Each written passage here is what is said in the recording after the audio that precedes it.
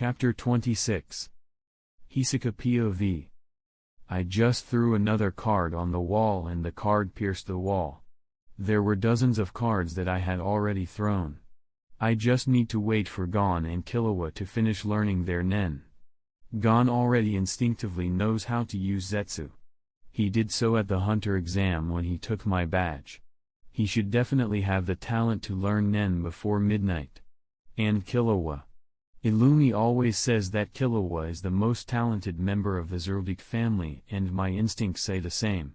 He definitely is as talented as Gon.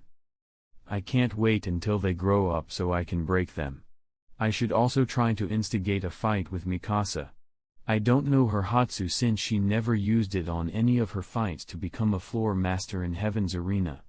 Though I do know that she is famous for her monstrous strength and mastery of all the nen techniques, basic and advanced. She can use them all with pinpoint precision. But doesn't fight anymore since she is already a floor master and is known to be in the top tier of the floor masters, so there is not going to be any challenges against her. Also, I believe that after training her current student she will most likely be gone from here and I will lose my chance to fight her. Maybe if I kill her student she would become angry enough to fight me. Then as I am thinking these things I sense two auras from the corner appear in front of me. Gon and Killua. I knew it. Their aura also seems to be controlled now. That shows that they have got the hang of not letting their aura leak away. As they start walking towards me, and while sitting down I just release my Ren on them. But they with the help of their are able to pass through. When they can finally walk through the hallway they arrive in front of me. I just keep smiling at them and say, "Welcome to the 200th floor. It seems you will be able to pass without undergoing a baptism." Just by looking at Gon's face I am able to determine what they are here for. I can guess what is the reason that brought you here, Gon. Your intention was to confront me after training in here, wasn't it? I see Gon frown and say, "The only thing I couldn't have expected was to see you here. This just makes it easier for me to win." He must really be an enhancer. I just laugh a little. Hee. You have become quite confident since you acquired nen. Then I point a finger up and form my nen into a heart and then a skull and hide it within. I see that they haven't noticed it yet. So they don't know Gyo or anything more advanced than that. Then I just stop using it to hide my nen and they can finally see the shapes. While looking at their slightly surprised faces I just say, "Nen is quite deep and complicated." Then I got up and started walking away. To speak so arrogantly, as you are right now. I don't want to fight against you. Then I turn back and look at them one more time and say, "Come out victorious from one fight on this floor and only then will I fight you." I then walk away. As I do so I see three people, one in a wheelchair, one with only one arm and the other without any legs. Pathetic. They only fight against rookies in here. Truly weaklings that will never become stronger in their lives. As I am walking towards my room in the tower I see a little girl around 12 years old pass me. She has orange hair and is wearing a blue dress. She seems to be holding a tub of vanilla ice cream. Her name is Eri. The student of Mikasa. Even though she is the same age as Gon and Killua. Her aura is more compact than them. She has been learning nen for quite some time. Should I kill her now? That would guarantee a fight with Mikasa. That would be fun. As I turn around and go towards little Eri, I slowly take out a card. But suddenly I feel a dangerous feeling coming from behind me. I immediately turn around and throw my card towards the danger. When I clearly see what the danger was. I see Mikasa. She just dodged my card that I threw. Then the card pierced the wall behind her. Interesting. Bungee gum. The card which is stuck in the wall with the help of my rubbery nen bounces back from the wall, gaining a higher velocity towards Mikasa's back. She just like always simply has a cold look on her face as she just takes out two small knives out of her pockets. She throws one towards me and with the other she just turns around and just pierced my card with it and with a swirl before her first knife even reached me. She turned around towards me and threw the other knife with my card towards me also. Smart. She was able to read my mind in a second. Then as both of her knives are coming towards me, I just use Nen and grab them. But still I can feel 2 deep cuts in my palm. That is quite some Nen in these knives. A smile appears in my face as I say, "Well, hello there, Mikasa." But with a cold voice she just says, "You are dead, Hisoka." Yep, it seems like she discovered what I was thinking and was about to attack her student. When I feel her violent ren appear and I can feel a tremor in the air, I just lick my lips a little. I got hard just from sensing her ren. Her cold look, her powerful aura, that surgical control that she has over her aura. Ah, I think I am in love. Chapter 27. Mikasa POV. I just look at Hisoka. His face doesn't really hide what he is feeling. Jax always said that if you aren't 100% sure that you can defeat your enemy, then go for the kill. Hisoka has never really hidden his Hatsu. Sometimes he even says what abilities it had. I don't know if he maybe has a condition that makes his Nen more powerful when he explains his Hatsu or what. But I do know one thing for sure. Hisoka is definitely a difficult opponent for me. His bungee gum is very tricky to deal with. So I just use Ren. My aura explodes. I have a higher amount of aura than Hisoka, but that means pretty much nothing in a Nen battle, and our difference isn't that big. Though he already is at a disadvantage, he carelessly caught my knives and cut his hands. I acted like I took those from my pockets, but in reality I conjured them. Since I wasn't in my bare suit, this Hatsu of mine that is like a Nen curse didn't fully apply the unhealing curse that doesn't allow any injuries given by my knife to heal at all. Those small cuts in his hands will take around a month to even start showing signs of healing. Plus I am not alone. Eri, my little student, though she is weak in comparison, she can definitely give an edge in the battle after a single opening between combatants of our level is enough to decide the battle. Eri just has a calm expression and looks at me. I just nod at her. Since Hisoka has his back towards her and his front towards me, he can't escape from here. Then Hisoka just calms down. He looks behind him and then at me again, puts his hands up and says, "How about we leave this for the ring?" I still keep my guards up and my look gets even colder. I am not going to fight him if there is no benefit to me. So I just say, "Okay." Then we both relax our Nen. Then I just say, "Eri, come here." Eri just looks a little confused and scared while saying, "Sure, sensei." Then as she is coming towards me, I observe Hisoka like a hawk. As soon as he tries acting suspiciously, I will attack. It would take half a second to fully activate my Hatsu and go full power. Then Eri just came towards me, having forgotten about her ice cream. The ice cream already fell on the ground as soon as Hisoka tried to attack her. Then when we reach my room, I can finally breathe a sigh of relief. Hisoka would have died if we fought, but Eri would also have a high chance to die too. He is a maniac and his actions unpredictable. I just look at Eri, who has a scared look on her face. Even though she didn't say anything in front of Hisoka, she was definitely scared of him. Then I just pat her head and say, "Don't worry, my little doll. I will protect you." And even though I said that with my usual monotone voice, Eri still had a bright smile on her face. She just suddenly hugged me. "You are the best, sensei." I couldn't help as a small smile appeared on my face. Also, we will be moving to a new place. A place where, even though I didn't go there, sensei used to say that it is perfect for helping people learn advanced Nen techniques. Then I feel Eri hug me even tighter while saying, "I love you, sensei."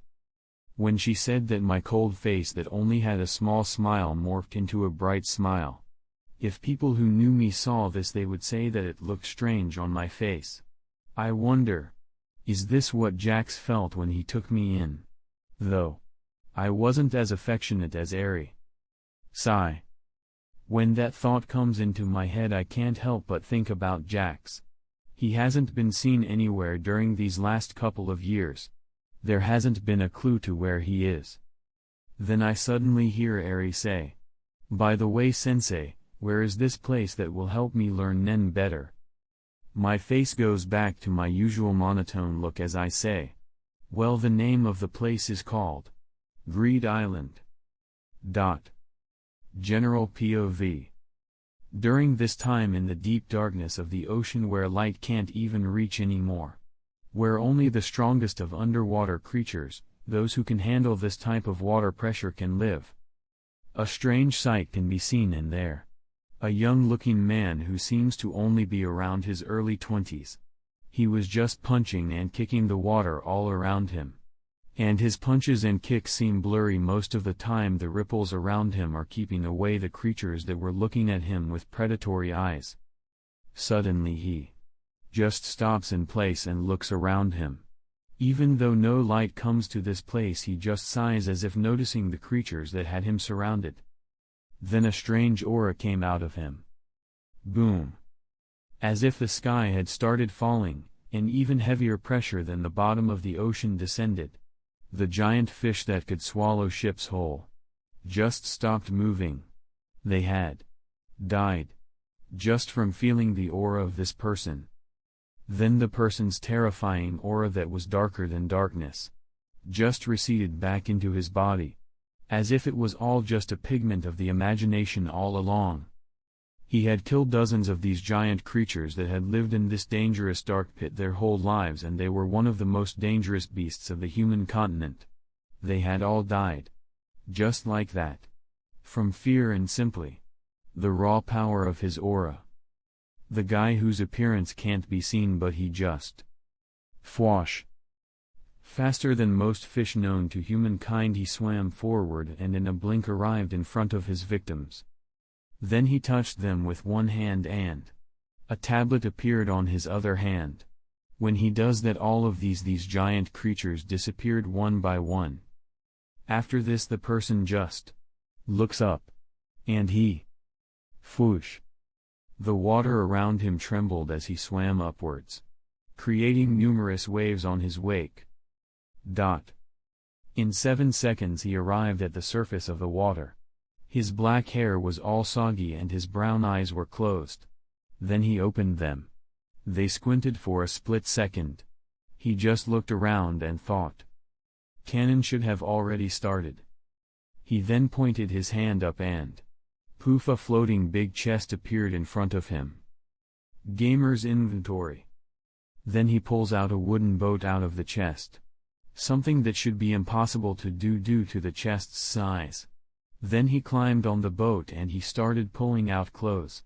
More specifically, a stylish black suit with a black tie. Then he put on some glasses. As he does so, he takes a breath of fresh air and smiles. "I haven't had to breathe for a month since I was underwater. As expected, it still feels more natural than holding my breath for months." Then he pulled out a phone from his box and he called someone, and when they picked up he said, "Hi there, I am Jax Miller. And I need a boat at the middle of the ocean? Actually, just follow my phone signal." He moved quite a bit underwater during his training, so he isn't exactly sure where he even is. Comment. Chapter 28. 2 months later. General POV. Uvogin, just like a madman, kills the mafia members who have numerically weapons. He looks like a caveman killing ants. Also from far away, Kurapika, Melody, and the rest of the Nostrate family guards just look at this with a little fear in their hearts. They had never seen a Nen user of this caliber. Bullets and even rockets are nothing against him, and there are even more monsters who should be around this level just playing cards. After that the shadow beasts come, but they are all defeated by Uvogin. But he is still paralyzed from the poison. Then whoosh. A chain comes out of nowhere and grabs Uvogin. Right before the eyes of the other troop members. All of this was happening while a human covered in darkness looked at them. It was Jax. He was just looking at all of this with a smile on his face and some popcorn. As if this was all just some great show to him. When he saw Kurapika's chains, the first thing he thought was, weaker than expected. Sure, they would be able to hold down people as strong as Uvogin, but I would be able to break through in less than a second. Around 0.1 seconds. Man, I really have gotten stronger. I can't wait to go to the Dark Continent. While contemplating this, Jax still kept following Kurapika's little gang who just rode away with Uvogin. He just kept running casually and was easily able to keep up with them. This is really fun. Seeing them in real life is way better than the anime. Amusedly thought Jax. Then he decided to stop and wait for the Phantom Troop. Those guys are way more fun than these. I will also see how the battle with the rest of the shadow beasts is like. Jax just looked at them as Owl just uses his conjured cloth to try and trap the Phantom Troop members in the car. Since Nobunaga was sitting in the middle in the back seat, when the others jumped out, he couldn't decide fast enough which side to jump, so he got taken. Okay, so the fight was really one-sided. Not because the shadow beasts had bad abilities or anything like that. It was just simply arrogance and hot-headedness. Honestly, their hatses weren't even that bad. But as expected, within minutes they got slaughtered. Only Owl, the one that can conjure a cloth that reduces someone's size and weight. Truly a nice ability that one, if he trained for a couple of decades, he would become really strong, a top-level hunter. That ability also has pretty good defensive properties. Thought Jax with a disappointed look on his face. Just like that, he followed them to an abandoned building where Phaeton tortured Owl. The other members were in another room just relaxing. That is when Jax decided to walk into the building. As soon as Jax got into the second floor where the others were, Maki's body immediately started shaking. Nobunaga just looked at her with a frown and asked, "What is wrong, Maki?" Maki had a nervous look on her face, her body drenched in cold sweat, her instincts screaming. "I seek and feel his persons. He is close to you," stuttered Maki, even though she wasn't on the floor throwing up and screaming like the first time she met him. Her instincts still warned her of someone, way out of their leagues, is nearby.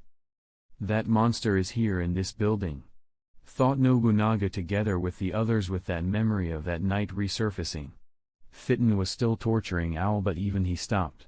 Even from the other room with his keen hearing. He just heard what the others said. Then they all heard. Clap. Clap. Clap. Some slow claps coming from the darkness of the hallway.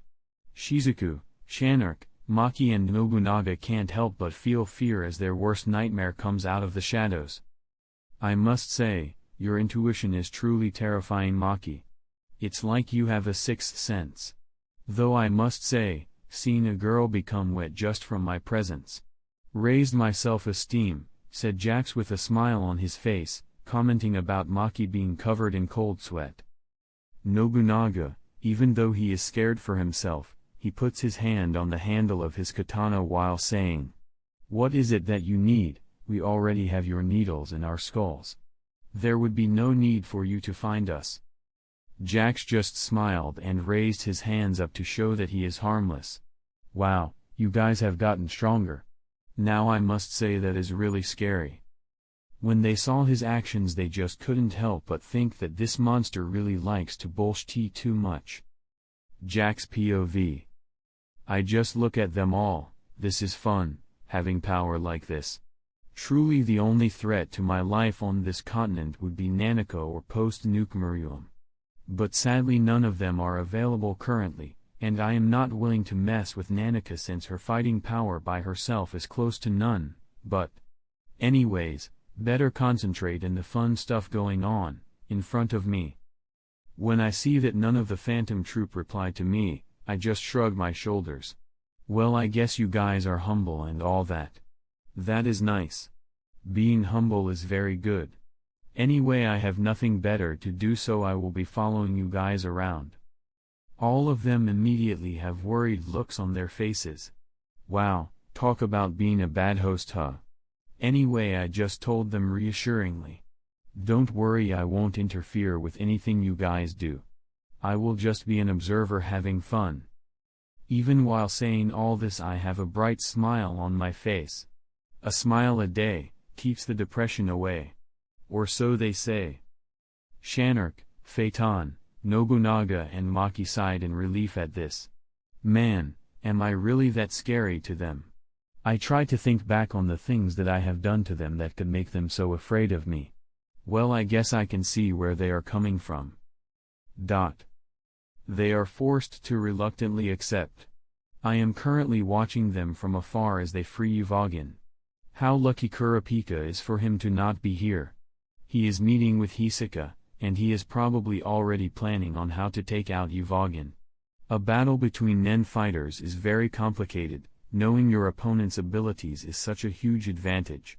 Actually, in most nen fights, knowing your enemy's ability is the main reason you would win against your opponent.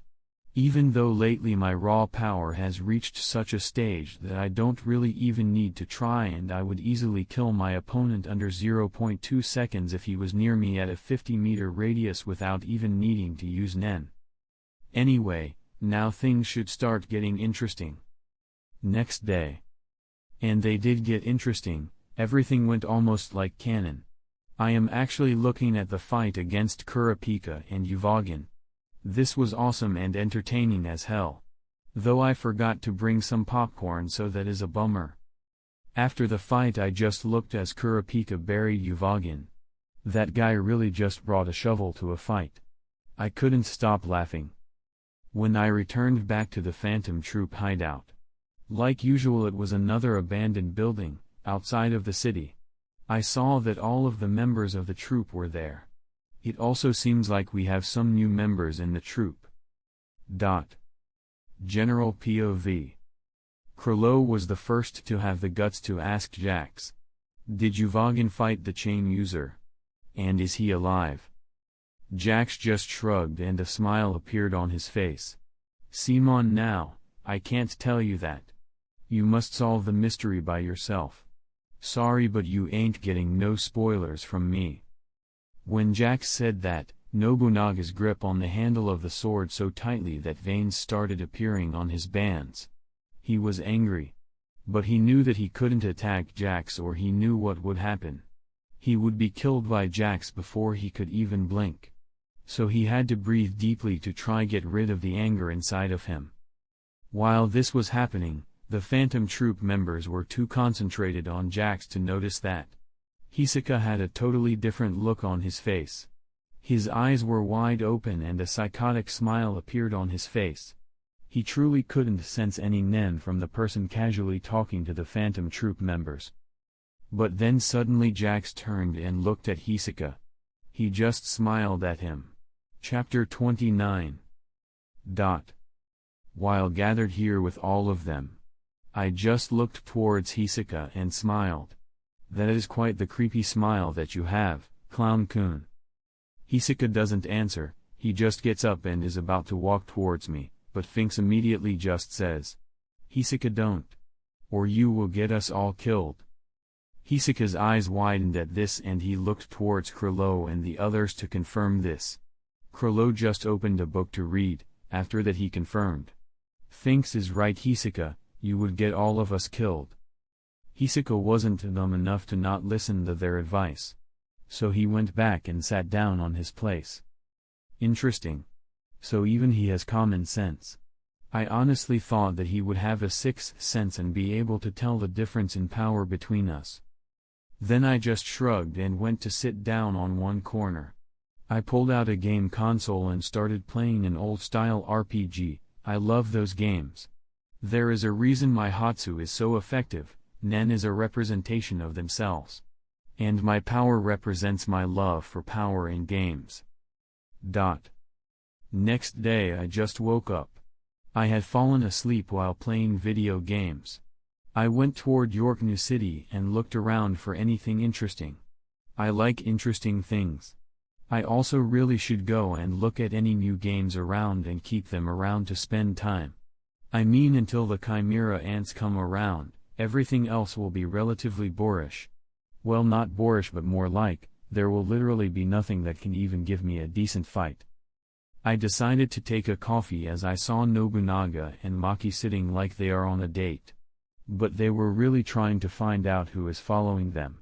Which is Gon and Killua. They are hiding in a building a block away while using Zetsu to hide their nen. I just take a sip of the coffee. Damn, this tastes pretty good. With the sun shining on me and the cute waitress looking at me. Hey, who knows, maybe I will get a date tonight. While I am thinking that, I sense Gon and Killua just got found out. Go on a possible date or have fun enjoying the canon timeline and look at the arm wrestling match between Nobunaga and Gon. Well, the girl probably won't fuke me on the first date, but maybe she will give me a BJ. Yeah, I guess I will have to go with looking at the cool match between Gon and Nobunaga. So I went and watched the arm wrestling. Obviously hiding from all of the other troop members. Even Maki can't sense me. I obviously let her sense the previous time. If I couldn't even trick a simple instinct, then that would be pretty lame of me. But as expected, Gon lost, and when he beat Nobunaga in that one match and said that if they cared about each other, why can't the Phantom Troop spare some of those tears for the innocents that they killed? Obviously Phaeton got angry and was about to break Gon's arm, but Nobunaga took a liking to Gon since he was straightforward like Yuvagin. But before Nobunaga could say anything, I walked forward from the shadows that I was hiding. My shoes tapping on the ground and making noise as I just smiled and clapped. Clap clap. I looked towards Gon and my smile widened. Truly marvelous little kid. If you train constantly for around 3 decades, you might be someone worth fighting against. Gon just looked at me. Who are you, glasses guy? I just smiled. I still wear the glasses even though I don't need them anymore. My glasses reflect the moonlight, as I mysteriously said. Well now. That would be wrong. To give my name away like that. Maybe one day when you are strong enough, I will tell you where Jing is. Gon-kun. Ha-hey-ha-hey. Fwash. And I disappeared in front of their eyes, at least from their point of view. From my point of view, I just casually jogged towards the city. Honestly. This was boring. Maybe I really should have asked that cute waitress on a date. Maybe I should go to that place, Greed Island. Obviously going through the regular channels would be boring, so I am going to find where Greed Island is on the real world. I just sigh a little and summon my tablet. There are a lot of new apps on it, the screen is full of them. Then I tapped the app called Compass app. And a compass appeared on the screen of the tablet. The compass was pointing east. Well then, that is where Greed Island should be. Though it doesn't show the distance, so that is a bummer. But my Hatsu is already beyond amazing. It can locate any person or place as long as I know its name and what I am looking for. 4 days later. And here I am swimming in the middle of the ocean while looking at the slight house of an island. I start swimming towards the island. When I reach it, I can feel a nen signal trying to locate me. But I just completely silence my nen. And walk on the shore. Soon I see a person with a ring. So that is a player then. Fwash. Before he even noticed me, I easily decapitated him, cut off his finger and took his ring and put it on my finger. After that I simply said, "Book." And a book appeared in front of me. I summon my tablet and pull out a charger at the same time. I put the tablet on charging, and with the other side of the cable I touch the ring. And I tap on the app called Hacking. On the screen of the tablet appeared different codes and different things. I just narrowed my eyes and quickly tapped on the screen. Then suddenly a notification appeared on the screen. Hacking successful. I couldn't help but smile at this. Now I can fill this book with any card and can take them from here. Chapter 30. I just smile. I analyze the ring and see some nen inscriptions on the inside of it. I must say, this is some complicated stuff. I can't help but wonder how many talented people and how long it took to create Greed Island. I was here just so I could get some cards that would have a very good utility in the Dark Continent. I have visited countless ruins about the Dark Continent and learned that every day in that hellhole would be a battle for survival. And since the records are hundreds, possibly thousands of years old, the information might even be outdated, but I for sure want to prepare 100% for the battles that I will have in there. I don't just want to survive in the Dark Continent, I want to thrive on there. The book already had 31 100th cards needed to complete the game. So that is pretty good for me. With my strength I can easily get the others. It also seems like my cute student is here. I can sense her location from the needle that I put inside her forehead. Well, I will meet her later anyway. I started running towards the center of the island. I saw a couple of weaklings down the road, so I just quickly killed them and took any of the cards they had. Also hacked their rings too. Now I have 10 rings and way more space to hold any card that I want. Obviously I hid those, by wearing gloves. I must say, it feels quite nice being all sneaky again. It feels like such a long time since I used to hide from anyone or anything, just so I could survive. Anyway, in around 7 minutes I arrived in Antiquiba, the town of prices, and just went around the city. I had enough money on me, and since people in here also use the same monetary value like in the outside world, but they had to be in card form. I turned them in card form and just went around buying any sweets or delicious foods that were around. There seemed to be a monthly rock paper scissors tournament going on around here. I obviously joined and used my high perception and speed to win every single match. After I finished this, the referee came forward and gave me a sword, which had strange runes carved into it. I turned it into a card and put in my book. Dash dash dash dash dash dash dash dash. Sword of Truth. Shinjitsu no Tsurugi. Number 083. Rank, B. Transformation, 22. Card effect, splits into anything and anyone deceitful. In trials, it's a criminal's worst nightmare. The sword will shatter when used to cut someone truthful, but will regenerate if stored in its scabbard for 1 day. Dash dash dash dash dash dash dash dash. That was a nice weapon, really useful against someone, when you are unsure if he is being truthful. Though I doubt that it can cut through anyone deceitful. After all, it doesn't have enough conditions on it to even come close to making it that powerful.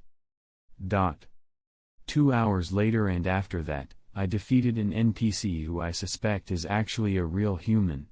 We had a sword fight, and because he was pretty weak and I had overwhelming raw power, he was easily defeated. And the card I got was dash dash dash dash dash dash dash dash. Paladin's Necklace. Necklace of the Holy Knights. Number 084. Rank, D. Transformation, 60. Card effect, a player wearing this will reflect curses cast upon him, and be able to undo curses placed on cards he touches. Dash dash dash dash dash dash dash dash. Honestly, this is a pretty fun game. I really am enjoying it. I can really relax in here. Now. Where are the high-level monster areas? 1 month later. General POV. Some people on Greed Island were running away from some type of giant lizard person. The 5 of them were all regretting coming here in this dangerous zone. But then suddenly. Fwash. Like an impossibility, like something out of a fairy tale, the giant lizard man was decapitated by some dark shadow. The people turned around in shock when they saw that. They wanted to say something, but before any of them could, they were also decapitated. Out of the air, Jax appears, with his usual business suit on, together with his reading glasses, which he doesn't even need anymore. This got boring. I already have 97 100th cards. I only need to get Breath of Angel and Plot of Beach, and then the quiz will open up. Though I will have to defeat Razor to get plot of beach, thought Jax, while calculating his next actions. Because of his overwhelming strength, nothing on this island was even a challenge anymore. He knew that not even Razor can make him sweat. He would let Razor punch him all day long, and even then he doubted if he would even gain a small bruise. Probably not. 2 weeks later. In the Jeed Island Badlands, there is a beautiful female with black hair that goes up to her shoulders and she has black eyes. Mikasa was teaching her student, Eri, how to control her Hatsu. Okay, now float on it. Eri nodded, put her pointing finger and thumb together to form a circle. Nen ran through her fingers and formed a transparent screen-like thing in the circle made by her fingers. Then she blew on it and swash! A giant bubble was made. As big as the 12-year-old Eri. She jumped on the bubble that she created and started slowly floating around. Mikasa had a smile on her face when she saw this. That is amazing, Eri, you are truly talented at this. In another decade, you will probably be as strong as me. When Mikasa said that without even noticing anything, she heard someone whisper into her ear. But that is not that strong, now is it? Chapter 31. As soon as Mikasa hears the whisper behind her, she immediately turned around, and clenched her fist, and punched whoever was behind her. Before the punch connected though she used KO and with 100% of her Nen concentrated on her fist she backhanded the person behind her. Crunch. As her punch connected Mikasa heard the loud crack of bones breaking. And saw the person she just hit. And her hand. The person who she just hit, was wearing something she was very familiar with and had a very familiar smirk on his face. Even as she had bashed the back of her fist into his face. It was Jax. She looked at her hand. It was completely mangled with her fingers all broken in awkward positions. It had felt as if she had just hit an immovable and indestructible object, Jax's nose. Though no indication of pain came out of Mikasa. She was in very deep pain. But she has had worse. Then silent tears slowly came out of her eyes. Not out of pain or anything like that. It was out of happiness for finally finding Jax and seeing that he is okay. Though contrary to Mikasa, Jax had a completely carefree smile on his face. Yo! Mikasa, how have you been? Though Mikasa was still in shock when she heard Jax speak like that. She felt an overwhelming nostalgia. She fell down on her knees on the ground as even more tears came out of her eyes. When Jax saw that, he looked uncomfortable and fidgeted around a little awkwardly. I didn't mean it when I said you were weak. Your Nen has advanced to an amazing level, and it also seems you have kept up your training. I could count the Nen users stronger than you in one hand. Especially when you use your Hatsu. And that punch you gave me was mediocre. I mean amazing too. He crouched down to Mikasa's level and started patting her head. So come on now, don't be so down, Mikasa. When Mikasa heard Jax's insensitive words, she couldn't help but smile. You are really horrible, sensei, said Mikasa as she was half crying and laughing now. While this was all happening, Eri was still standing on her bubble and didn't know how to get down. But she didn't want to interrupt this moment her sensei, Mikasa, and Jax were having. She slowly was rising higher and higher. Then Mikasa got up and hugged Jax. He reciprocated and hugged her back. And he took a small vial filled with red liquid from his pocket. He poured it into Mikasa's hand and it immediately started setting her hand back in place and healing it. Mikasa was a little surprised at this. She wondered where her teacher got this miraculous liquid from. Then finally, Eri couldn't take it anymore and screamed.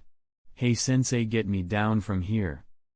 Mikasa came out of her daydreaming about Jax and looked up and saw her student about 7 stories high. Can't you control your bubble, Eri? Said Mikasa, now back to being her calm self again. Eri just shook her head. Mikasa sighed a little and was about to equip her Hatsu to give herself a boost in strength, as she can't jump that high naturally since Eri was already around 10 stories high in the air. But as she was about to do that, she had forgotten that Jax was next to her. So he just smiled at Eri, crouched down and concentrated some nen to his feet and fwash. Jax easily jumped up and floated next to Eri. He gave the bubble a sharp fast poke with his finger. Pop. The bubble popped and he caught Eri in a princess carry and he fell down on the ground. Boom. Creating a crack all around the ground where he landed. Eri looked at Jax with starry eyes. She had just been saved by her handsome prince. Then Jax just simply bam! Dropped Eri on the ground carelessly, and completely ignored her as he went towards Mikasa. So Mikasa, you have also gotten a little rusty.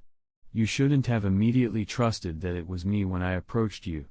You should have been a little more suspicious and… Jax just kept criticizing Mikasa for being reckless and not having her guard up, while Eri still had a shocked look on her face. Unlike his looks. He really isn't a gentleman at all, thought little Eri, as she pouted in anger. She got up and stomped on the ground. She has never seen someone so disrespectful. How did he even become the teacher of someone so gentle, strong, beautiful, kind, talented, and smart like Mikasa-sensei? Thought Eri as she kept criticizing Jax for not being the same as Mikasa had described him to be. Mikasa POV. I listened to Jax-sensei's criticism. I took it to strive. He still feels like a normal person, even when she is standing 1 foot away from him. He feels normal. I still don't know how he even does this. When I asked him once, he just shrugged and said, "Turn your nen silent." I don't even know where to start with that. And he is still criticizing me, why I didn't also leave some nen to use for defense instead of using KO to gather 100% of my nen in my first. I should have used Ryu and dedicated some percentage of my nen for defense too. So do you understand me, Mikasa? Said Sensei to me, in a slightly harsh tone. When I heard him keep trying to teach me even now, I feel like I am still a little girl being taught by him again. The same as all those years ago. Back then I didn't even know how to express any emotions, with Jax-sensei patiently taking care of me and never, not even once, he complained about me being weird and never expressing emotion.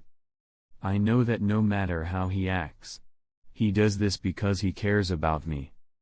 A small smile appeared on my face as I thought of that. He truly does care about me. Suddenly I felt a hand grab me by the top of my head and start painfully squeezing. So you think this is funny, don't you, Mikasa? He really treats me like I still am a little girl. No, sensei, you are misunderstanding. After that whole ordeal was over, he started asking me how many cards I had. Which I answered with 35. He had 97. Yeah. He has only been here for a month and he already almost finished the game. How did he even find the secret places and such? Those places are hard to come by. By the way, we will be training for a month. Then, we will get my 98th card, which we will get by playing a game of dodgeball, and we will meet some interesting kids at that time. As Sensei said that, he had a mysterious smile on his face. Mew ha ha ha ha.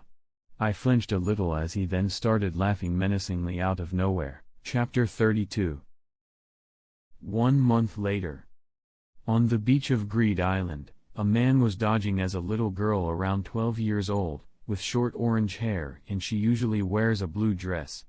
Suddenly, another woman with cold black eyes and black hair appeared behind the man. The woman had a knife in her hand and attempted to stab the man.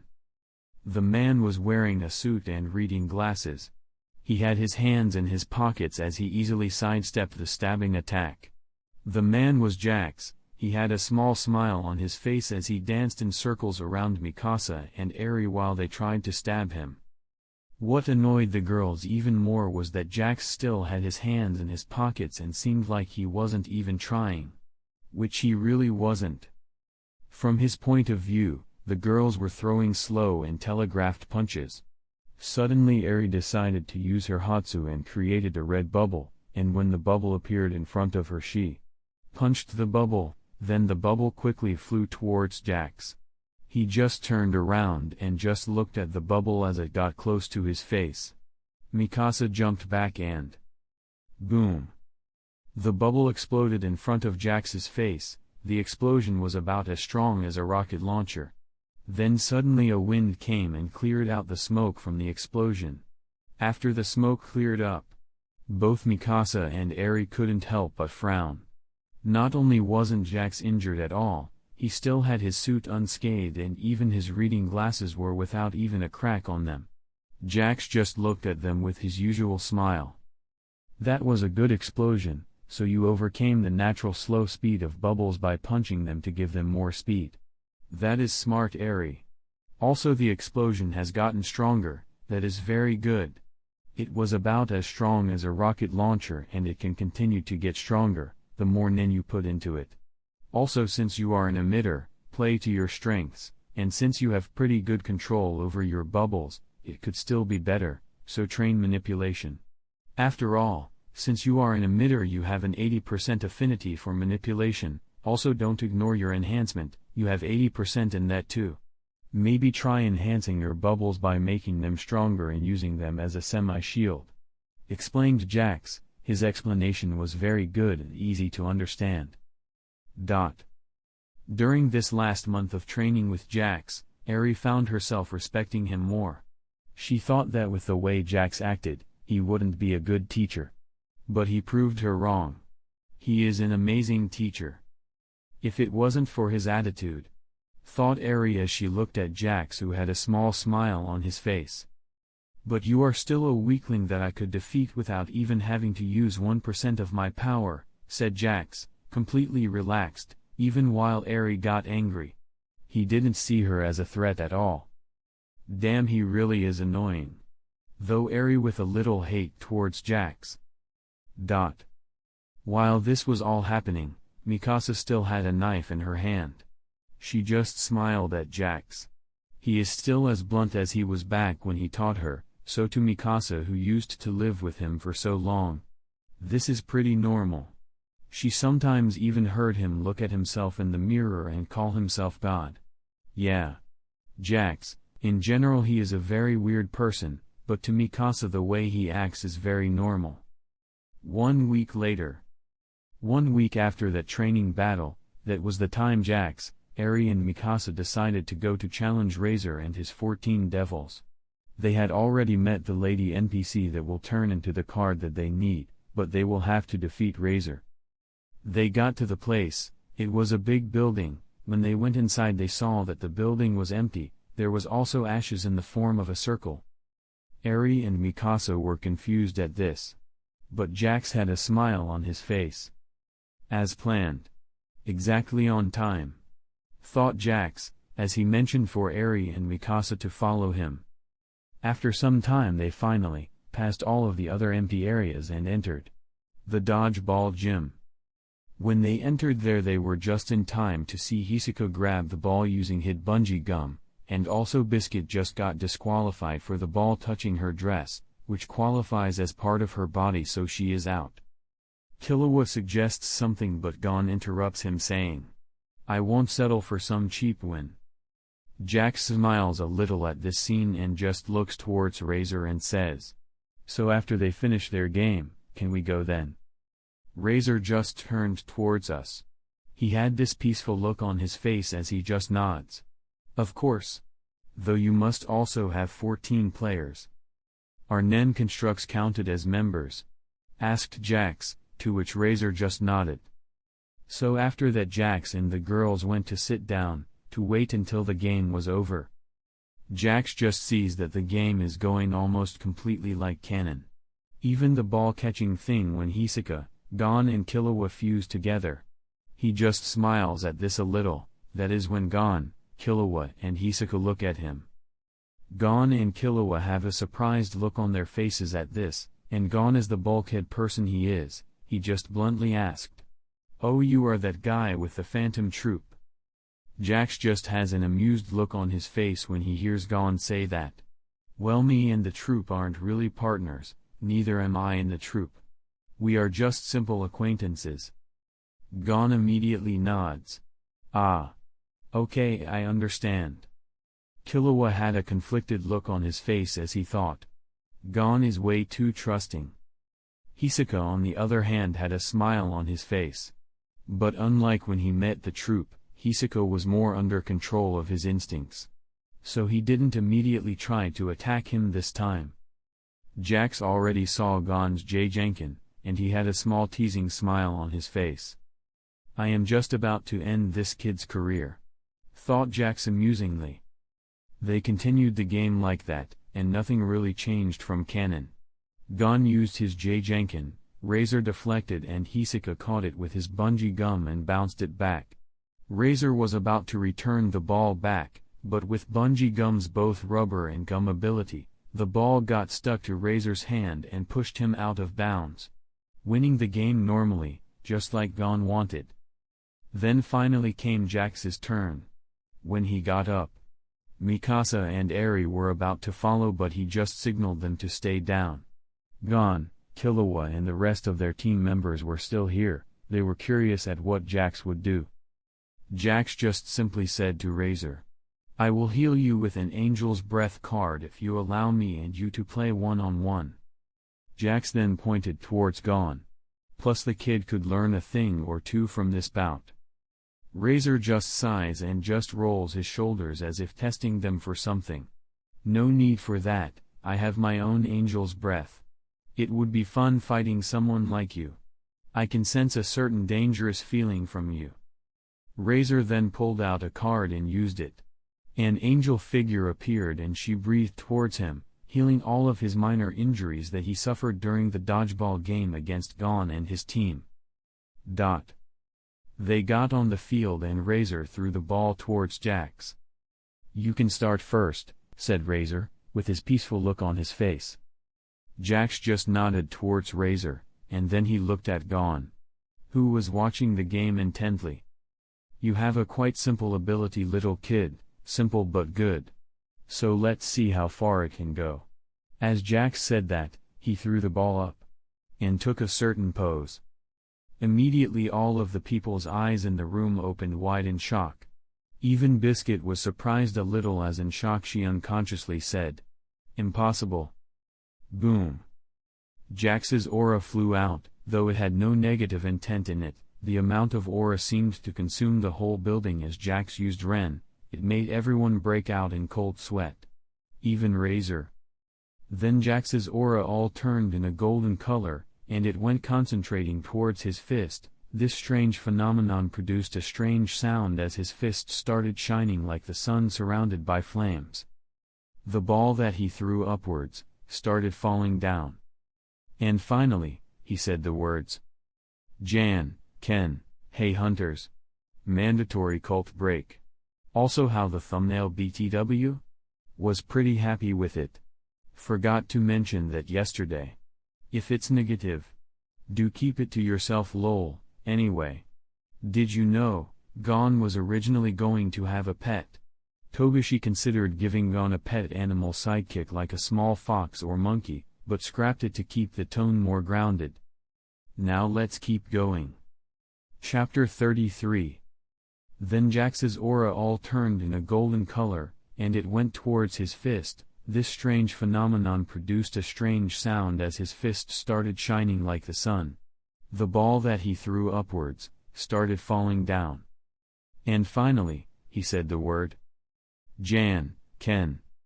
With every word he said, his nen got even stronger. Jax charged the attack until the ball was in front of him. And then he punched it, as he said, "Rock." Boom. The ball is hit. Fwoosh. And it goes towards Razor, who as he saw the ball coming towards him he had opened his eyes, and had an expression of uncertainty on his face. Razor's first instinct was that he must dodge this attack. But then he remembered Gone. He is watching. And the kid didn't dodge Razor's attacks. I can't look cowardly in front of Jing's son, decided Razor, as he used KO and concentrated all of his nen on his hands as he clasped them together. He adjusted his position to minimize the damage he would suffer. Then the ball came close and he received it with his hands. Swish. But the force behind the ball was too powerful as Razor went slipping towards the wall at breakneck speed. Boom. He was pushed through the wall. Boom. And another wall. He could feel his back bloodied and his wrists were broken, but he wouldn't give up. So Razor just clenched his teeth as he smelled the outside air, signifying that he was pushed outside of his building. Razor's bones in his arms had all cracked. He was just holding the ball from hitting his chest. That would just cave in his chest and immediately kill him. His mind is full on concentration as even something as simple as redirecting the ball was impossible. He was barely keeping himself from dying, just from a ball, which was simply punched by the technique Jax copied. Razor's face started forming into a nervous look. Some could say a scared look appeared on his face, as he couldn't hold the ball anymore and he was actually flying towards the water. Splash! He fell into the water, creating a huge splash. The ball started forcing him to the depth of the shore water. Since it wasn't too deep, it was only about 2 stories deep. And underwater, the ball finally seemed to have lost its power as Razor's back touched the ground underwater. Then he used his legs, which only had minor injuries, to try and swim upwards and into the shores. He was glad. I almost died there, thought Razor, with a deep fear of Jax starting to take root in his heart. That guy is a monster. Back in the dodgeball room, everyone looked at Jax in fear, awe and shock. They didn't even know what to say. They all felt the power of that punch. Razor would be lucky if he survived something like that. They looked at the walls where Razor was rammed through. They had giant human-sized holes on them. The first one to have the courage to speak to Jax wasn't Hisoka, who had a crazy smile on his face. It was Gone as he said, "Wait, so you copied my Hatsu?" Jax just smiled at that, and the one to actually answer was Biscuit.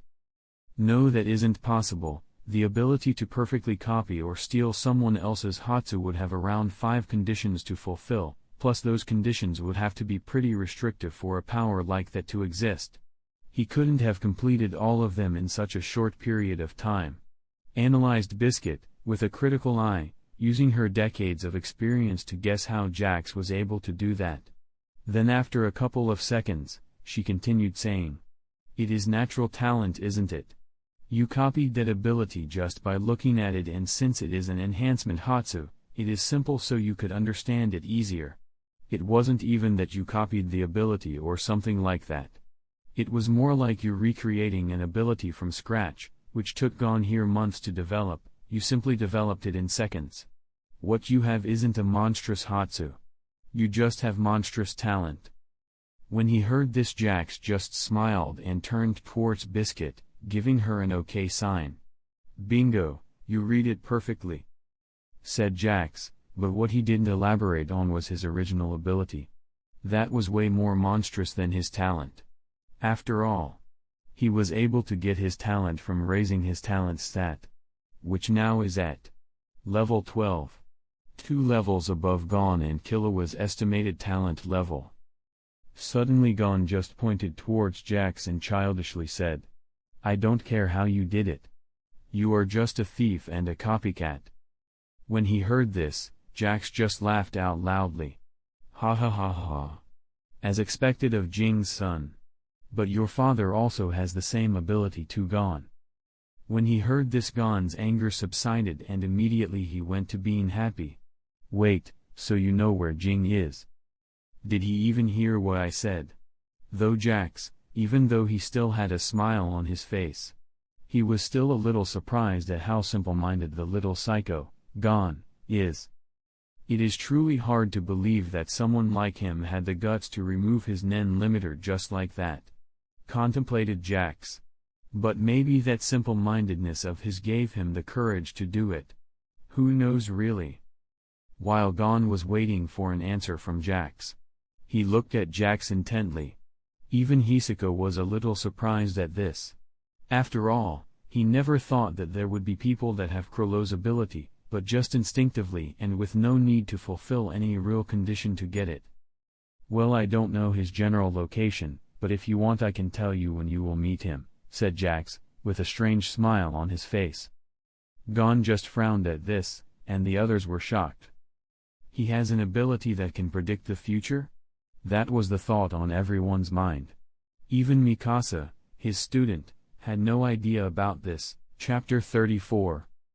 Gon just shook his head sideways when he heard this. I don't need to know that, I just simply need to find Jing. After all, knowing something like knowing when I will find Jing, wouldn't help at all and would make my journey with my friend boring.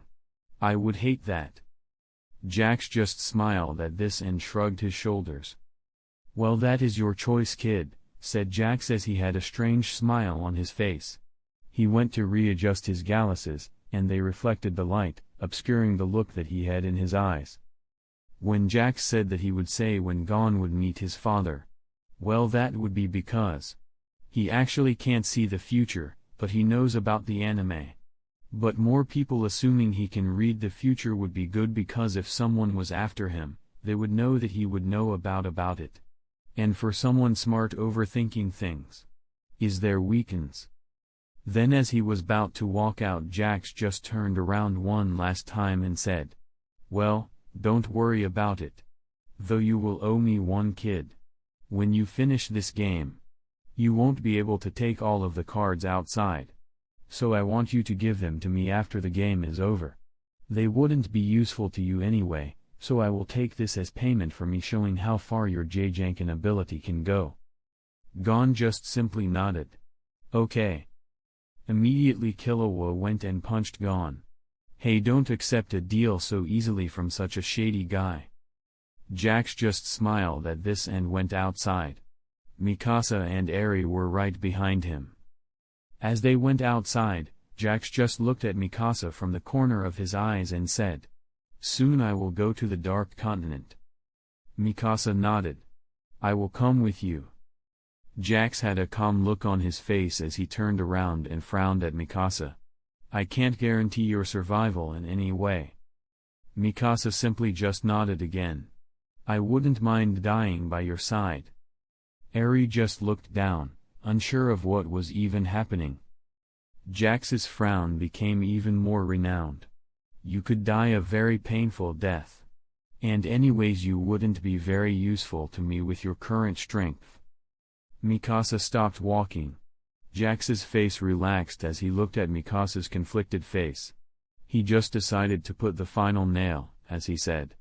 Also, you should stay with your student and spend a happy life on this side of the world. Suddenly, as if coming to a realization, Mikasa looked at Jax. A soft smile appeared on her face. You know nothing, do you, Jax? Said Mikasa, and for the first time in her life she called Jax just by his name. Jax seemed a little confused at this. What is that supposed to mean, Mikasa? She started laughing. In happiness. Jax.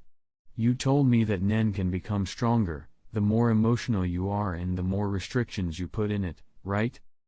They were outside of the building now and quite far away from it, so Gon and his team couldn't see or hear what they were doing.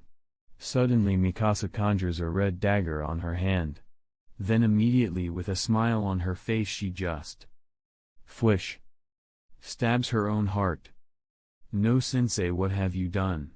Eri immediately panicked and screamed. Jax's eyes widened in realization as Mikasa started falling down as she said, what would happen if Nen after death was the activation condition? Fwash. He caught her before she could touch the ground. Suddenly, even with her heart being stabbed by her own knife, Jax still can hear Mikasa silently whisper, my Nen. My monstrous Nen. When I die, take over this body, puppeteer it. Take over completely and follow the orders of the one most precious to me.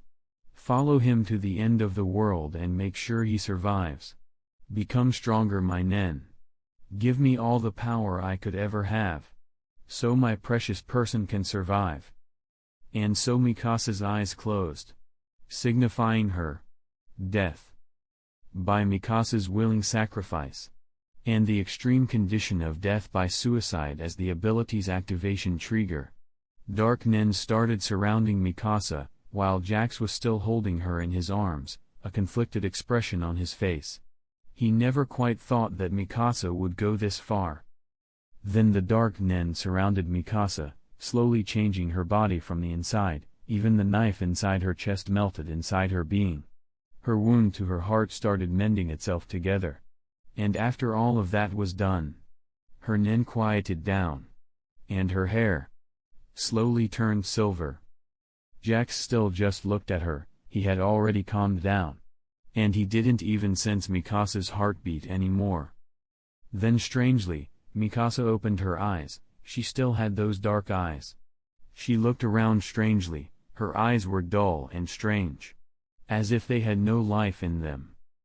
Jax just looked at her and said, "That was beyond stupid, Mikasa."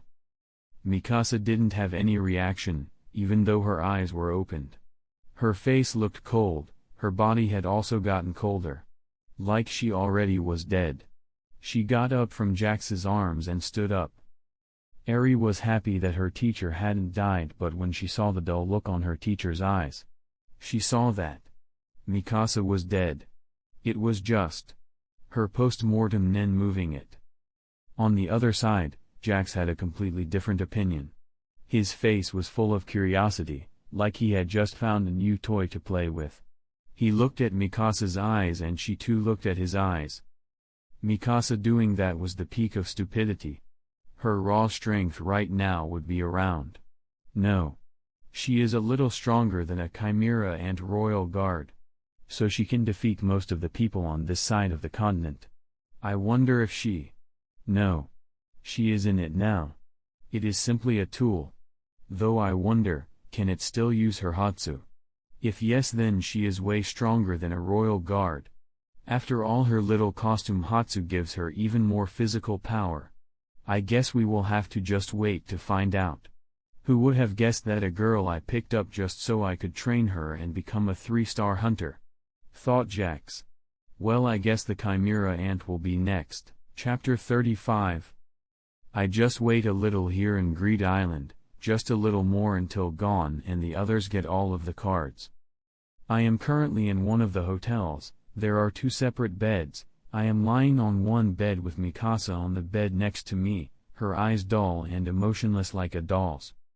After the game is finished, I am planning on getting all of the cards. After all, having these abilities in the outside world is quite amazing. I mean, my nen is pretty good and I would like to consider myself pretty strong. But I for sure do know that I can't instantly build a city of 10,000 that listens to whatever I say. Now that is what one of the good cards in this game can do.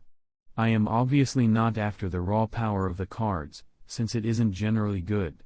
What I am after is their versatility. Mikasa's student has left the game after Mikasa's death, so now she is going on a journey. She believes that Mikasa made her choice and so will she. She is going to become a disaster hunter. Well, good for her then. Probably won't see her anymore. After all, next is the Chimera Ant and after that it will be the Dark Continent. I look at Mikasa next to me, her hair white. I have been studying how it, Mikasa, works. Her body is completely cold, like a corpse, even her heart has already stopped beating. But somehow her nen is still flowing around her body and it has stopped her from rotting. She also seems to somehow have intelligence, even though her brain is already dead. She isn't like a machine. More like an artificial intelligence bot. Quite impressive if I must say so. I have been teaching how to not be tricked in a battle by an opponent. Also, she somehow seems to have developed a natural Hatsu. Her nen amount temporarily rises with the appropriate danger that I am in. The more danger and closer to dying I am, the more powerful she gets. Mikasa is a conjurer, so this ability isn't in her category at all. Conjurers have a 1% chance to become a specialist. So I believe that she has developed a specialist ability. Must say, that ability is quite nice. I finally have someone who is useful. And I bet that her Hatsu has more hidden secrets now. I can't wait to discover them. It's like a mystery game. And I love games. 20 days later. While I was just relaxing and trying to gather even more cards that seemed useful. Pow! I just kicked a giant lizard, turning it into a card. But that is when I heard a voice say, Participant 001 has collected 99 cards. The cards. To get the last card there will be a quiz left. So did Gon and Killua finish the game and get all of the cards? That is the most likely scenario. Boom. Suddenly, behind me a large explosion happened. I just turn around and see Mikasa using 2 knives to cut through some monsters like a hot knife through butter. Thankfully the monsters turn into cards, or else we would have been covered in blood and guts a long time ago. I just look at her and say, Mikasa, that is enough. She immediately stops after killing her next victim. Fwash. And in the blink of an eye she appears next to me. Well, that was quite slow, but to others that would seem pretty fast. She is up there with around the speed of sound. Not quite passing it, but she was around there. If she had stats, she would have 9 in agility and endurance, then an 8 in strength. Her body still hasn't shown any signs of deterioration, which is good. As expected, Nen isn't something that can be explained by something like science. Anyway, I go towards the little place where we enter the game from. I see that there are a lot of players around. I also told Mikasa to wait for me outside of this place where no one can see her. As I walk forward, I can still hear the quiz being asked. I don't really pay attention to it because I don't care. I already know who will win, and if Gon doesn't win, I will simply kill the other winner and get his cards. After all, no one on this island can challenge me. I just sit down, quite a distance away from Gon and Killua. Some people look at me, but I just let a little of my nen flow out of me, but kept it invisible under in. So they can't see it, but they will feel a certain danger instinct not to approach me. It's simply a self-defense mechanism, like when a normal human looks at a lion. It instinctively feels fear. When Gon finally finishes Greed Island, some people go to bother him. But I see that they are weaklings, so I didn't need to help him. As he finished them off by himself, I just let him go meet the people and so on. General POV. As Gon comes out of the meeting with Jing's friends, he can't help but think about what they said to him. As he walked forward he saw that there were Biscuit and Killua waiting for him. In a tower. Is this the real world now? Asked Gon. Killua just looked at him nonchalantly. Yep. It really doesn't feel that different. Says Gon as he looks at his hand. Killua just shrugs. Well, Greed Island is the real world too. So what cards did you get, Gon? Did you take the ones we planned about? Asks Biscuit excitedly. Gon just nods and pulls out the 3 cards, showing them to Biscuit and Killua.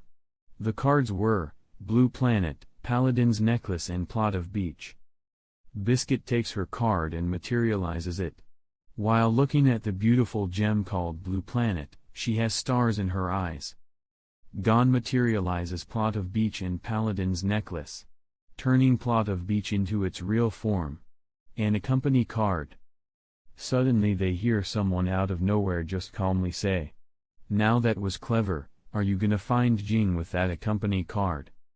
Immediately they look at where the sound came. Killua's eyes widened in fear when he saw Jax standing on the ceiling upside down as if walking on it. He even seemed to defy gravity, as not even his hair or clothes was following gravity. They all stayed normal as if he was walking on the ground. But he still remembered how scary he was against Razor. Biscuit also was surprised by this. Killua and her have been here for almost an hour. They haven't noticed anything in here. It was as if he had come out of nowhere. That is impossible, even if he was sneaky or fast. The wind around him would have moved and I would have been able to sense it. How did he do it? Is it some type of hatsu? Though she was thinking all of this, Biscuit had a smile on her face. After all, with her experience, even if she is surprised, her body won't even give a hint of it. On the contrary, Gon had a starry look on his eyes. Wah! How are you doing that? Jax just shrugs his shoulders, and casually said, I am a strong guy, Gon. I can do a lot of cool shit. Chapter 36. General POV. Jax just looks at the people in front of him, while he is standing upside down as if defying gravity. Even his hair and clothes seem normal. Killua and Biscuit are very suspicious of Jax, but Gon has stars in his eyes as he looks at him. So anyway, can I get the cards since you don't need them anymore? Asks Jax as he has a small smirk on his face. Gon just smiles and says, sure, you can have it. And he throws his ring towards Jax, which he catches and smiles towards Gon. Thanks. If you need something in the future, just ask me. Who knows, if I feel like it I might help you.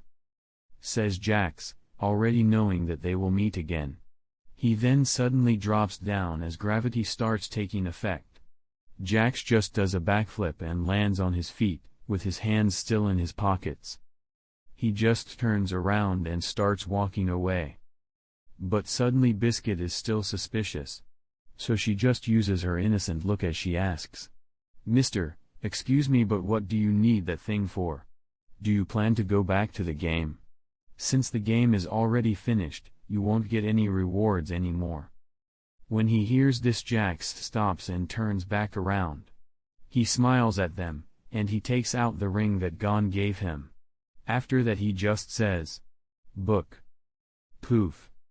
The book appears on his hand. Immediately Biscuit's, Killua's, and even Gon's eyes widened in surprise.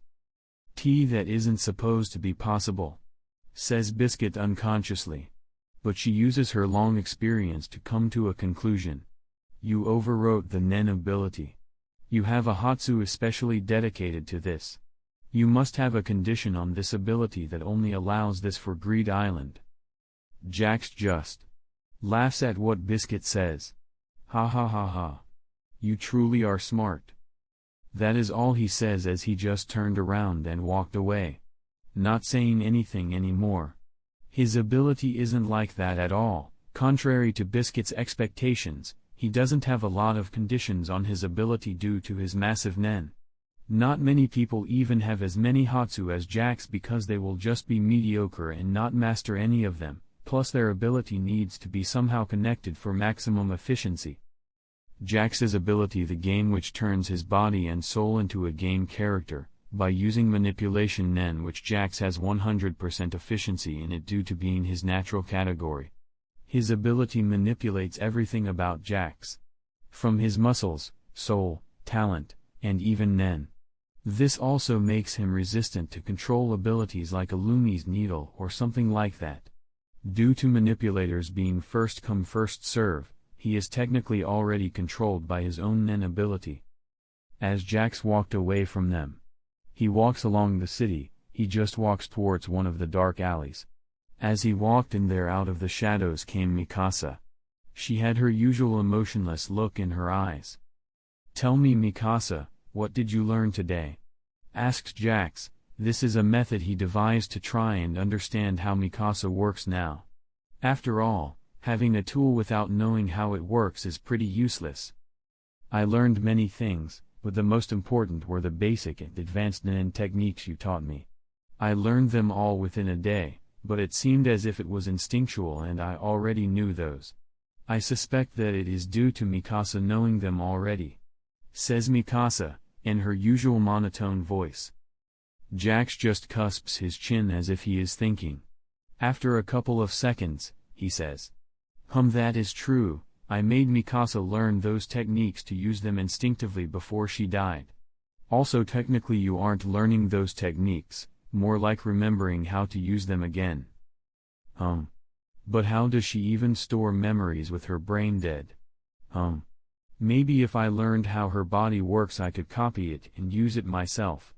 After all, even though I have high talent and can technically learn techniques just by looking at them, when it comes to nen I also have to know the working and conditions behind a hatsu to be able to copy it. Contemplates Jax. After all, if he can understand how Mikasa keeps her body from rotting, it could be applied to his own body and make him essentially immortal. Now did you study the math, biology, and political books that I gave you to read? Asks Jax again as he mentions for Mikasa to follow him as they walk out of the alley. After an hour they casually just walk outside of the city. Mikasa is walking normally, while Jax has a type of game console on his hand.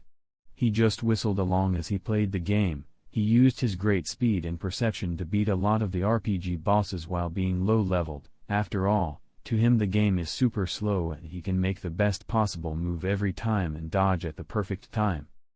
Jax has an excited expression on his face as he pumps his fist upwards. Yes. Finally level 78. I'm about to go and spawn kill some noobs. When Mikasa saw this she asked, "Why are we doing this? What are our next actions, Jax?" Jax stops playing and turns towards Mikasa, with an excited look on his face. He puts his game inside of the pocket in his jacket. "Tell me, why did you ask such a question, Mikasa?" asks Jax excitedly. As he approaches Mikasa. Contrary to Jax's excitement, Mikasa emotionlessly answers, "I have understood that I need to know about our situation in order to protect you better." That is reasonable. But you must remember that the best way to protect and be useful to me is to follow my orders, says Jax as he yawns, losing interest in Mikasa again. "I understand." Jax then says, "Anyway, we are going to a place that will be beneficial to me. But sadly I will have to leave you outside of the place where I will visit." As he says that, boom! Jax's monstrous nen flows out of him, the ground under him cracks. Slowly out of his nen, needles of different sizes from as small as a normal needle and needles as big as a truck are created. Gamer's piercing. Jaw just waves his hand and fwash! Immediately the needles start moving and forming a serpent-like creation. When it fully forms it takes the form of a giant Chinese dragon, hovering above the ground. The dragon is as big as a train. Metallic dragon. Even Mikasa is stunned, but not by the dragon but the nen that Jax just released for a moment to create the dragon. Jax just jumps atop the dragon's head and lies down. He looks at Mikasa and loudly says, "Mikasa, jump in. This is a faster way of traveling. We will reach our destination within days." Mikasa jumps on the dragon made out of metal which is made from Jax's nen. "Well, now let's go," says Jax with a smile on his face. Fwoosh! The dragon immediately soars towards the sky at incredible speeds, even faster than a plane. He could have made a simple needle to travel. So there was no need to truly make a dragon out of them all. Traveling also needs some style, thinks Jax with an amused smirk on his face. Chapter 37. 2 days later. It took only 2 days for Jax to arrive at the outskirts of NGL. He dropped Mikasa in one of the towns in the outskirts, outside of the NGL. Jax POV. Now, I can finally meet some monsters of my caliber. Miriam. I am coming for you. But still, I decided to do this journey by foot instead of relying on my big flying dragon. After all, currently I am in no rush. I just casually towards the border.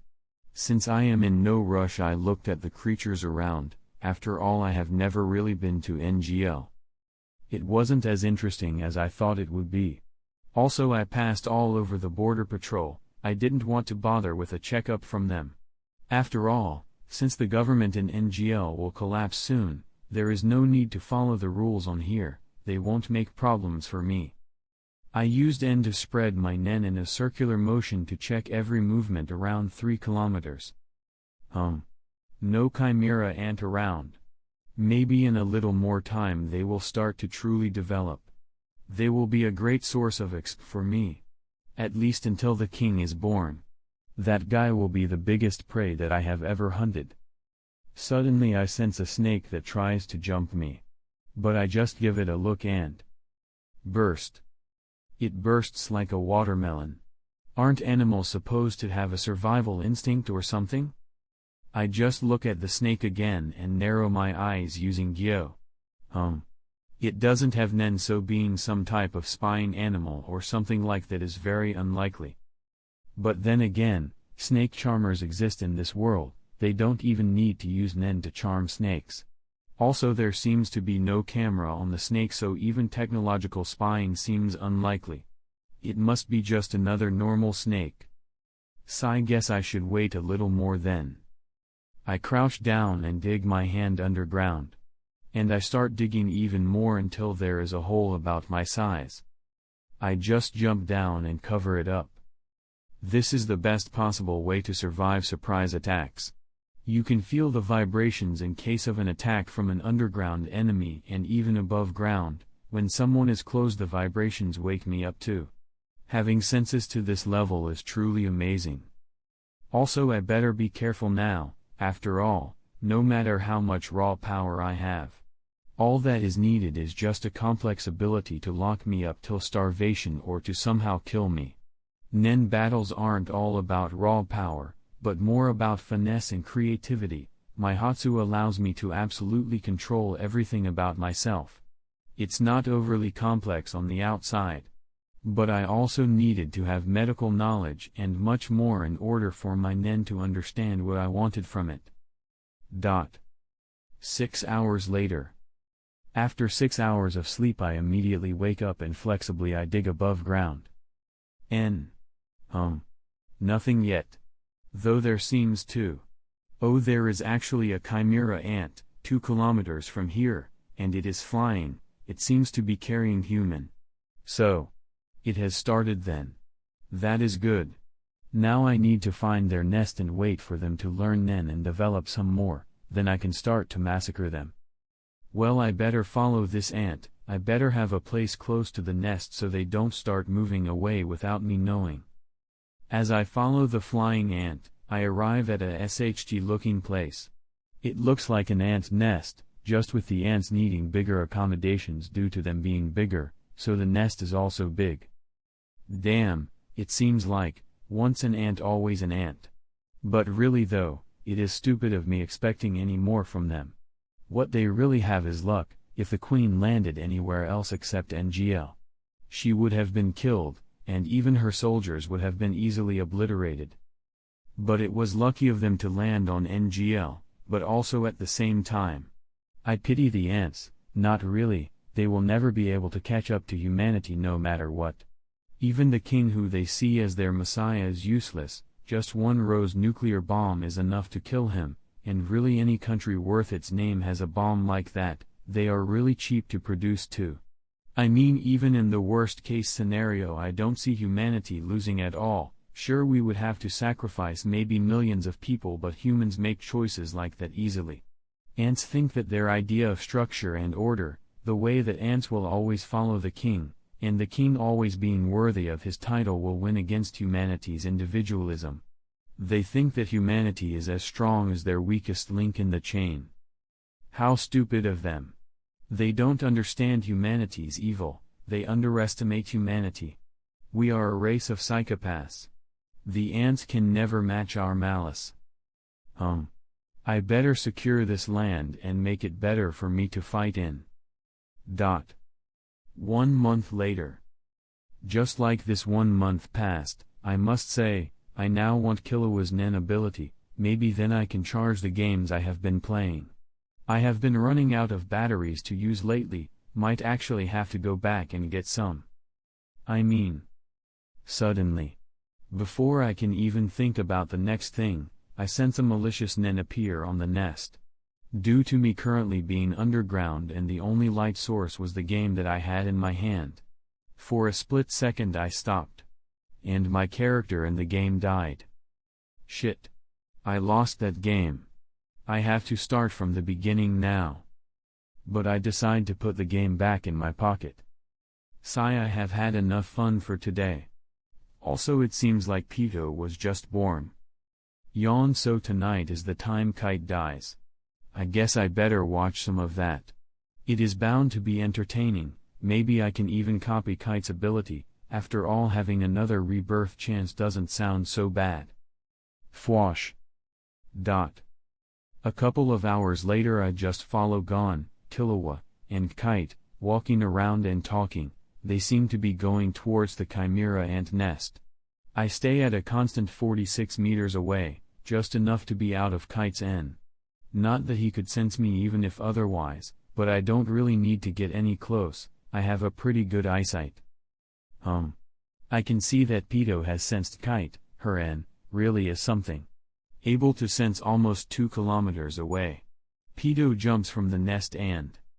there goes Kite's arm is flying. Gon is knocked out by Killua and they start running away as expected, I mean that is the best possible decision for them. After all, they would have only gotten in the way.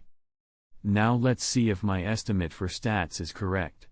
A level 9 stat is around Royal Guard level. So this should be correct, till now I have determined that Pito has a level 9 in agility, especially due to her fast jump that can actually break through speed of sound for a split second. Chapter 38. General POV. Kite, seeing that Gon and Killua start to run away, he sighs in relief. He can help and buy them some time to escape. Jax also sees this, but he decides to ignore Gon and Killua, in favor of seeing the fight between Kite and Pito. Kite summons his crazy slots Hatsu, which takes the form of a small, clown-like creature floating next to him. As soon as the creature is summoned it just says in a joking tone, "Ha ha ha ha, it seems like you are in quite a pinch now, sucker. Looks like a good number is coming up." Pito just looks at this and says with an interested voice, "Ooh. So even something like that is possible." But Killua while running away had a whole different thought process. While he is carrying Gon on his back he can't help but criticize his and Gon's actions. We were conceited, Kite is stronger than both of us combined even when he lost an arm. That is his conclusion. That is reality. If Kite had been alone, things probably wouldn't have ended up like this. We were total idiots. The uncompromising reality has set down on Killua. Back at Jax, he is just looking at Kite's crazy slots and after a second of analyzing he finally came to a conclusion.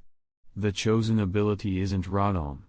Kite actually cheated his own condition, that is smart. The miniature clown is an intelligent being, and when it sees the situation it judges the best ability that Kite will need. Kite of course will never admit it or his Nen might actually weaken his ability or even backlash and lose the Hatsu completely. If I knew what exact conditions he put in his Hatsu, I could create a copy of the ability. That is quite a creative way to go with your ability. The danger of actually being careful to not speak about the condition cheating might empower his Nen.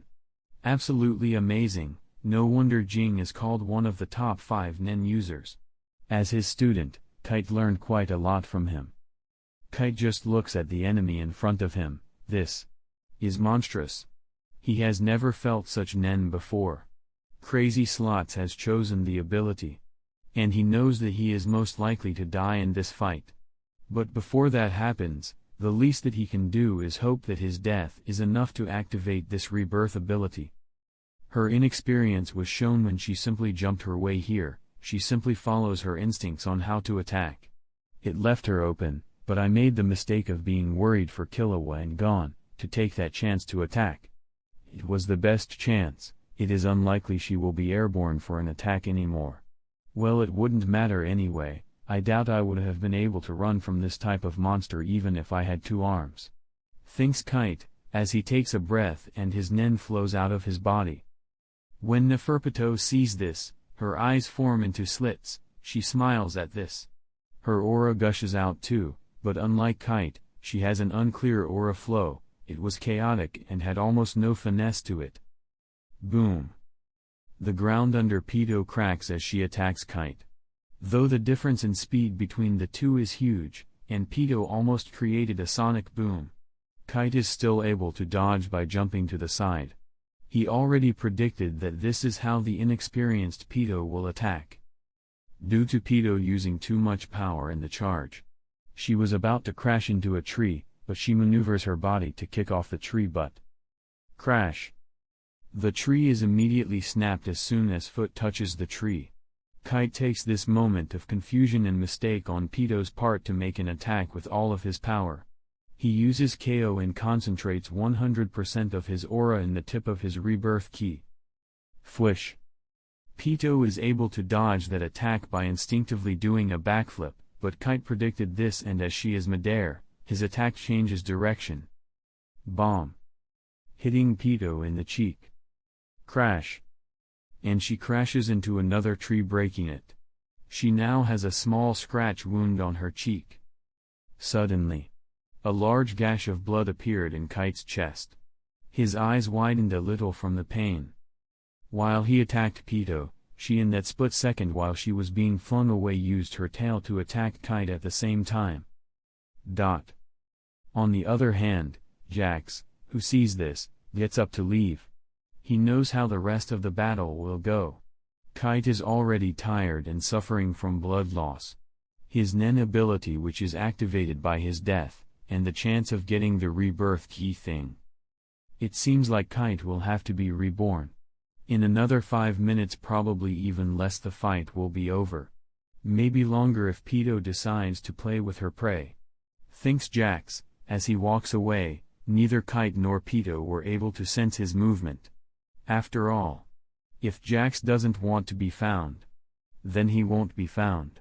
It is as simple as that. His Nen is completely silent, as if he never existed to begin with.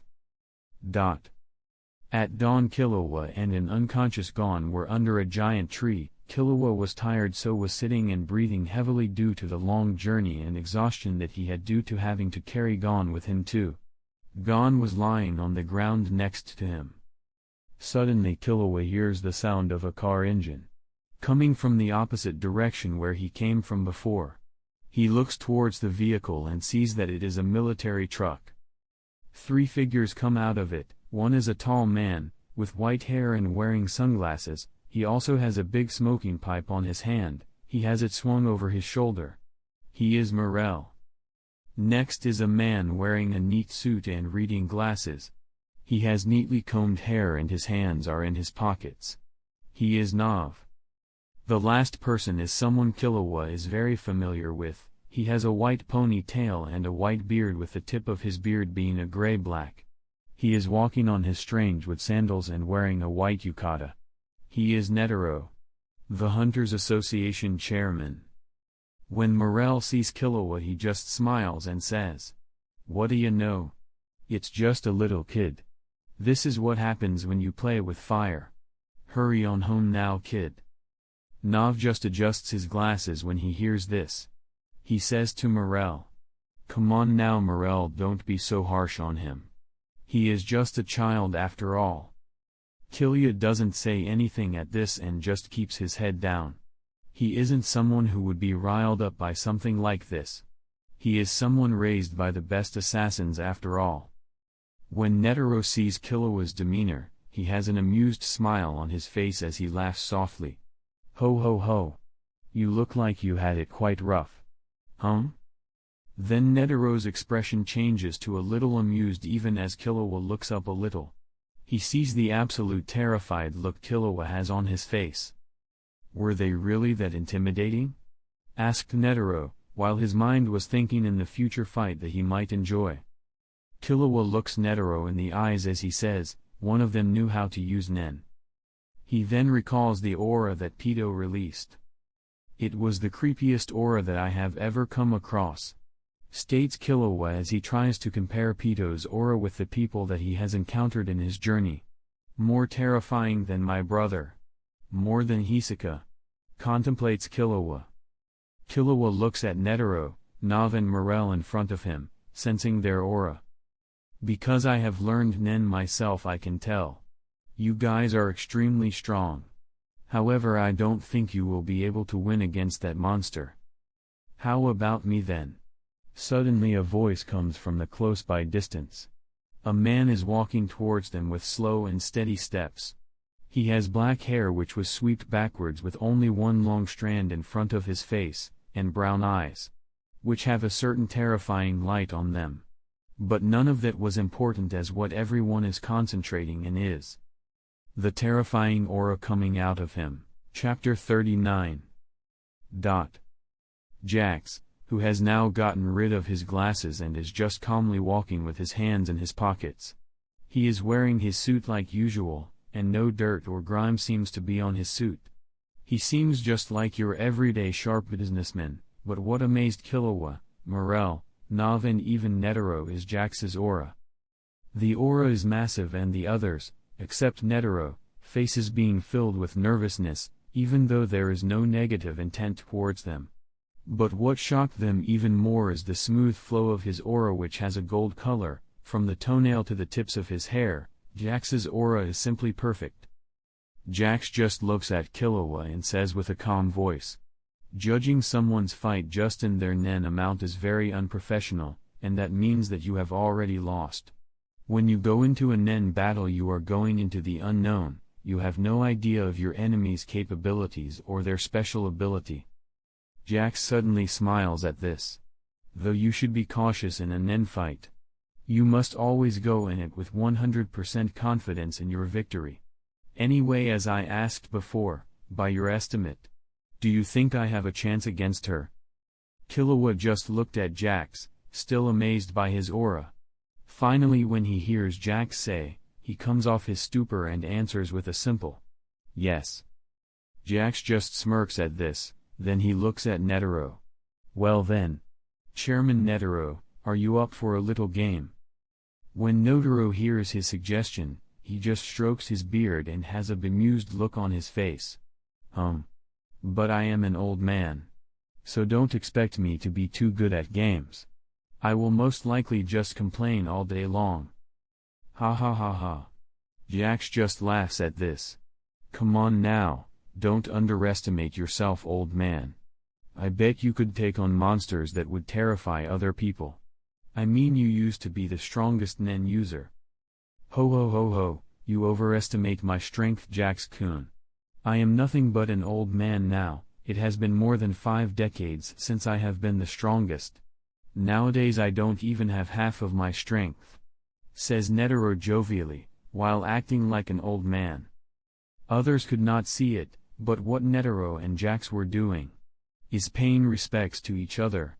Through this, Netero has determined that the training and pain Jax must have gone through to achieve this strength is unimaginable. He knows that Jax has been going after strong beasts to fight, but he never guessed it would have ended up like this. Though he didn't know that Jax simply cheated and didn't spend 1 decade training nonstop. Jax, on the other hand, knew Netero's ambition through the anime. He respects the old man for his efforts into trying to become the strongest and his devotion to martial arts. To others it seemed like 2 men being overly humble and joking around. But to Netero and Jax, it is a way of respect from the former strongest human to the current. It is undeniable, he is currently the strongest human and probably the best Nen user.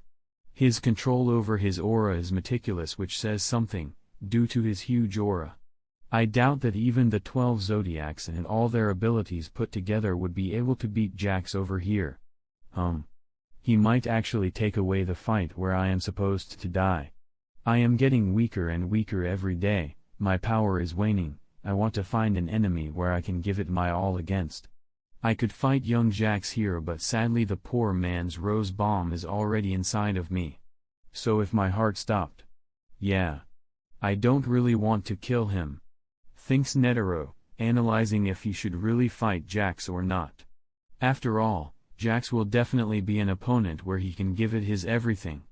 Though sadly, He has the bomb inside of him already, so a fight to the death will be devastating, killing them both. Netero just turns towards Killua, and his jovial tune when he talks with Jax is all gone. Instead, the old man has a hard and indifferent look on his face. It is very difficult to believe that giant chimera ants are devouring humans. But now that we have verified it to be true, we must do all that we can to stop the damage from spreading. Netero looks at Killua in his eyes and continues saying, "Any weak link amongst the team will be absorbed by the enemy. Understand?" Killua just answers with a simple, "Yeah." His mind was analyzing what the old man just said. Amongst these three, a small group of elites, and Killua looks at Jax. That monster. This also means that we are not included, thinks Killua as he comes to his conclusion. But suddenly Netero decided to give the kids a little hope and drive as he threw 2 half tokens to Killua. In the town nearby, we have unleashed 2 hitmen. Whether you fight them or not, it's your choice. However, Netero turns around as he starts walking away. Defeat them and come find us, show us if you have the courage to live as a hunter. The old man stops once more and hives Killua a look. We do not need any weaklings, only the strong need apply. Netero, Morel, Nav and Jax start walking towards the NGL. Though Nav and Morel were very nervous in the beginning when they felt Jax's nen, now they are more relaxed. Due to long exposure to it and also Jax's aura never displaying malicious intent.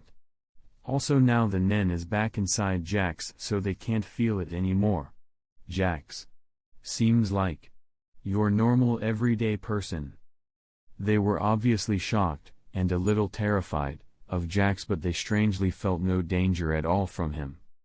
Quite some aura you have there, Jax, asks Morel, now back to being himself after the shock factor of Jax's aura amount is gone. Jax just smirks at this. Yep, though it really took a lot of training to get here. I was always in search of the next big monster to fight. When I caught wind of giant chimera ants, I come and see for myself. Jax's smirk gets even wider as he continues saying, "Who knows what new monsters I will meet next?" Immediately Nav and Morel, by hearing what Jax just said, they assume that he is a battle freak, wanting to grow stronger by fighting creatures stronger than himself. Nen is a representation of one's inner self in a way. So it isn't surprising that someone like Jax, who they assume to be a battle freak and a power freak, got so strong. That is when Netero decides to ask Jax, "By the way, what is the game that you want to play?" Chapter 40.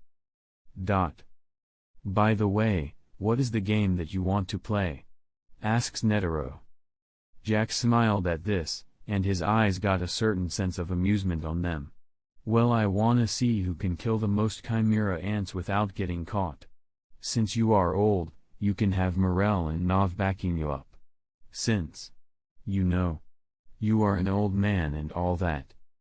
Immediately Netero screams hysterically, "Who are you calling an old man, brat? I can beat you score." Nav and Morel are confused when they hear Netero be so sensitive about his age. Because when he is with them, he always embraces his age and even makes fun of it himself. Has he finally gone senile? Thought Nav and Morel with awkward faces.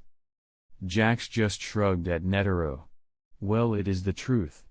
Plus we will observe the enemy camp, and after that our game will start." Just like this they pass one full day of traveling, and finally they reach their destination, the Chimera ant nest. Though they are still over 3 kilometers away from it. Netero uses his pointing and thumb finger to mail a circle. He used Nen and put his hand up to his eye, that is how he sees Pito. When Netero notices that, he says, "That creature, it seems to be stronger than me," referring to Pito. Jax is able to see Pito with his natural sight. Jax POV. She is strong. Stronger than her friend, Poof, who is in the shadows of the nest. Netero isn't wrong, as he currently is, his chances of winning are pretty low.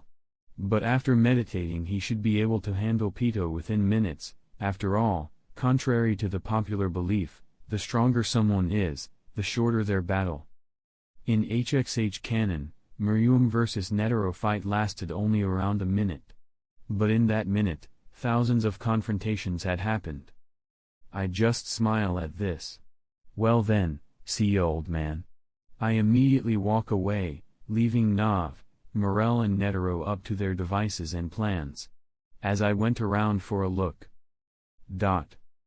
General POV. 19 days later.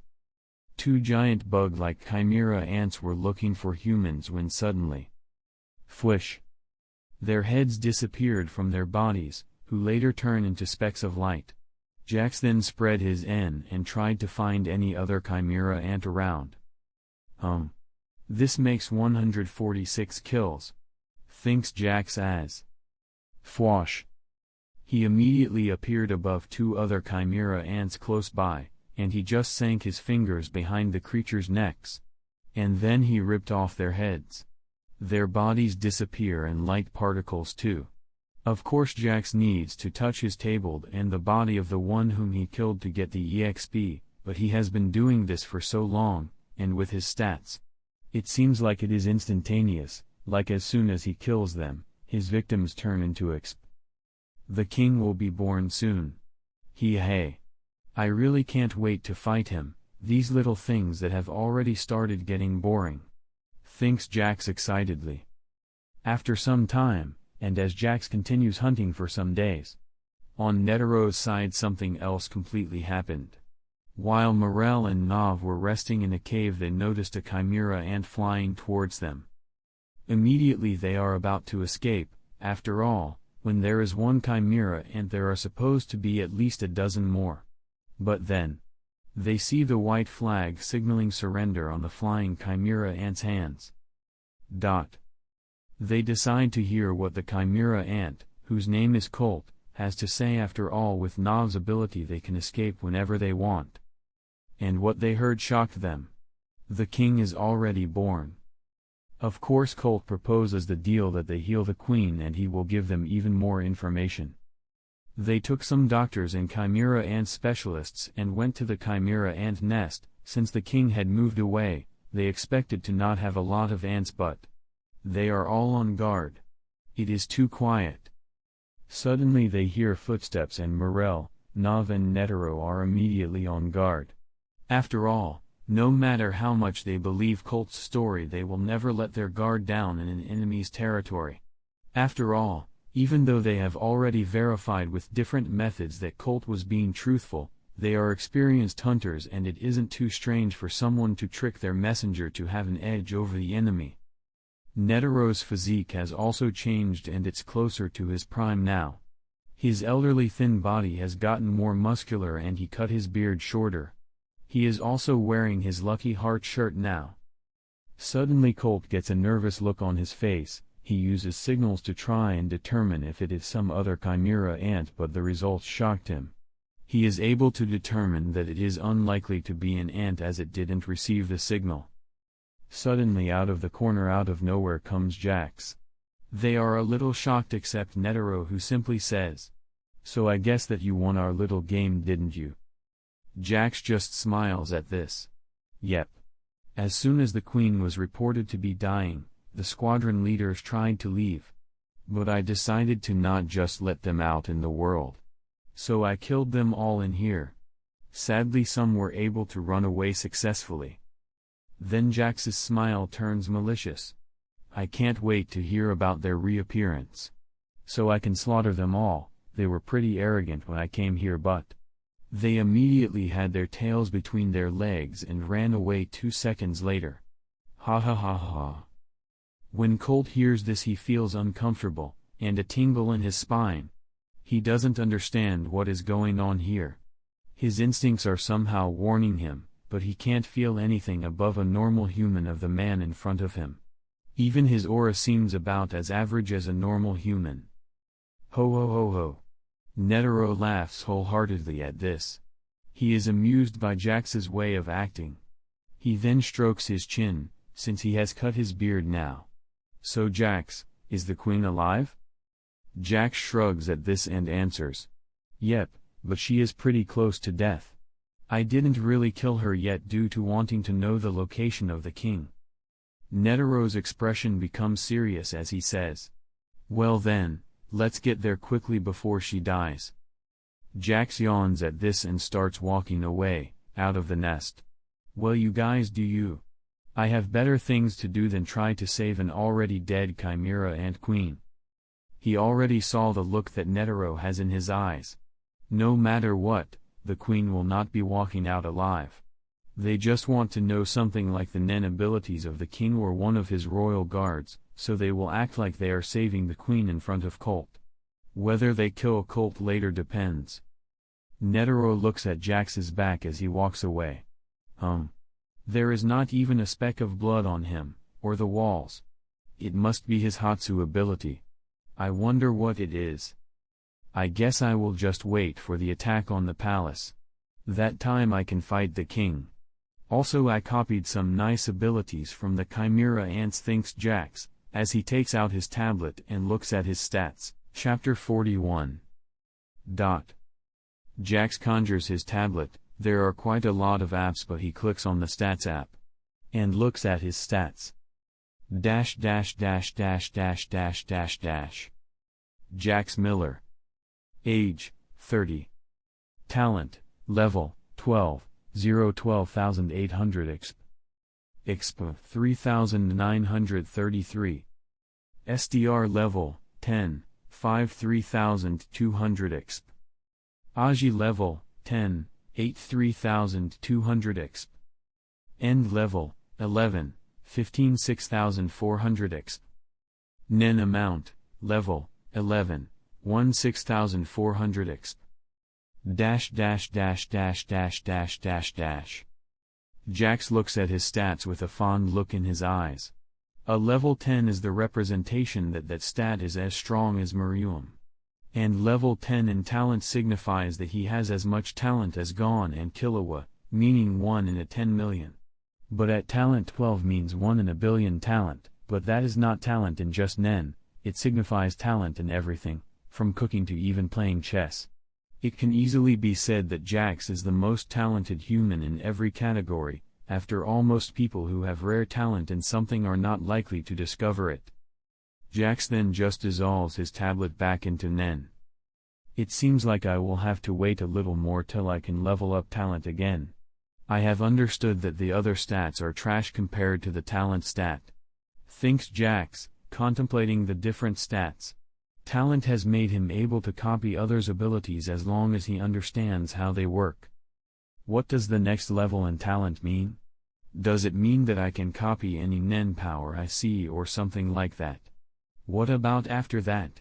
Maybe I will reach a level of talent where I can copy a Nen ability as complicated as Future Sight.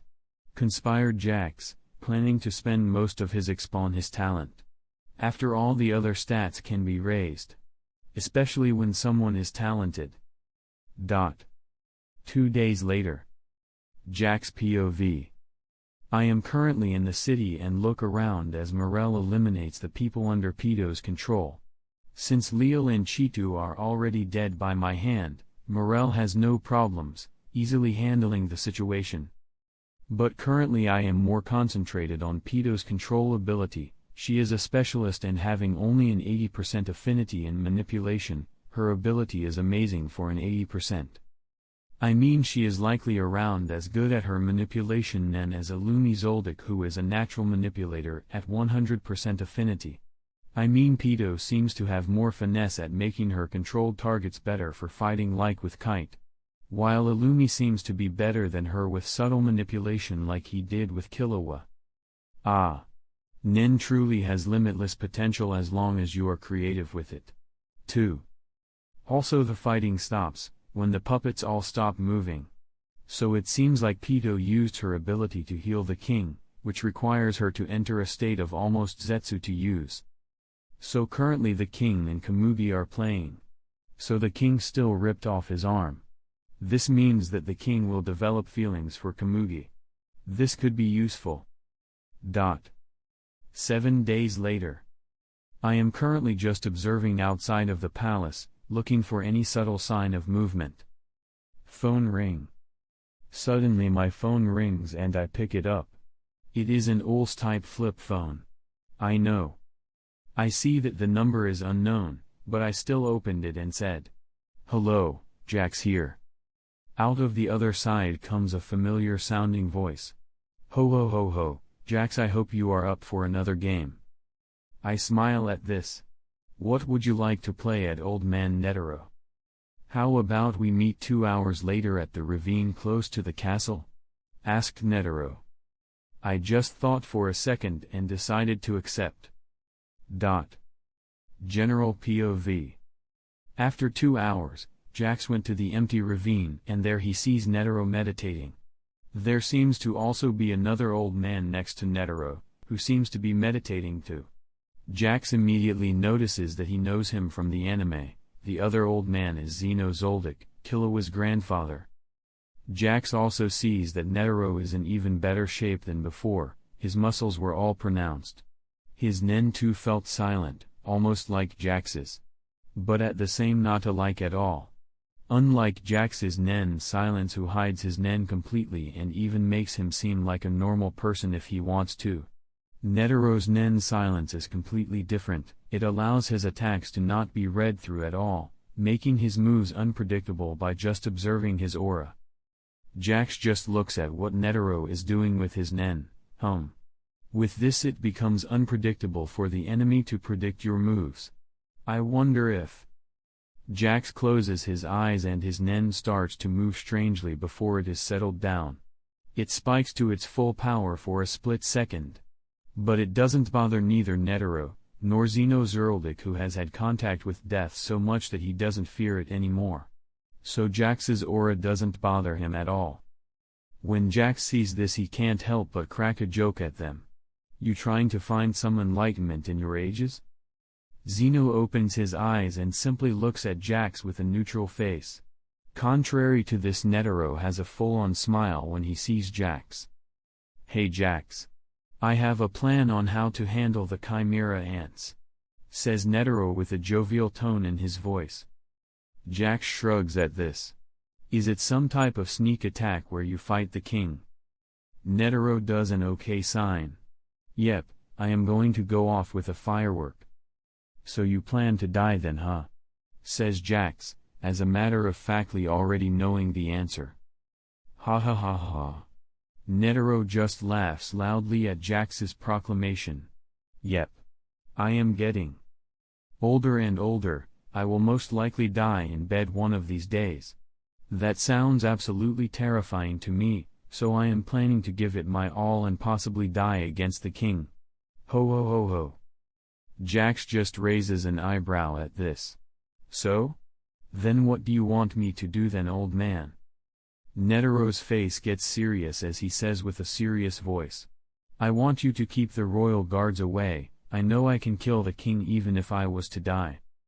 When Netero says that, most people who use nen would assume that he has some type of last resort revenge type ability, maybe with the condition of his own death. But Jax knows better than that, he did see the anime after all. What Netero means is an atomic bomb inside of himself. 1 day later. Jax POV. "You know, I have my own metal dragon made out of needles, but I decided to fly on Zeno's dragon. I didn't want to waste any unnecessary nen today. We are way above the clouds so we can't be seen or noticed by Pito's end range." Then Netero starts counting down. 3, 2, 1. Go. Zeno creates a nen dragon, as we all start floating down on its back. I look down and see Pito in a pillar. She had an excited look on her face when she sees the dragon. When her N makes contact with Zeno's dragon, Pito turns off her N and starts going into complete battle mode. Ready to jump towards us. Boom. The pillar under Pito breaks down, unable to handle the power exerted into it as she jumps towards us. I just jump from the dragon and dive down towards Peto. Zeno uses this chance to use Dragon Dive, splitting his big nin dragon into thousands of miniature dragons, attacking the whole palace. Peto still comes towards me since she can't change directions midair, as she is an arm's length away. Pow! With a swift kick I hit her in the stomach, making her spit out blood as Fwash!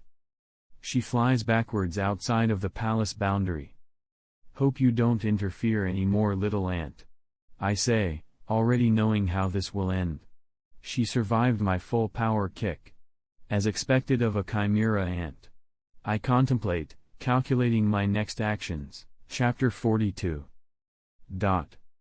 I kicked Peto away, to stop her from interfering.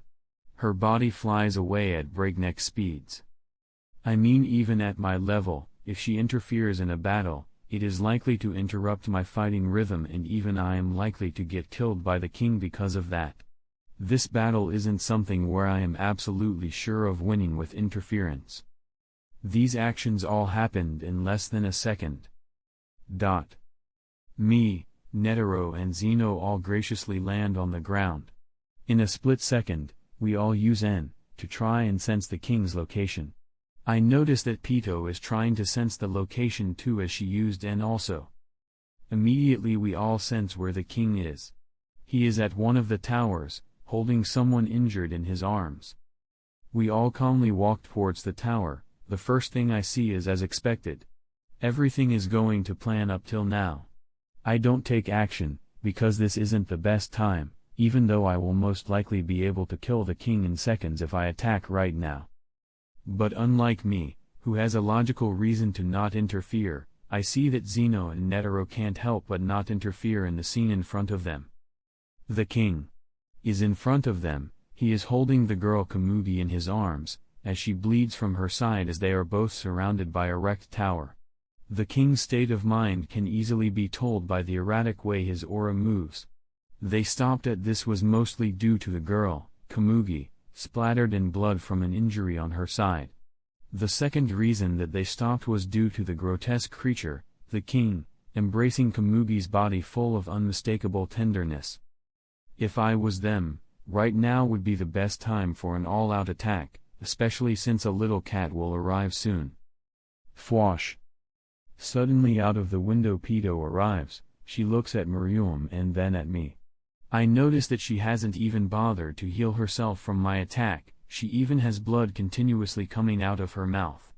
Talk about dumb dedication to a king, huh? The king's expression soon returns to normal, but I did notice that Peto's anxiety heightened, as the king just looks at her and says, Peto. When she hears her name called, Peto just looks at the king and says, Yes, your majesty. Expecting the king's orders. The king just said in a compelling voice, Heal Kamugi. I am counting on you. I see that Peto immediately moves as soon as the king says that. She even has tears of joy, probably from some stupid sense of accomplishments. Sheesh, doesn't she know that her king was dumb enough to spend too much time playing games and didn't investigate humanity's power? I mean a literal Google, this world's Google, search will tell you what humanity's strongest weapon is. Also at this time Zeno and Netero seem to just be standing by not doing anything. So I take the initiative by asking with a serious look on my face. And king, shall you change your location? It would be beneficial for all of us. The king doesn't say a word about this, but he just nods. At this exact time Peto released her ability. Dr. Blythe. For that split second Zeno and Netero were distracted by it. That is all the king needed, as he just simply walked past through both of them.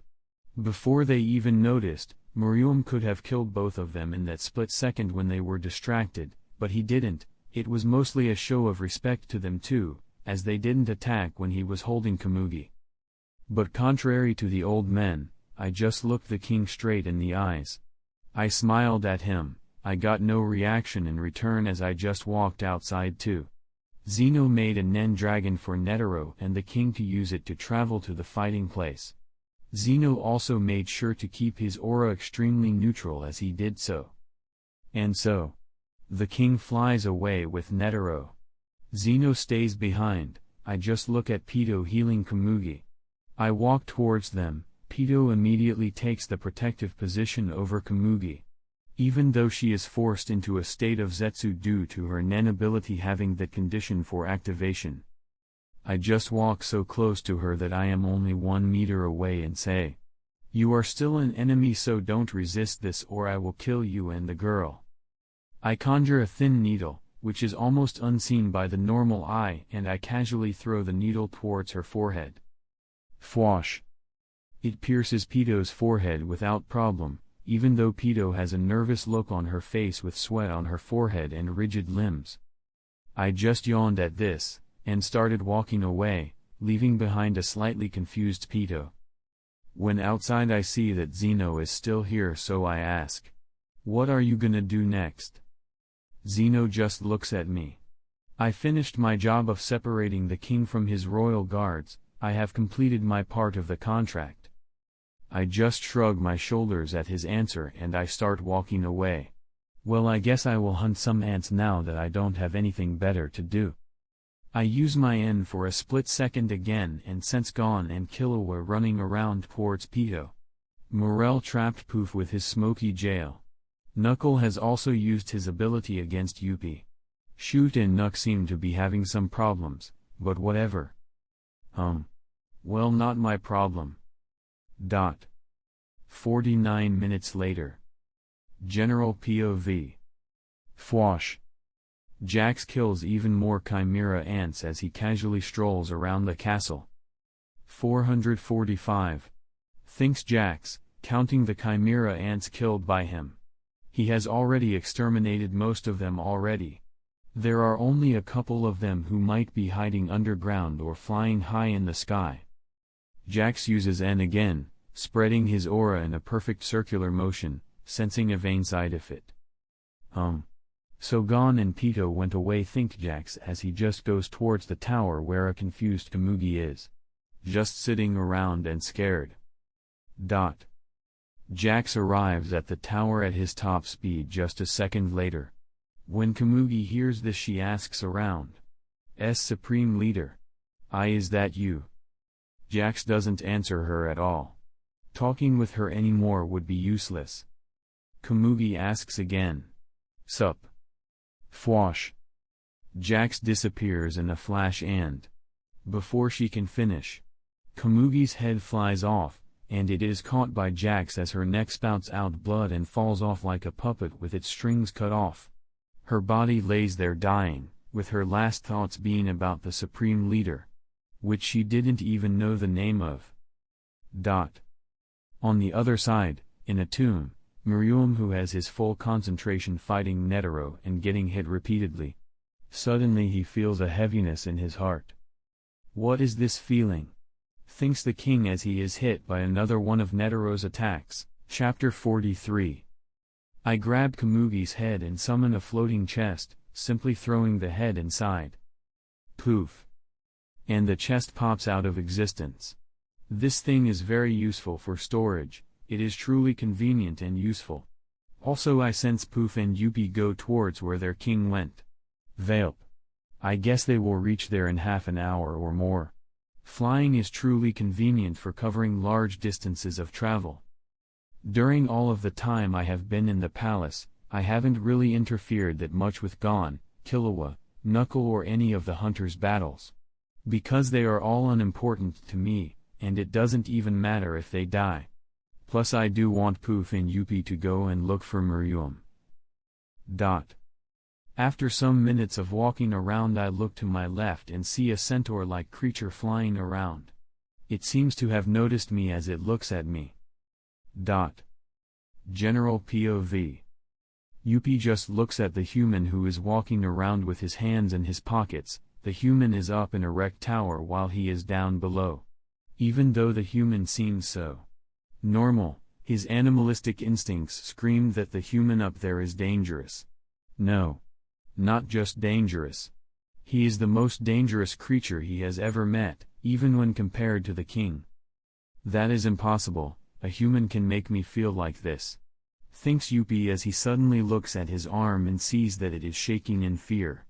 How can this be? I am afraid of someone that feels so average. Suddenly he hears a voice that seems strangely playful. You can go to your king now, little ant.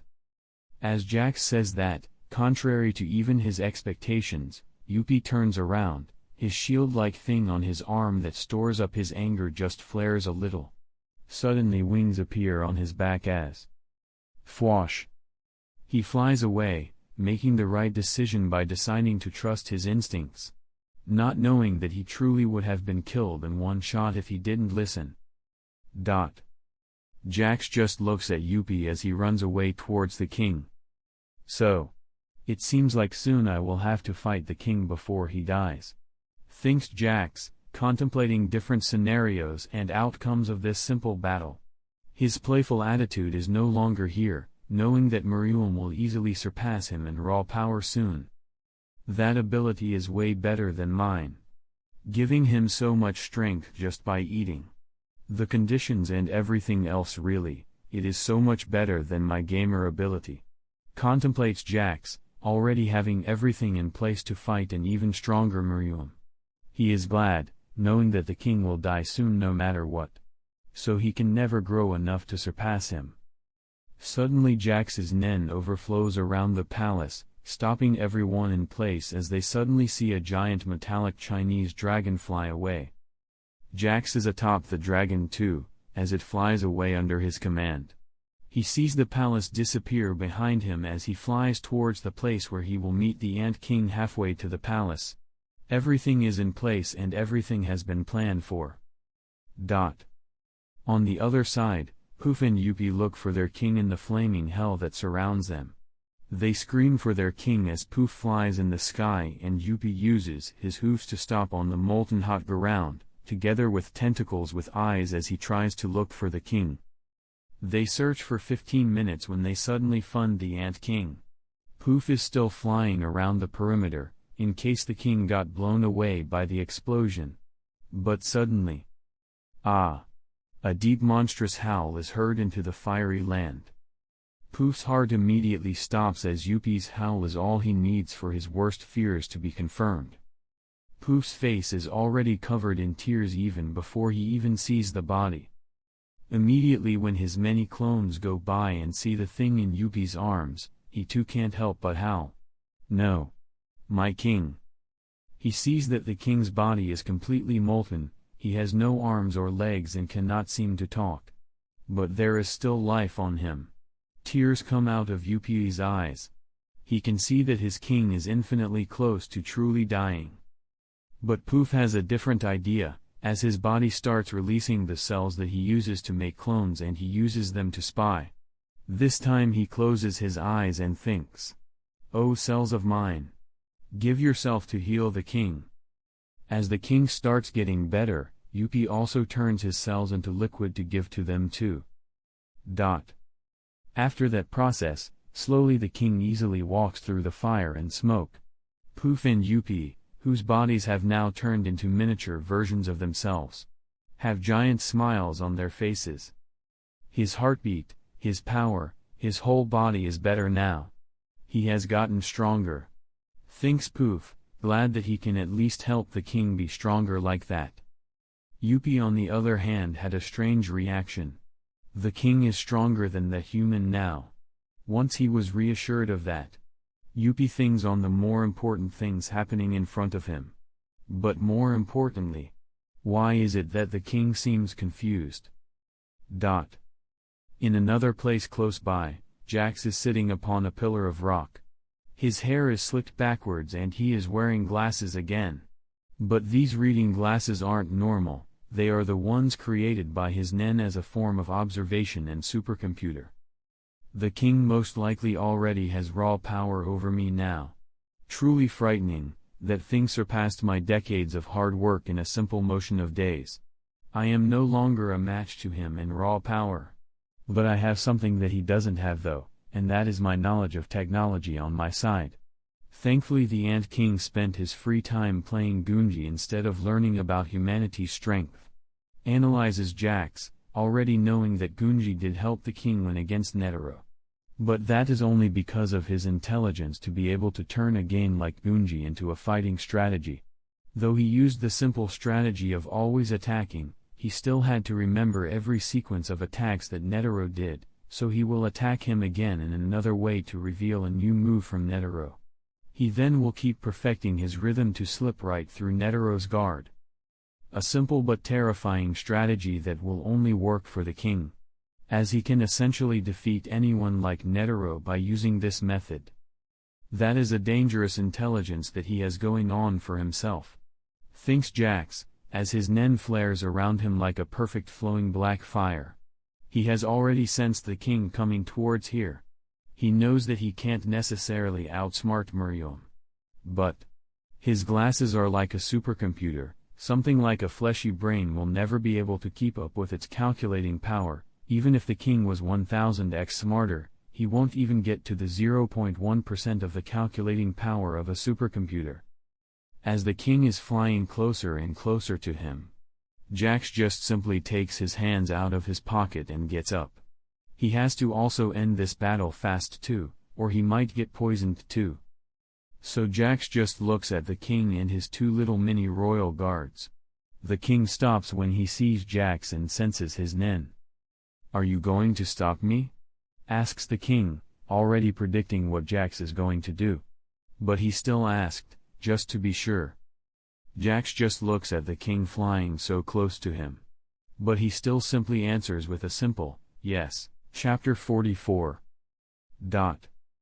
As soon as Jax gives his confirmation of his actions, the king's aura explodes out of his body.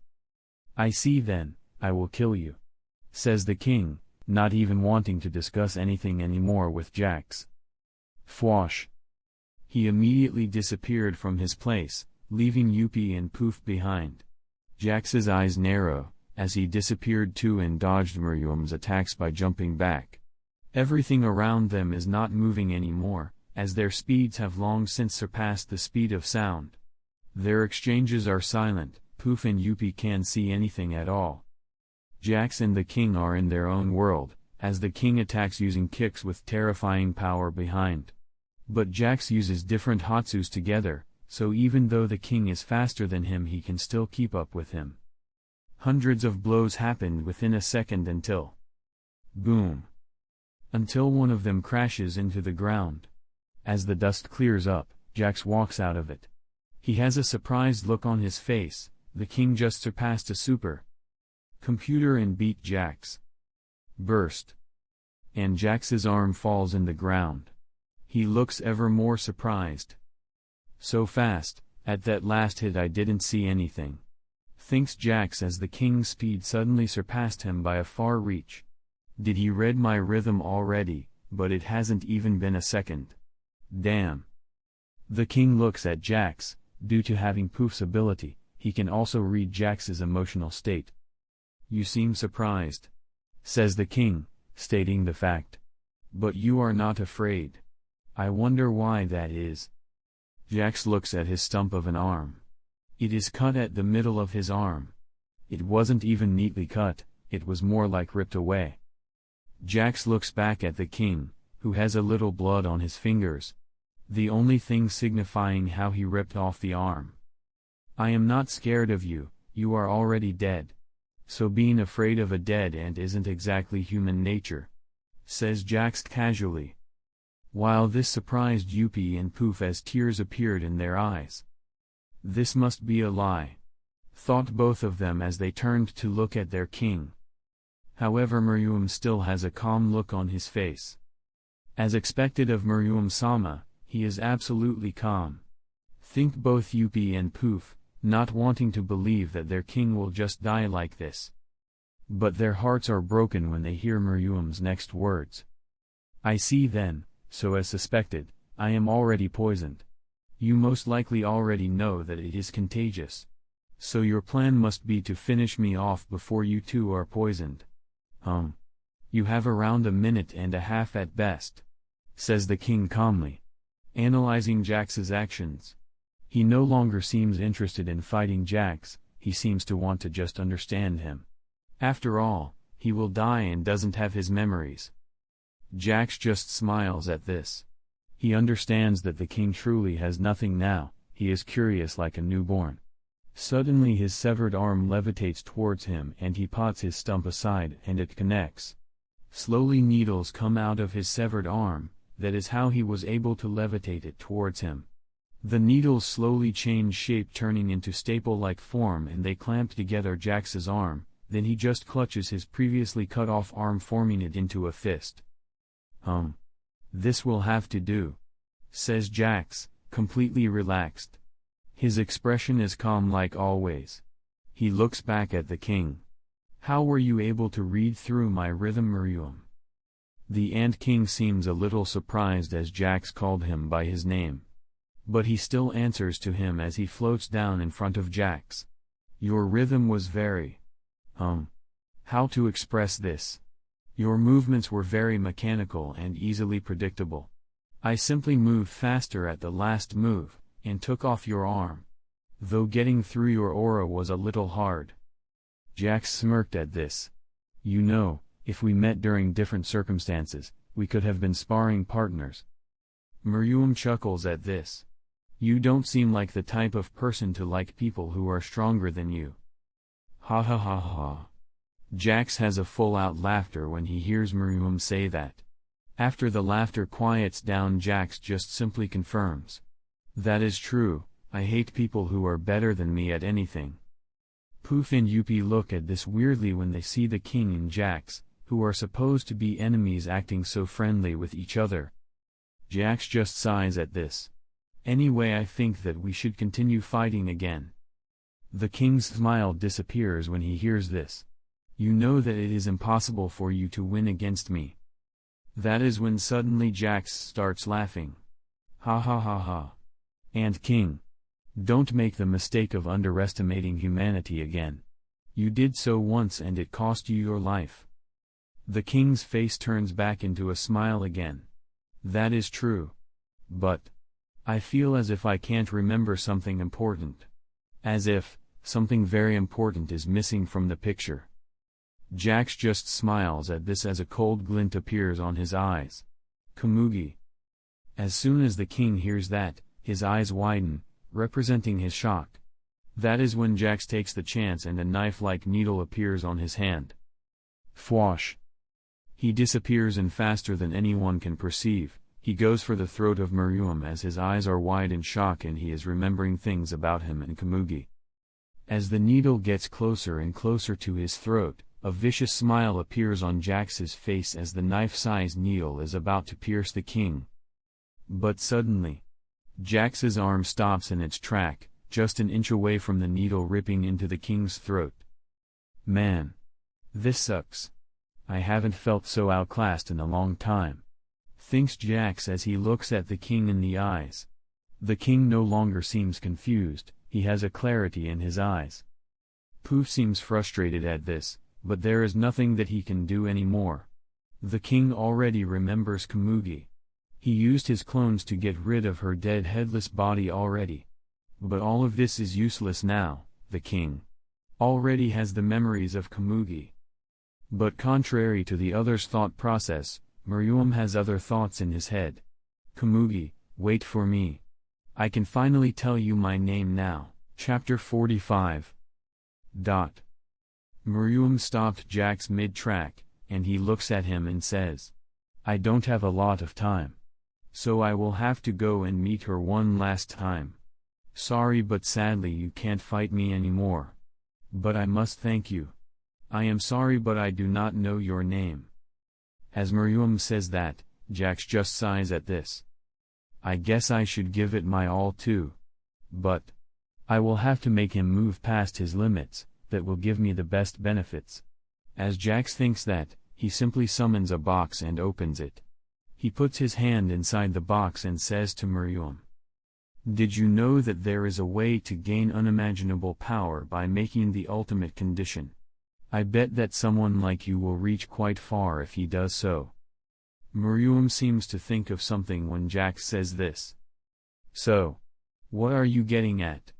Says Meruem, a little confused by what Jax means to do next.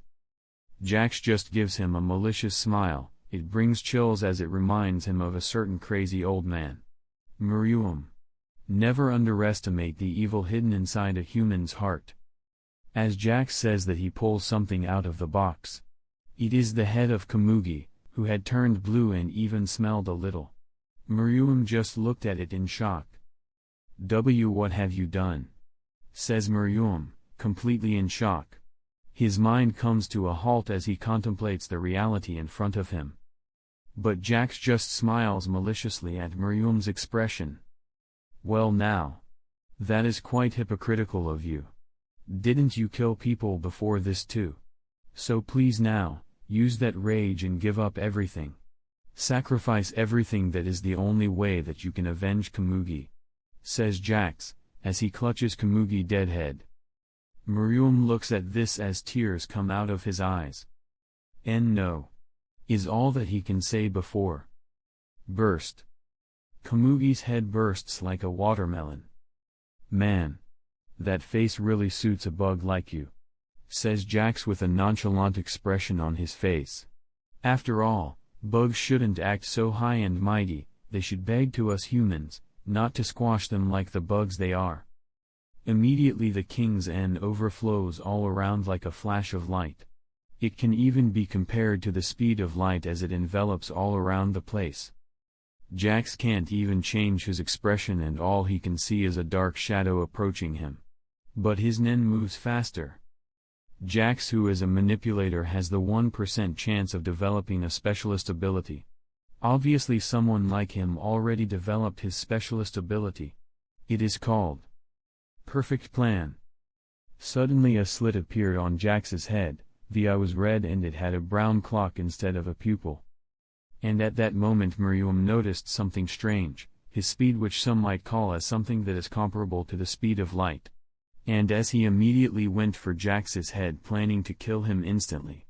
But suddenly, in an impossible scenario somehow, Jax's head tilted to the side, easily dodging Miriam's attack. What? He can't see me due to my speed. How is that even possible? Thinks Miriam, contemplating this as he decides to attack with a light fast kick. But Fwash! Suddenly, the king noticed something strange. Jax just staring blankly in front of him, his eyes not following Miriam's movements at all. But Jax's body still moved to dodge his kick. What is happening? Thinks Miriam as he sees the strange situation in front of him. Before, when he went to his full speed in their first exchange, for only a split second Jax lost an arm. But now he seems to be able to dodge the attacks perfectly. Is it some programmed response on action prediction? Thinks Miriam, trying to figure out this new ability that Jax is using. How is he doing it? Miriam uses the ability that he got from Yuppie to be able to change his physical body. So he uses this to turn his hands and feet and hands into claws. His wings also gain steel-like feathers. But Miriam is not finished as his exoskeleton turns into a metallic-like color. His leg muscles expand and Fwash! He immediately appears before Jax again, using his tail to try a sneak attack, but as Miriam expected, Jax dodged by jumping back slightly. Miriam looks at this with cold eyes. I have your ability figured out now. Suddenly out of his chest another hand appears and bomb! It hits Jax in the chest. But to Miriam, even though they are moving at speeds way above sound, he swears that he heard Jax simply say, "Bad move, little ant." As Jax says this, Miriam's hand who hit him is stuck in a pink-like thing as soon as it touches Jax's abdomen. Jax uses KO and concentrates all of his Nen in there to protect him from the devastating blow that would have most likely pierced right through him if it wasn't for Jax using KO. Bungee gum. Slowly the small pink patch of Nen suddenly transforms into a bungee gum ball that completely encompasses Miriam. The Ant King immediately tries to punch his way out of this. But due to bungee gum having the properties of both rubber and gum, it isn't easy to break through this type of transmuted Nen. Miriam punches one side of the ball, and like rubber it extends due to the force applied and Whash! It returns the attack back to Miriam, who already attacked hundreds of times in that split second. A drop of blood comes out of Miriam's mouth, signifying that he was hurt by something like this. Due to me being a natural manipulator, I only have 40% mastery in transmutation, but with my aura amount being so much higher than Hisoka's, it has made the ability way stronger than Hisoka. It is at a level he is unlikely to ever reach. Thinks Jax, finally able to get a breather. He never even saw Miriam move in any way.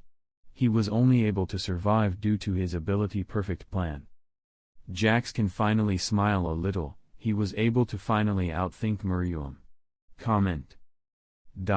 Chapter 46. Miriam just looks at Jax. He knows that he has been imprisoned completely. This substance won't be easy to get out of. It seems like I underestimated him. I have 5 more minutes before I die. I need to kill him at least, before I die.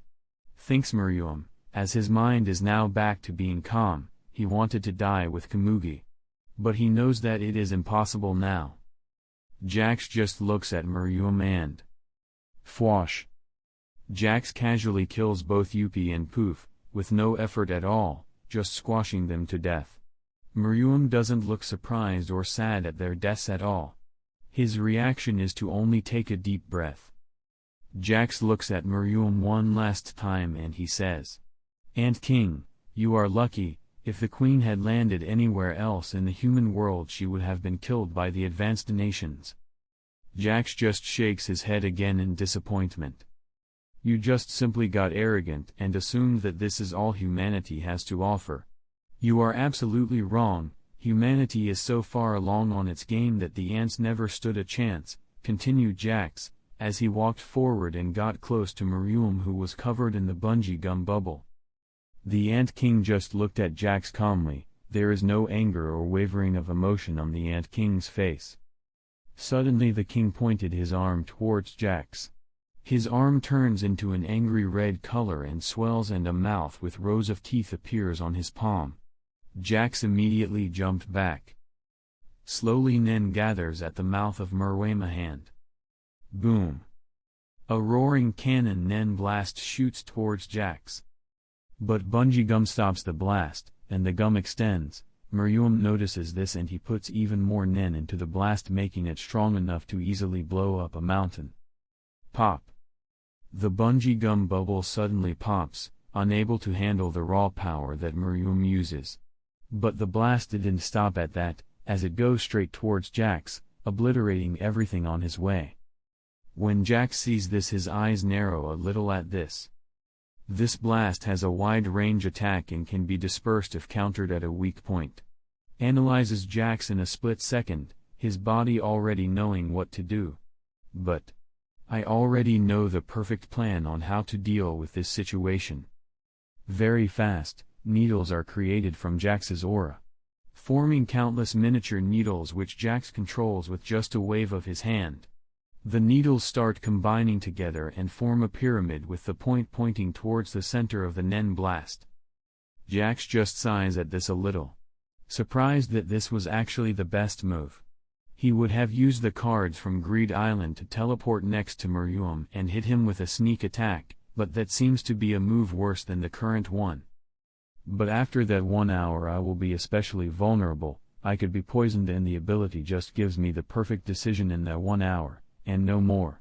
But Jax then uses N, and just like Miriam's, it is as if a flash is activated. He can sense everything within 10 kilometers. His N and Miriam's N are at the same level, though Jax's N is way more refined and it forms a perfect circle unlike Miriam's irregular shaped one, showing Jax's superiority in Nen usage. Miriam just uses his Nen in its raw form without any finesse, but Jax is the exact opposite. He uses Nen in such a controlled manner that it seems like a part of his body. Boom! And as the Nen beam hits Jax's shield made out of needles, it shows this difference in Nen usage. When the beam hits the pyramid, it immediately disperses in 2 parts, and everything except where Jax is. Miriam frowns again. unsure of how Jax continues to see through his attacks. This should have been a totally new attack that he shouldn't have predicted. Does his brain somehow process things at such a fast speed that as soon as he saw my nen gather in my hand, he predicted that it will be a ranged attack? I had plans in case he somehow dodged my attack. I can actually try to curve the attack to still hit him. It was the perfect move made by Jax. Again. Contemplates Miriam, trying to figure out what Jax is doing. He has obviously noticed that the third eye on Jax's forehead has the pupil who seems like a clock. Does his ability have something to do with time? Guessed Miriam. Time travel? Time erasure? No, it is most likely future sight. But even that doesn't explain him making the best possible move. Time travel would, but that is impossible. Miriam's mind goes through thousands of scenarios and possibilities, eliminating them as fast as they come. He can see the future possible outcomes, thinks Miriam as he comes to this decision. But why, when I use Poof's ability and sense emotions, instead of Jax having a conflicted feeling, which everyone has when presented with a choice? Instead he has a feeling of absolute certainty. Miriam's terrifying intelligence was almost able to figure out Jax's specialist ability. Jax on the other hand, looked at Miriam straight in the eyes. My ability is called Perfect Plan. It allows me to see in the future for 1 hour. Not just the future but the best future. If I follow the actions of the future me, I can make the best outcome possible. As Jax says that, the king's eyes widened in shock. Not at what Jax said, because he already guessed that Jax's Hatsu will be strong. But what shocked him is that in Jax's forehead 2 other eyes appeared. They both are red eyes with a brown pupil who looks like a clock. He activated another ability as he explained that to me. Or was that a condition? Thinks Miriam as he comes to his conclusion. His fight with Jax has allowed him to grow and look at Nen in a different perspective. I am stronger than Jax in every other category except aura size, which we are at the same level. But I am going to die anyway, so no need for me to even dwell too much on stuff like this. Suddenly, the king has an absolute epistemic shock. Jax can see the future with this. Then why should a little poison be so troublesome for me? I can just like Pito did it to heal people. Boom. Miriam's Nen explodes, at full power. That is the split second Jax decided to attack. Chapter 47. Miriam just looked at Jax as he attacked him. And even though he seems to display no emotion on the outside, on the inside it is a totally different matter.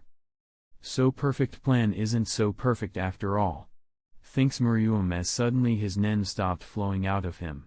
So it seems like his ability determined that it would be too dangerous for me to create a special ability, Hatsu, and it was the best time to attack now. What that says is that, even if he predicted that, who is the one really in control? As soon as the king heard about Jax's ability, he immediately made a countermeasure. Perfect Plan can only choose the best option, but that is where the flaw comes. What if there are only 2 choices, like when Miriam decided to create his Hatsu, special ability? Jax could either attack or stay back. His ability predicted that it was better to attack at that moment and not allow Miriam to create his ability. It immediately gave Miriam knowledge that if he created his ability, it would be dangerous for Jax, also if he only allows a perfect option available, one that is created by him. Then Perfect Plan can be used against Jax. But I will need to finish this fast, or else I will really die. Normally it would take a couple of hours for this poison to kill me.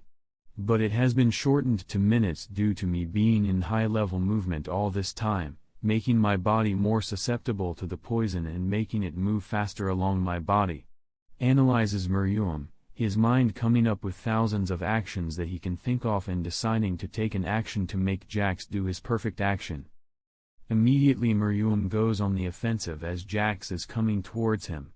Miriam's speed outclassed Jax's, but Jax still dodged.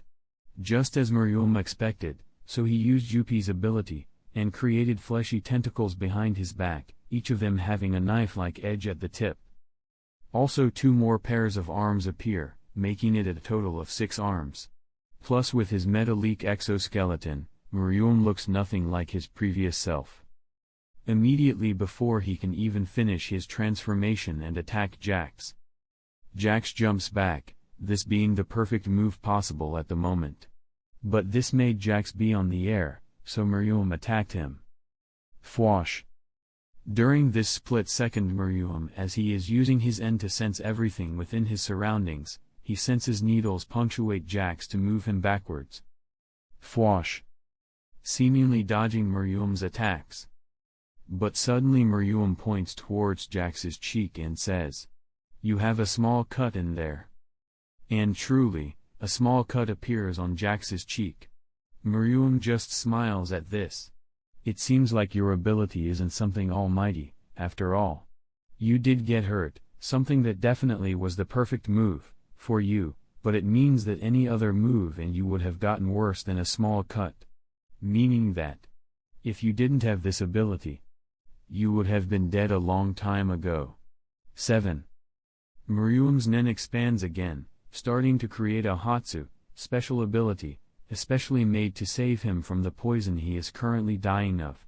But again Jax, while using his needles, levitates towards him and attacks, confirming Miriam's suspicion as he dodges Jax's attacks.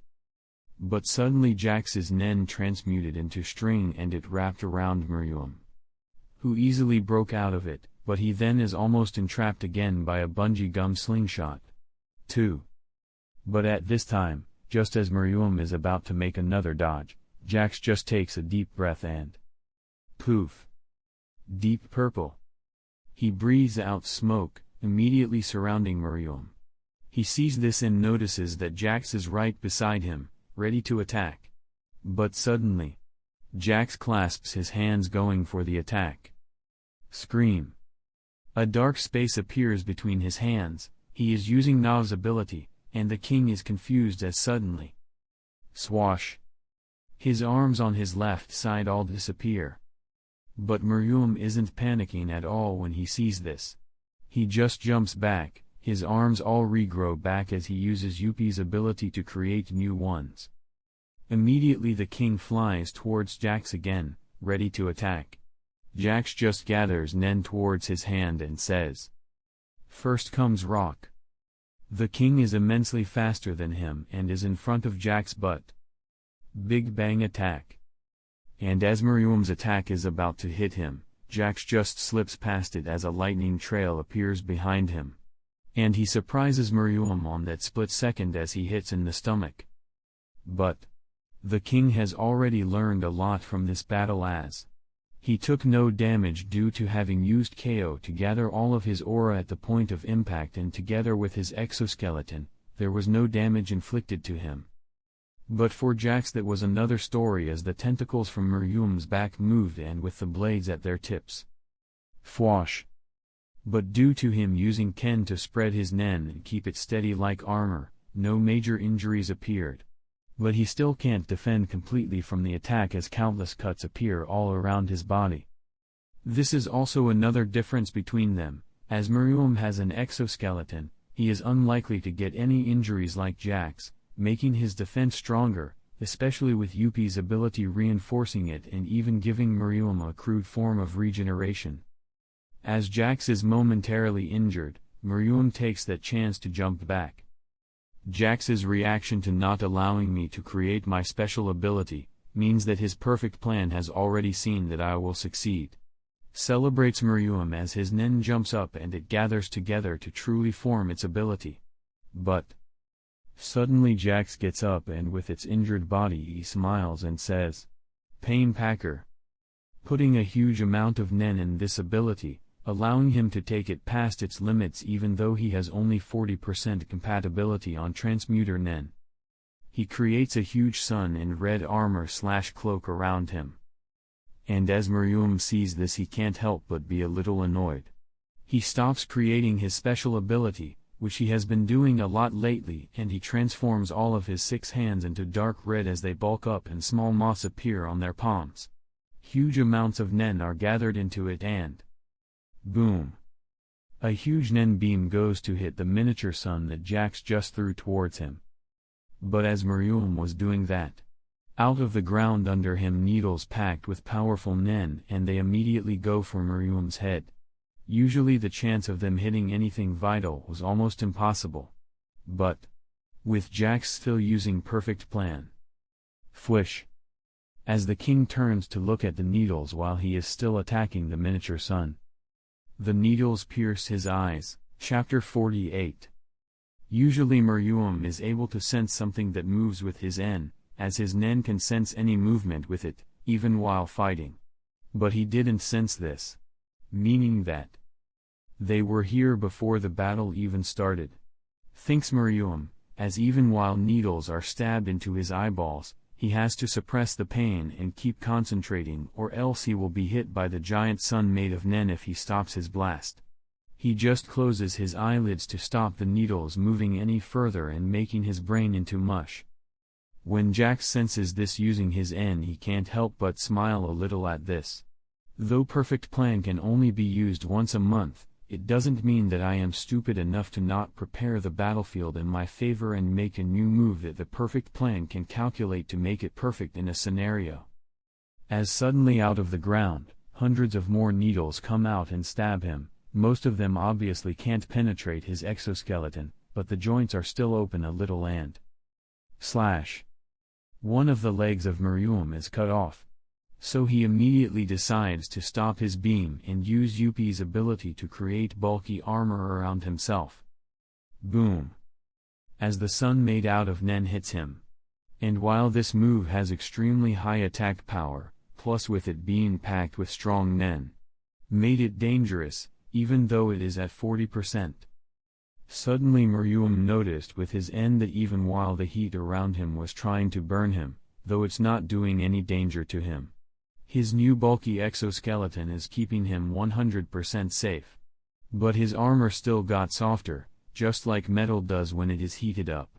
Suddenly even in the heat countless needles as big as the average human assaulted him, trying to pierce him. Suddenly one of them appears right on his back, and unlike the others it is just hovering in there. Jax smirks at this. It seems like you still underestimate me, Miriam. Even after all this time fighting against me. Thinks Jax as he summons his chest and puts on a ring. He then calls out, "Book." Poof. A book appears. It is the Book of the Greed Island. Fwash. Suddenly a giant amount of Nen gathers on Jax's fist. And he starts rotating his arm at incredible speeds. And every time he does so, his Nen spikes up. Ripper Cyclone X 100 greater than. And as his right hand is full of Nen, Jax takes out a card from the book and says, "Accompany on, Miriam." Fwash. Immediately he disappeared and appeared inside of the heat, next to Miriam, who is covered in exoskeleton. Due to his Painpacker armor he doesn't take any damage from it. Jax just floats towards the giant needles pointing towards Miriam and bomb. He punches the needle. Boom. The exoskeleton is easily pierced. Jax immediately moves away from it. His perfect plan already saw the outcome of this. Slowly as the heat dies off, the exoskeleton is just there, as big as a car, and it has cracks all around it, and the needle is still sticking out of it. Crack. Suddenly, just like an egg, the exoskeleton falls off on the ground, revealing Miriam, with a needle piercing his chest. He coughs, and a huge amount of dark blue blood comes out of his mouth. He uses his 6 hands to try and take off the giant needle as big as a pillar piercing him on the chest. His body barely holding itself together. His end settles down and comes back to his body. That is when Jax's finger twitches and fwash. Thousands of big needles pierce him. The king just looks at Jax. Due to Miriam's lungs being already destroyed, he cannot talk at all and he can feel his life fleeing. But his last thoughts weren't of his hate about Jax, nor was it about his subordinates. Kamugi. I wish I could play one more Gunji game with you. Do you think that that we might be able to play one last time in the afterlife. And then Miriam's body goes limp as he dies. Just like that. The king died without saying anything and full of regrets. He was unable to kill the human in front of him. Jax, on the other hand, just smirked at this. He didn't care what the king was thinking, whether he was regretful or not. And as soon as the king died, Fwash! Jax appeared next to the king, with his tablet already conjured. He then touches the king. And then Miriam's body slowly turns into sparkles of light. And like water flowing into his tablet. After that, Jax immediately opened his tablet and clicked into the stats app. -- Jax Miller. Age, 30. Talent, level, 12, 12,800 exp. Exp 3,933 greater than 18,321. SDR level, 10, 3,200 exp. Agi level, 10, 3,200 exp.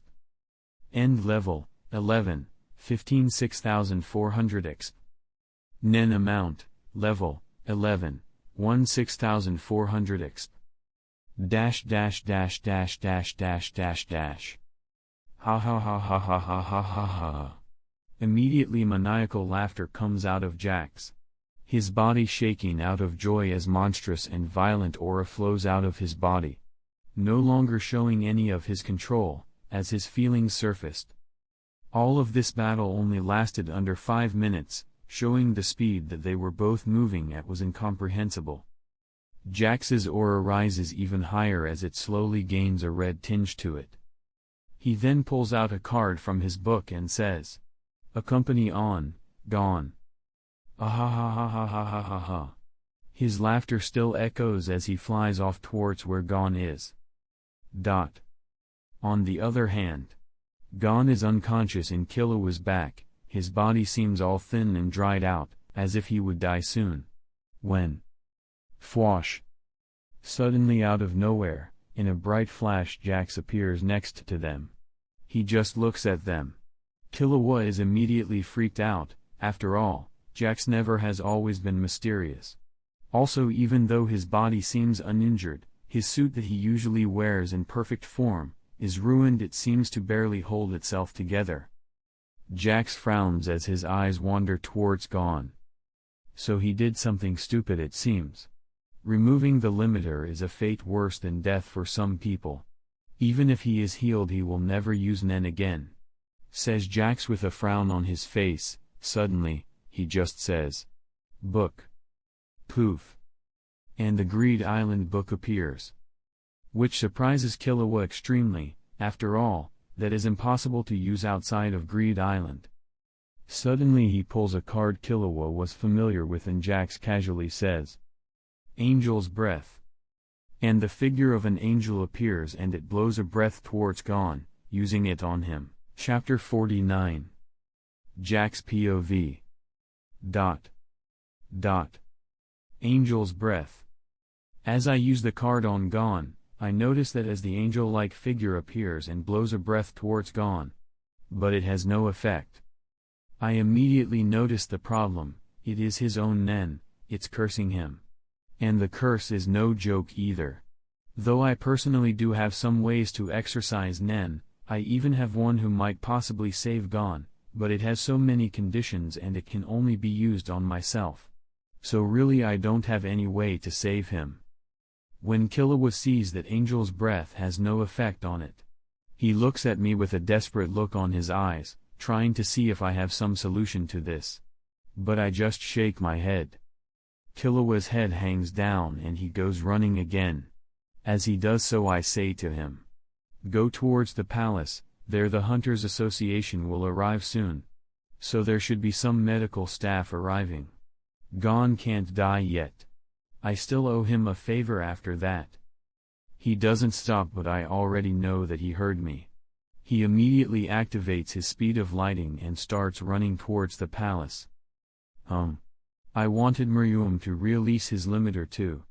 Just like Gon did, After all, that might give me more exp from that. But it seems like it isn't that easy to do so. Even with my perfect outcome, Miriam didn't release his limiter. I just shrug at this and keep walking opposite to him and towards where the fight between Gon and Pito happened. My perfect plan is still active, meaning that I can see the perfect plan for the next 24 hours. I just walk around and see that a part of the forest is wiped out. There are also broken trees and all that. That is some pretty good damage around here. I wonder if Gon could have really won against the king, pre-nuke, when he was in that form. Obviously the king has his intelligence and exoskeleton to his advantage, but Gon too has experience and usage of Nen. His Jenkin is an advantage too. Miriam is a fast learner, but at the same time he is one of the worst Nen users ever. He just throws it around like a Doomba S. He never trained in Nen and was just born with it, so that is also why I call him one of the worst user of Nen. When I arrive at the place where I assume Gon killed Pito. It is next to a broken giant tree. I look for any ant body part but I can't find any. Saya's perfect plan predicted. There is nothing here. Talk about a waste of time, but the future me. He is still just wandering around here.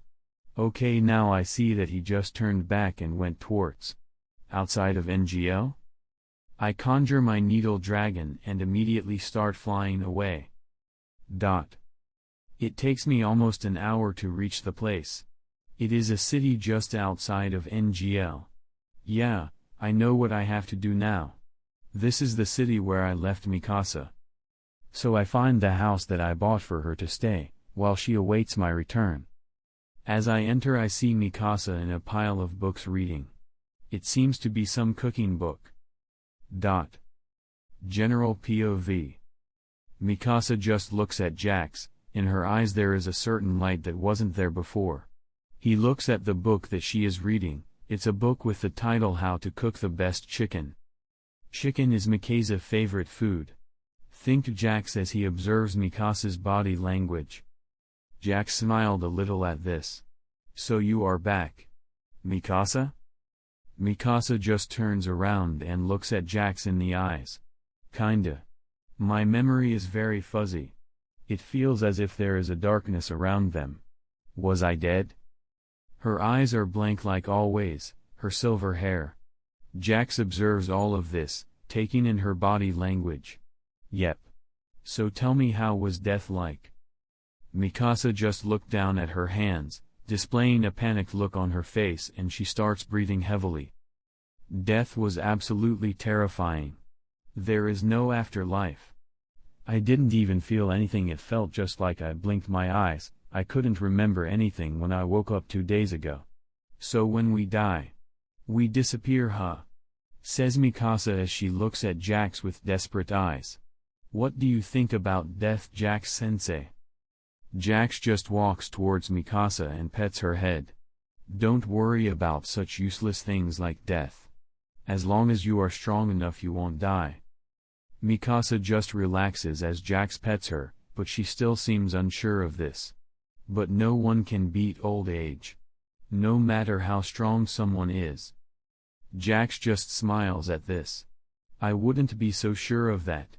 The Dark Continent is full of strange stuff. There even exists a type of grass which can extend your lifespan. Mikasa just shakes her head at this. My body is already dead. I am not worried about old age anymore. My new Hatsu seems to stop my aging. Jax just keeps patting her head, and with each pat it gets harder as Mikasa even winces at a couple of them. Mikasa, you have me here, so there is no need to be afraid of someone stronger than me appearing. Says Jax, with a smile on his face. But on his head he had another thought. This is not Mikasa, it is just the thing getting her memories. It is most likely her Hatsu evolving and gaining intelligence to protect me better. After a couple of days, during the selection for the new chairman, Hisoka is just standing in there calculating how powerful the hunters in there are. 77, 86, 45, 8, 10, 9. He keeps trying to accurately determine their power. The tiger zodiac Kanzai just looks at Hisoka annoyed. "Get out of here. You are an eyesore, Hisoka," says Kanzai. The sheep zodiac Ginto looks at this differently. "He is here to determine our strengths." That is when suddenly a voice comes and says, "Hey there, hope I am not late." Pion the rabbit zodiac looks at this and jumps up. "Yay! Jax is here." Jax just comes out of the shadows. He has his glasses on and is wearing a suit. Then Pion immediately points towards Hisoka and says, "Jax, kill that Hisoka, he is being a meanie. He is just standing there like a creep." Jax just laughs at this. "Ha ha ha ha, Pion, don't be so rude. I am sure that Hisoka means nothing by it."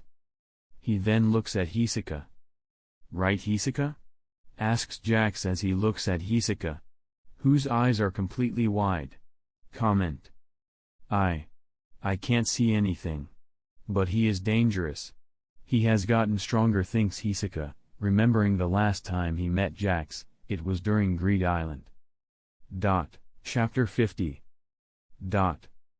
Hisoka just looks at Jax. He can feel his blood boil, his instincts screaming at him. He is even stronger now, thinks Hisoka as he looks at Jax.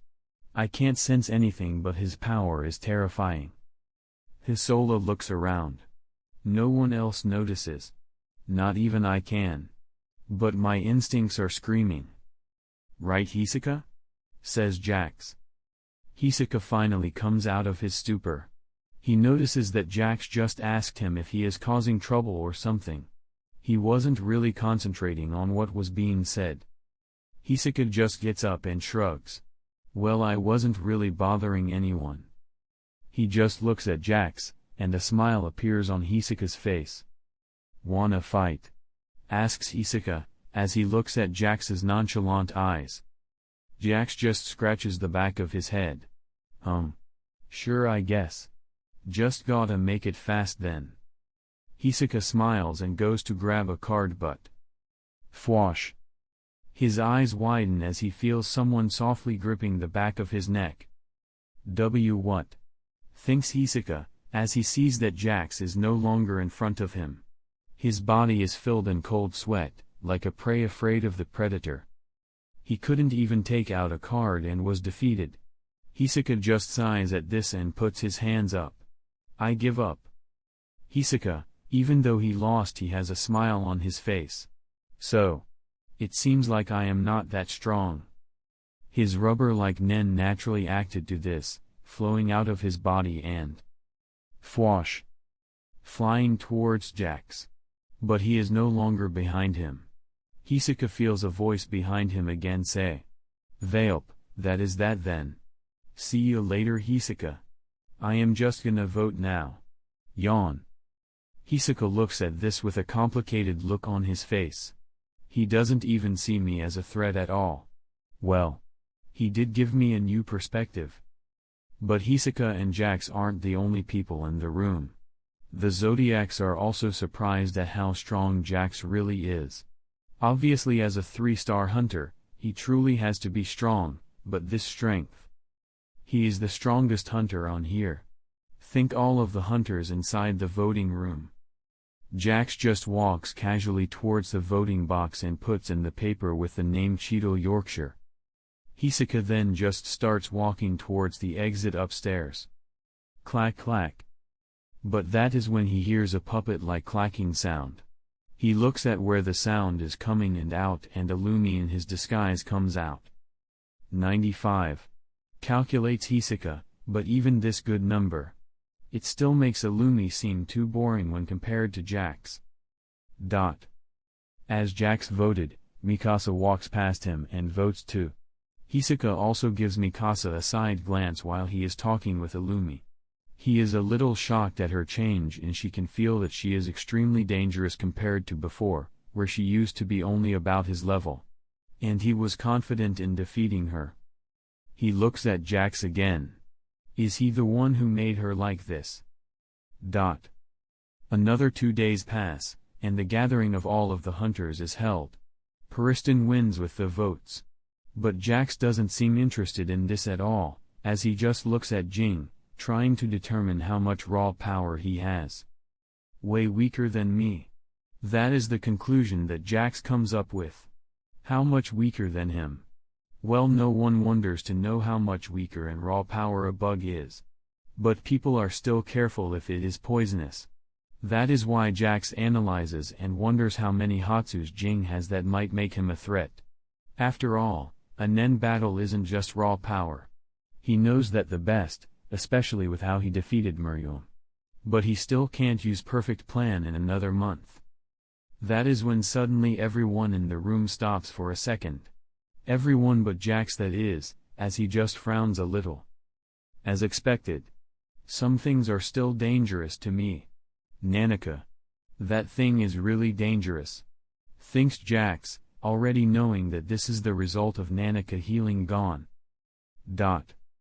After some time. Bang. The doors of the room of the hall opened, all of the hunters turn around to look at the perpetrator. It is Gon. With tears on his eyes. When Leorio sees this, he just immediately jumps off the stage screaming. Gon. They have their tearful greeting, and that is when Gon looks at his father and calls out. Jing. Immediately Jing cringes at this. He seems uncomfortable at it, and that is when Jax smiles a little and says. Come on now, Jing, is your Hatsu being a deadbeat dad or something? There is a second of silence as. Then everyone started laughing. Ha ha ha ha, Jing, maybe the condition is not to see your son. Maybe that is why you are so strong. Ha ha ha ha, Jing, what is your Hatsu called, being a SHT dad? No wonder he is a Zodiac. The SHT dad hunter. Ha ha ha ha. Jing seems annoyed by this. TCH, shut the hell up, Jax. Jax's smile widens even more as he gets up and dramatically says. Ah, as expected of a deadbeat dad, his vocabulary is not that developed. Jax looks at Jing with a pitiful look on his face. No wonder we all understand. Jing gains an annoyed look on his face. That is when Jax couldn't hold it anymore and starts laughing. Ha ha ha ha ha. And everyone follows suit, even some of the more stoic hunters chuckle a little at this. Gon, who is still wearing his hospital clothes, gets close to Jing. Jing just looks at Gon and casually says. Yo. Gon's eyes tear up even more as he runs to the front row, where Jing is sitting, and says. I am sorry. It was my fault. Because of me. Kite turned into a little girl. Jing doesn't know what to say at this, so he just shrinks a little and says. I heard that Kite was captured by the enemy. Gon nods at this and starts explaining. Yes, I was with Kite. Then he told me to run away and Pito showed up. Kite got his arm chopped off, I was knocked out, and then we trained. Shoot got Kite out of the Chimera Ant's nest. But it wasn't Kite. They did all kinds of horrible things. Jing's face just narrows, not knowing at all what to say, and he seems extremely uncomfortable. He doesn't even understand what is being said, he doesn't even know who Shoot is. But Gon still continues saying as even more tears come out of his eyes. And when I meet Pito again. Pito said that Kite was already dead. His eyes fill up as even more tears flow out of them. He is full out crying now. Jing, not knowing what to do, he finally says. Ah. Okay, I get it. Well. I don't get it, but just have a seat, okay? He pats the empty seat next to him. Jing still doesn't know how to handle a crying child, so he just waves his hand and says. So. Let's calm down. We should both try to calm down. But Gon still is crying his eyes out. It was because I insisted. Sniff on having my way. Snot starts coming out of Gon's nose. Jing still is unsure of the correct thing to say as he tries to reason with Gon. Anyway. Just calm down first. Two of the hunters, one with blonde hair who looks like a kid. and the other who has bushy brown hair and an extremely average face. They are two of the hunters who helped Jing create Greed Island. They are surprised at how nervous Jing is. Jing is actually nervous and flustered.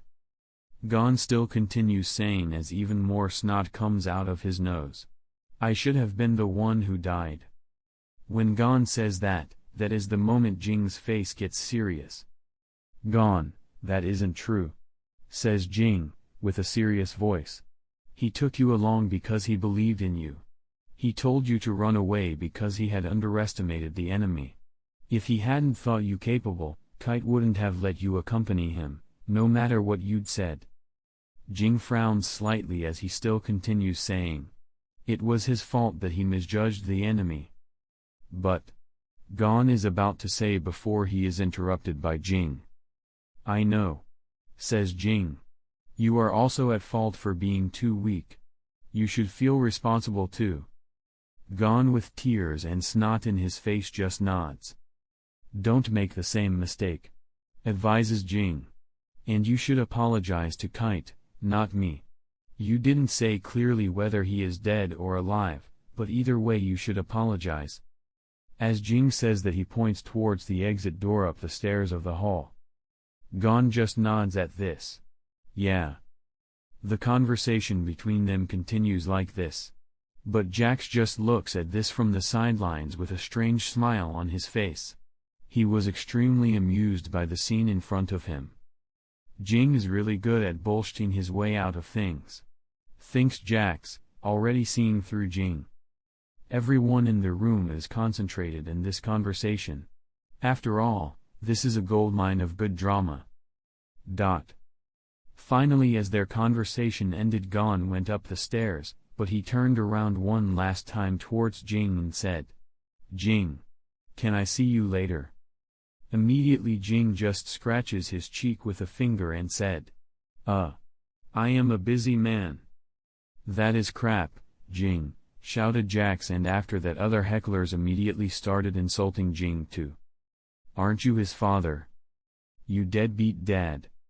You loser. That is when Jax decides to fan the flames even more as he shouted again. I know all about Greed Island, you didn't meet with Gon even after he cleared it. Yeah, just shut up, says Jing, annoyed by all of the hecklers. Fine then. He points towards Gon. I will be waiting, so get going.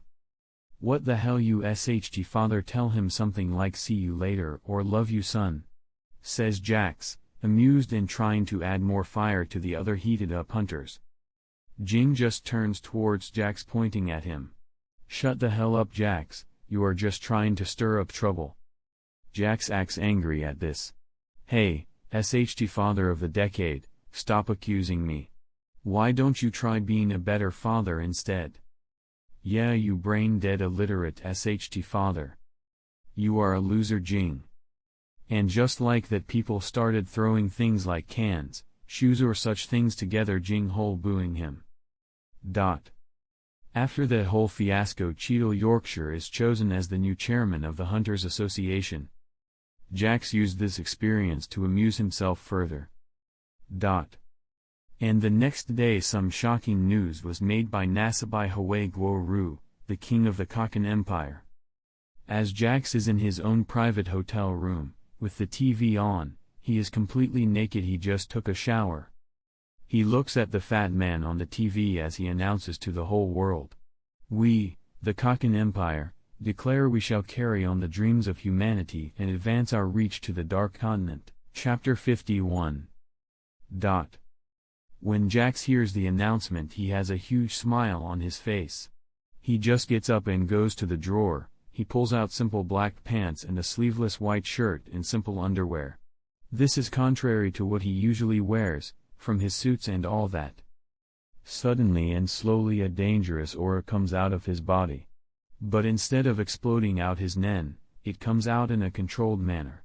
It isn't sensed by anyone outside of this room. This is starting to get quite fun, says Jax, talking to himself.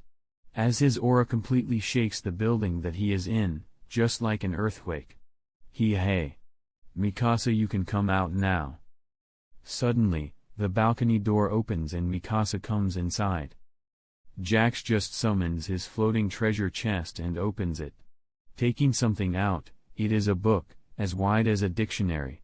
The title of the book was, The Dark Continent by Jax Millers. It is a personally written book. It was written by Jax himself as he used the ruins to study the different areas of the Dark Continent. He opens the books and on a certain page he reads out loud. The Dark Continent, though represented as a new continent to the public. It isn't so at all. It isn't a continent. It's a whole new world. Our human world is simply in the middle of the lake of the Dark Continent. Also everything is giant in there.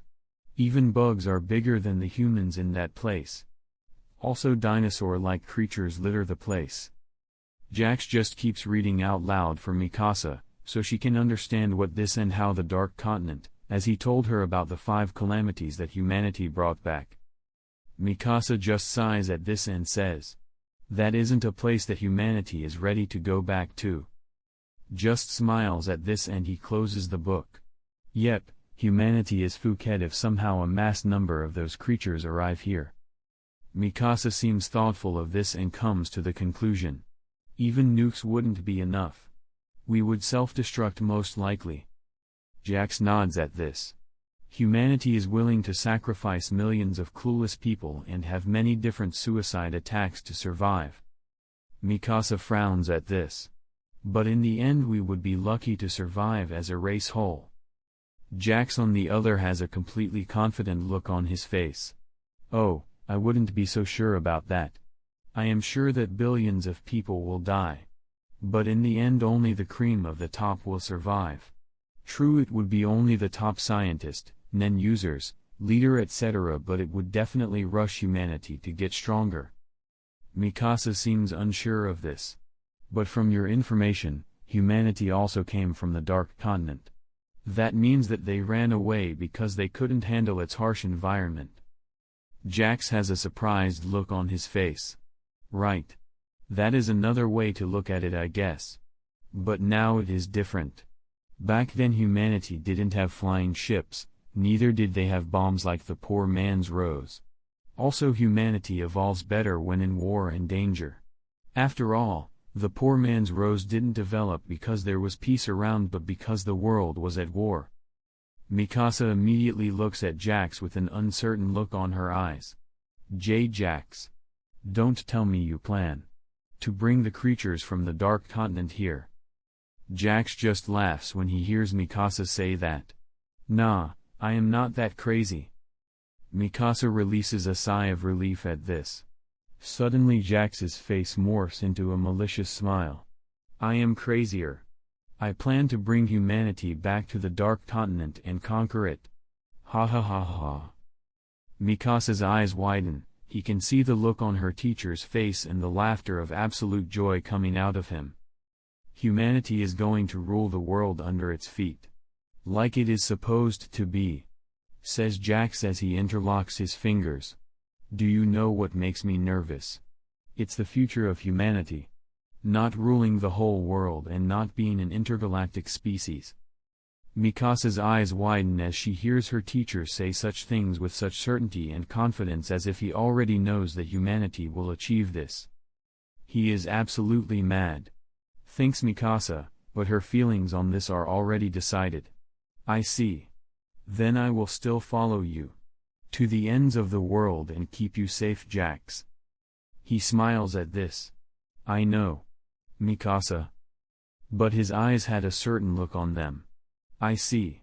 So you will still follow me, Mikasa. I guess you really were a worthy investment. Thinks Jax as he analyzes Mikasa's reaction. He wanted to see if she really has 100% loyalty. Like this 2 months pass by, in the blink of an eye.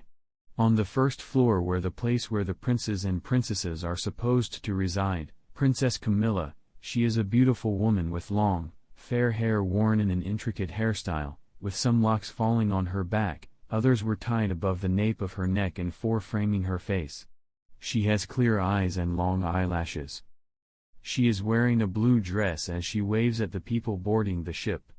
As she does so, she goes towards her own quarters, which is on a whole section of the first floor of the Black Whale ship, and as she arrives she looks at her bodyguards and says, "Don't follow me, I am going to my room. Kill anyone who comes inside." As she says that, she opens the door to her big private room. And as she does so, thud, she hears bodies of her bodyguards hit the ground. The ship hasn't even set sail yet and the selection has not started yet. But someone is already targeting me, thinks Camilla as she just sighs at this. Wonder which one of my siblings it is. That is when the door opens and an unfamiliar voice comes through. "Yo, wait. Okay, quick break, hunters. Did you know, the Phantom Troop were inspired by a real criminal gang?" Togashi loosely based the group's loyalty and code on a mix of the Yakuza and Robin Hood-style bandits. So they're basically just fancy bandits. Anyway, let's keep going. Chapter 52. Camilla just looks at the perpetrator. He has black hair and brown eyes. He also seems to be wearing reading glasses and has an easygoing smile on his face. His presence is so vague. So he must be an assassin, contemplates Camilla, as she analyzes the man in front of her. Jax just looks surprised as he looks at Camilla. "Oh. This is surprising, you don't seem to be afraid of me. No, more specifically, you are not afraid of death." His observation seems terrifying. Better be careful. Camilla just looks at the man in front of her. "We just boarded here, the party hasn't even started. I am not a violent person. Also, everyone will die eventually, so no need to cry over it." Jax's face morphs into a smile and gets inside, closing the door behind him. Now that is a lie. But you are still unafraid of death. I can also see that you aren't really nervous too. How is that possible? Immediately Camilla gets nervous. Terrifying, he is reading right through me.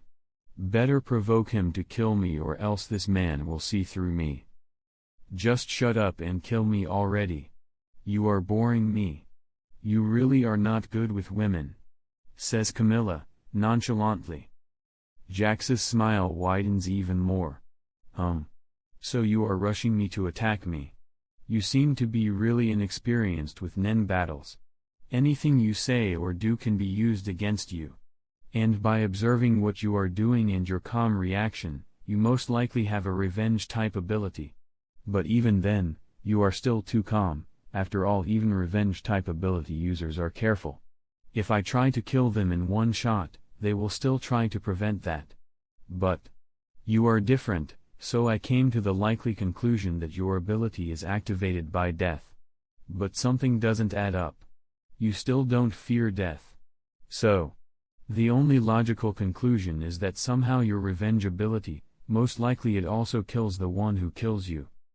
The more Jax talks, the more Camilla is shocked. In the end she becomes terrified of Jax. What the Fu-K? He Fu-King figured out my ability so fast. What a Fu-King monster. I didn't even Fu-King use nen. Oh. Judging by your expression and body language you just confirmed my assumption, said Jax, with a mischievous smirk on his face. Camilla immediately goes into panic at this. Listen, I can give you anything. Whatever my siblings are giving to you I will double it. She knows that if someone as smart as the man in front of her were to know of her ability he can definitely kill her. For example, with starvation of even suicide by manipulating her using manipulation nen, though she doesn't know if he is of that category. Jax just laughs at this. Ha ha ha, I am not here to kill you. I am here to bargain with you. Camilla is still nervous at this, but her fear calmed down and her body turned back to normal. I see. Well, the deal is simple really, I will be your bodyguard. But you can't order me or anything like that, I will also decide to protect you when it's convenient for me. I just wanted a place on the luxurious first floor, say Jax nonchalantly, telling her of his real intentions. Camilla still seems unsure of this bit. In the end she accepts. Okay. You can do that. Jax nods at this, but after that whole situation is over, he immediately loses interest in Camilla and starts going around the room looking for anything interesting. Due to this being a prince's room, it is big and has multiple living quarters. Even a room for her personal staff. Jax just goes around checking everything and trying some of the food on the fridge. He then finally sees something that interests him. It's a big flat-screen TV and takes the remote, turning it on, going through some channels. Camilla is bewildered by Jax's actions. This is not how a normal person acts at all. What if she decides to betray him or kill him in his sleep? This sucks. There are no interesting channels. There are only some basic news channels. Damn, seems like my trip to the Dark Continent will be as boring as expected, says Jax as he sits down on the couch and puts his feet on the table. Camilla just sighs at seeing Jax acting lazy like this. Where did the terrifying person from before go? Now he seems more like a lazy shut-in. And right at that moment Jax yawns and looks towards Camilla. Do you have any games here? Or did you only take your dresses and make up for the Dark Continent? She doesn't know how to answer this. She wants to yell and swear at him. But she remembers the terrifying image and helplessness she felt just 1 minute ago. What is going on? Why am I automatically underestimating him? Thinks Camilla, as she can't help but be even more scared of Jax. In just 1 minute after making her think he will kill her. In the next he made her let her guard down in front of him. I better let this go for now. I will contemplate it after the departing ceremony. Camilla looks at Jax and finally gains courage to ask him. Can you wake up my bodyguards that you knocked out? While she was saying that, Jax was just looking at the closed fridge with a complicated look on his eyes. Camilla awaits his answer, but when she sees that he didn't hear her, she gets a little annoyed on the inside, but she doesn't display it at all. Excuse me, mister. Jax finally comes out of his trace and looks at Camilla. Oh, sorry, I was distracted. Anyway, can you please open that fridge for me? It feels like a lot of effort to get up from the couch. Camilla frowns at Jax treating her like a servant, but she still listens to him, and as she opens the fridge, Jax just points his finger at the fridge. Bungee gum. Pink aura is created at the tip of his finger and it goes to the fridge, grabbing different drinks one by one. So this is his ability. He must be a transmuter, thinks Camilla as she looks at Jax's nen. Most of them are alcoholic drinks. I don't drink alcohol. This sucks. Jax looks down in sadness. My disappointment is immeasurable and my day is ruined. Camilla takes this moment to ask Jax again. I know of different types of fruit drink in the servant's room. I can go and get them for you, if you awake my unconscious bodyguards. Jax just lazily nods at this. Yawn. Sure, just get me some peach or orange juice. They are my favorite. What are you, a kid or something?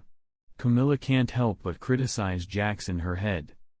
She goes and gets the drinks. The room is inside this big apartment that each of the princes have their own.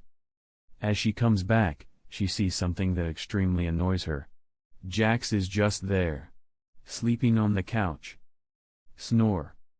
He is so annoying, screams Camilla inside her head. She had been away for only a couple of seconds, but he was already asleep. But as she goes to get close to Jax, she can hear the door to her room open. She immediately looks at it, suspecting it to be an enemy, but it is actually her knocked out bodyguards. She feels an immense amount of shock at this. What? I was away for only a split second. How is this possible? He went outside and awoke them all in a split second. I heard nothing at all, there were no signs of it. Jax finally lazily opens his eyes. Oh, thank you. Anyway, I don't think you will be safe with this group, so I will make something able to protect you. I am your kinda bodyguard. Slowly a calm and plentiful aura manifests around Jax as a blob of it separates from him and it slowly transforms into a white-furred muscular gorilla. White Gorino. Jax smiles at this and says, "Well, you can't exactly take a gorilla to a part, so I better fix that." He then points towards one of the bodyguards. "Hey, you throw me that towel by the door." The bodyguard does so and Jax catches it and throws it back towards the white gorilla. Bungee gum. Slowly the towel surrounds the gorilla made out of nen. Texture surprise. The towel wraps itself around the gorilla, slowly making it look like a giant muscular human man. "Well, you can go to the party now, see you later," says Jax as he falls asleep. Snore. Chapter 53. Jax POV. I just look at Camilla as she gets ready for the party. I know quite a lot about her from the manga. She is the second child of the current emperor. Or the second prince. The royal children of Th3 Kaken Empire are all called a prince, no matter their gender. Camilla is the second prince. I must say, though weak from my perspective, her nen ability is really the only interesting thing about the succession war. I only went to bother her because I want to see if I can copy it. My talent is at level 13 now. I know how good I am at nen. I can copy even some pretty complicated abilities with 2 or less harsh limitations. Sadly, I still can't copy something like Kurapika's chain or Krollo's bandit's secret. They are too complicated and have too many restrictions for me to create. Plus Krollo being a specialist makes it even harder. As she goes outside together with White Gorino, who now looks like a muscular bald human with a suit, after using texture surprise on him. I know what will likely happen. Camilla will meet her father and will ask what survival means when choosing the next king. Obviously I already know what it means. The competition is obviously a deathmatch amongst the royal children. But killing a prince is still a serious crime, so they can't do it in the open. They must be careful about it and do it in secret or let someone else take the blame. Though a barbaric method, in a way it also allows to choose the one most worthy of the position. Well, in my opinion, someone inheriting any leadership positions just be being born into it is absolute shit. But I guess a good old slaughter game is good enough to choose a mediocre leader who won't destroy the country just by existing. Still though, this succession will be a little boring for me. I can easily kill everyone in this ship, under an hour or probably faster if I went all out. Meaning that I can kill 200,000 people in an hour. Honestly, even if they were nen users, I wouldn't have any more difficulty killing them than I do a normal human. After all, a strong bug or a weak bug, I still just stomp on them. Still though, I know that Camilla's nen beast will have a manipulation ability, which is dangerous even to someone around my strength if all of the conditions are completed. But not really that dangerous to me. Manipulation abilities work on the principle of early bird gets the worm. Meaning someone already under control can't be controlled by someone else. I am already under the manipulation of my own nen, so I can't be controlled by others. Yawn. This is my own condition. In a way it acts like a restriction, but in my eyes it's a boon. Anyway, soon the nen beasts of the royal children will awaken. I will need to be careful about something like that. I know in raw power I am unmatched in the human world, with only Nanika coming close to me. Or maybe the calamities. But overall I am stronger than them in a contest of raw power, with no conditions to it. Because the 5 calamities are mostly considered dangerous due to their dangerous abilities against humanity as a whole.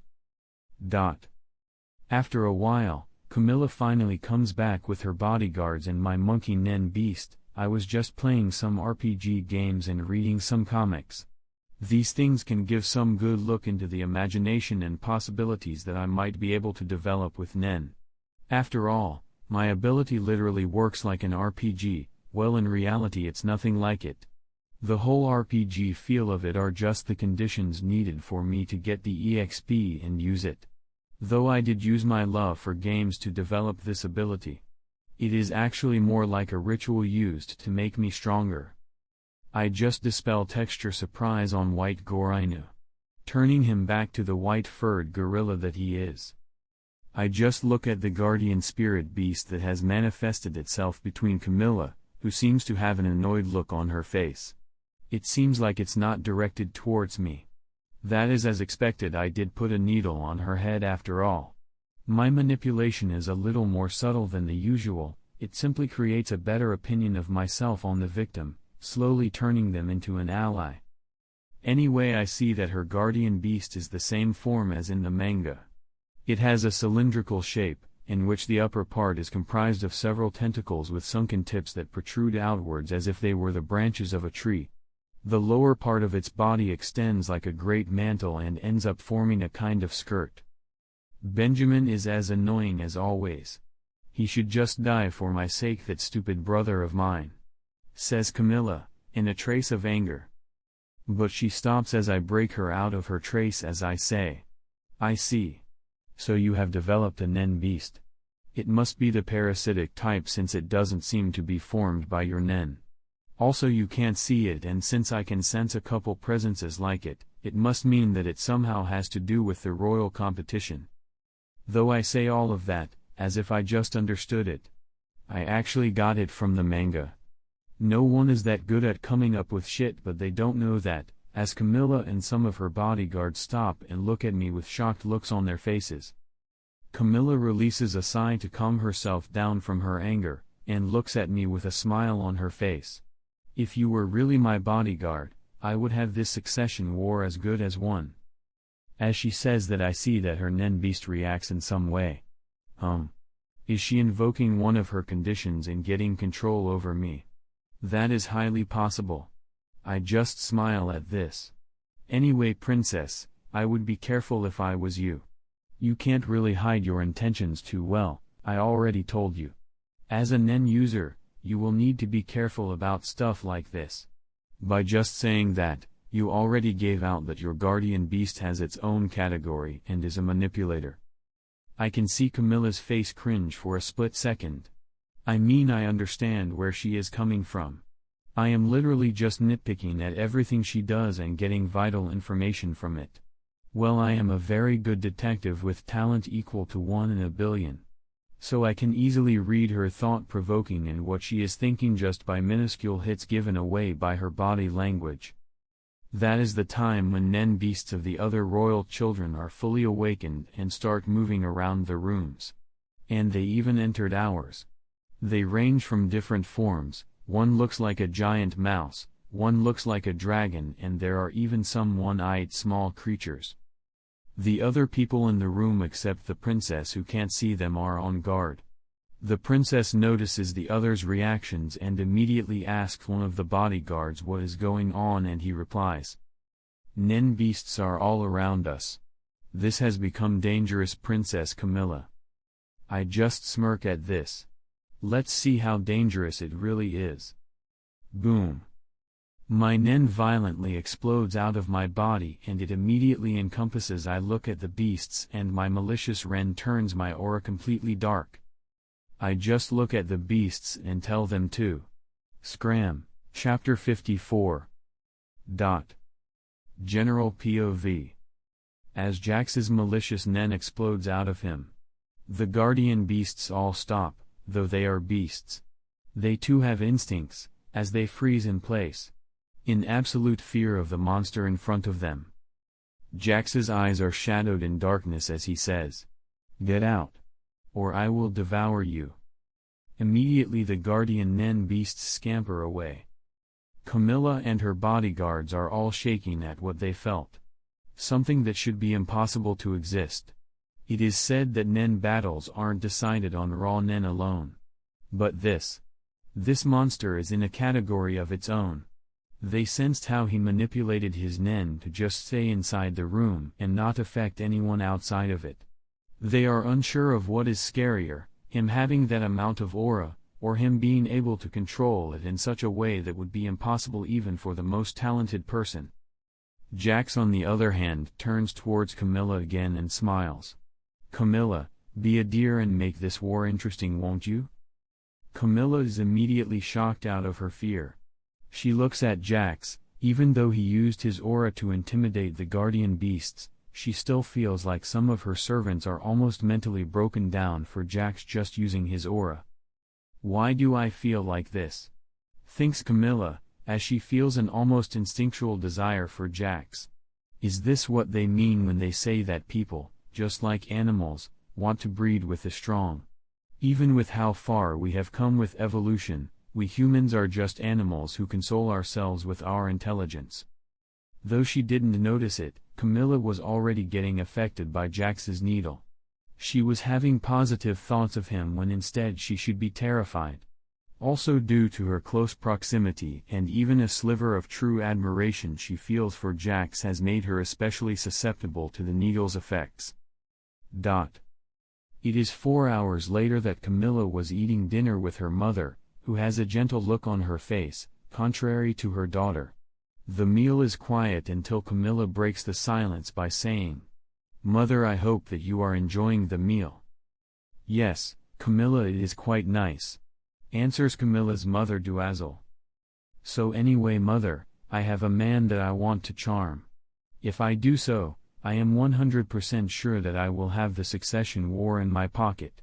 Anyway, you seduced a king from his first wife, tell me your story," says Camilla, for the first time in her life asking her mother to teach her something. Her mother seems surprised at this at first, but she quickly settles down by saying, "I am afraid that you, Camilla, are better than me at this. Since even I don't have experience with this stuff, your father simply took me in due to my beautiful looks." Camilla frowns at this. "You are as useless as ever, mother. But you are right, I am aware that I am better than you at this. I am also more beautiful, so my chances are definitely higher."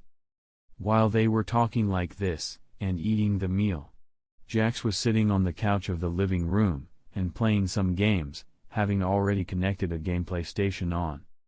He is playing some type of sci-fi/RPG game. As he looks completely unconcerned as he is also listening to the conversation between Camilla and her mother. He already heard how Camilla plans to get rid of the first Prince Benjamin, and she also plans to use her mother to get close to her brother, both of whom have the same mother, and then she will plan an assassination on Haukenberg. Those two are the most rival candidates in her opinion. Jax on the other hand has a whole other person whom he considers the most dangerous of them all. Tsarednik, the psycho who will get the ability to look 10 seconds into the future if he is in a state of zetsu, meaning unable to use Nen at all. Obviously, Jax doesn't feel nervous at all against any one of the princes. Well, he doesn't feel nervous against anyone in this ship. But that is beyond the point, because Jax is still cautious in case someone with a dangerous ability appears. Jax also looks at a small air vent of the room. There is an owl-like creature looking at them. So we are already being spied on. And as expected of Camilla, she is inexperienced and got the illusion that just because she told the bodyguards to go away, in case of a spy, there are still other measures in place that can be used to spy on her.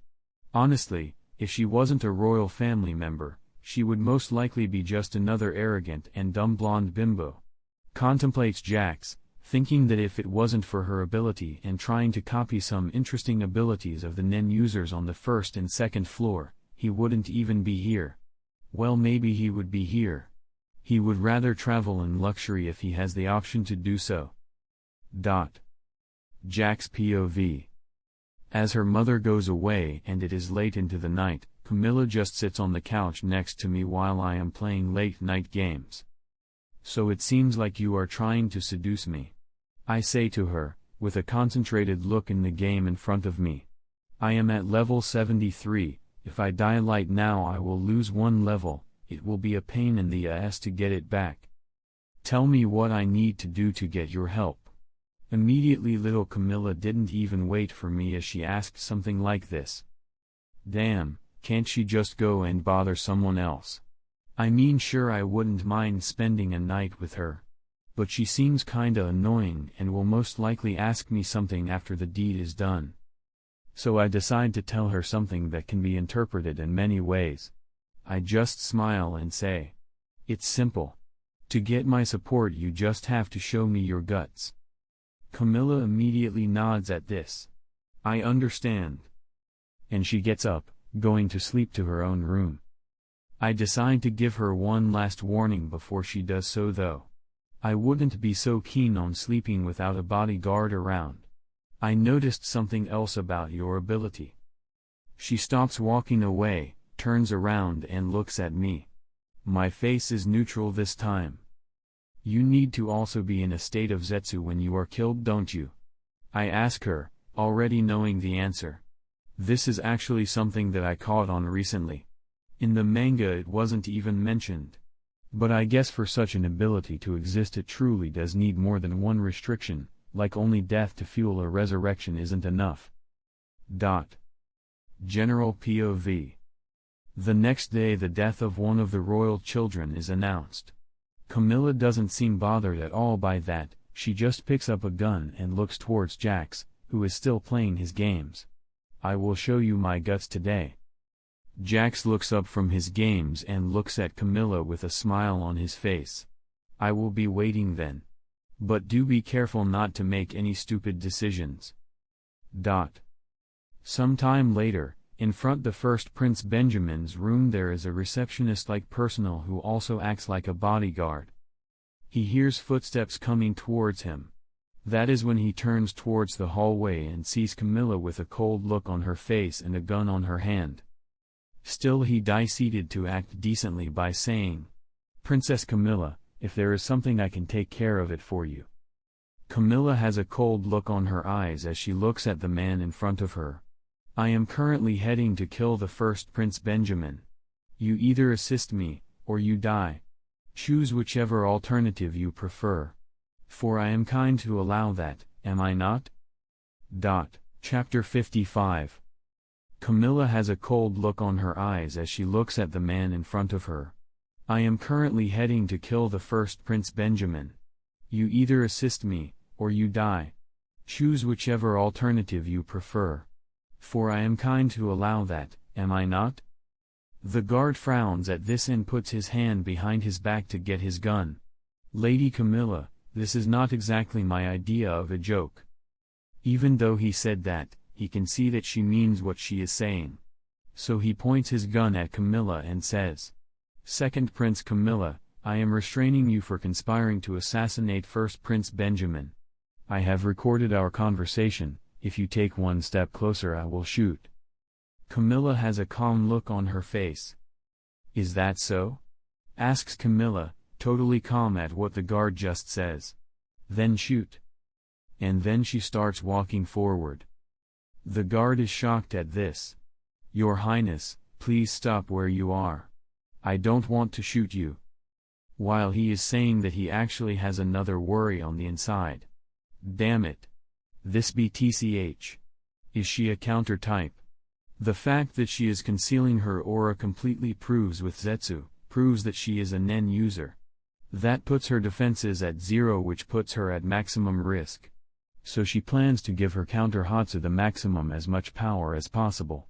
And due to using Zetsu, her guardian beast which feeds off her aura isn't showing itself either. She seems completely confident in her abilities. At best I kill her, at worst I will still find out what her power is. Decides the guard as he prepares himself to shoot. Forgive me. Pow. Pow. Pow.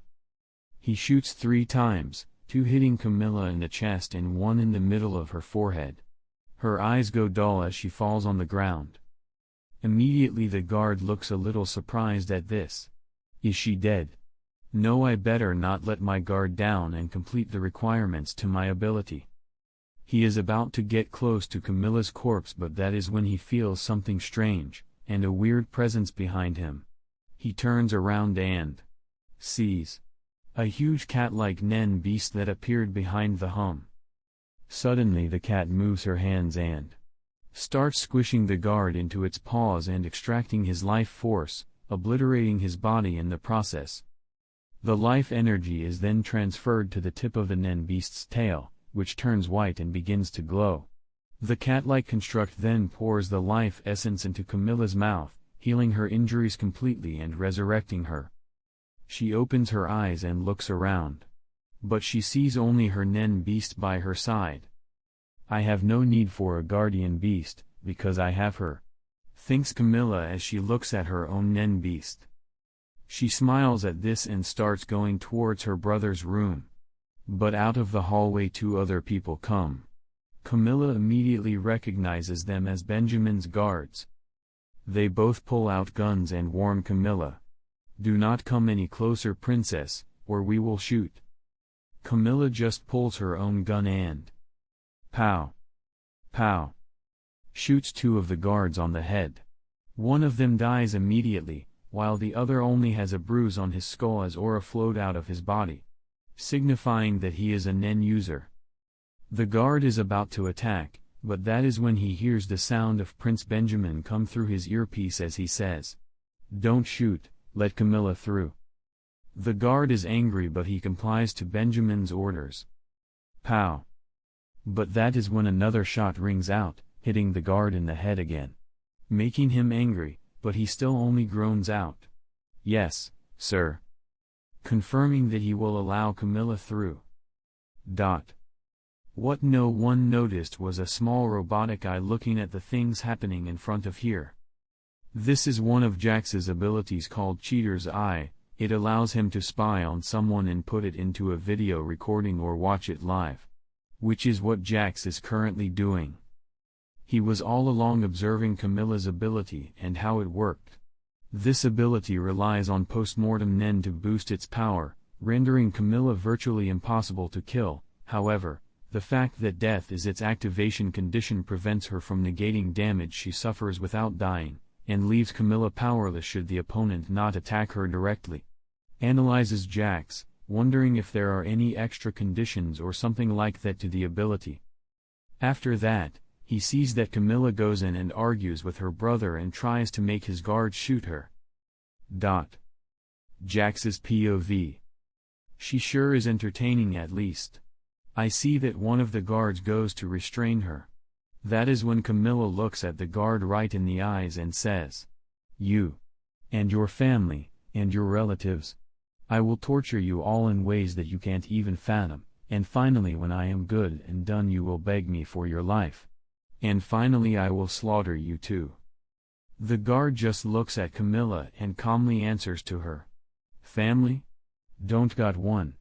My only family is first Prince Benjamin, Madam First-Class Criminal." And just like that I see Camilla get put into a jail cell.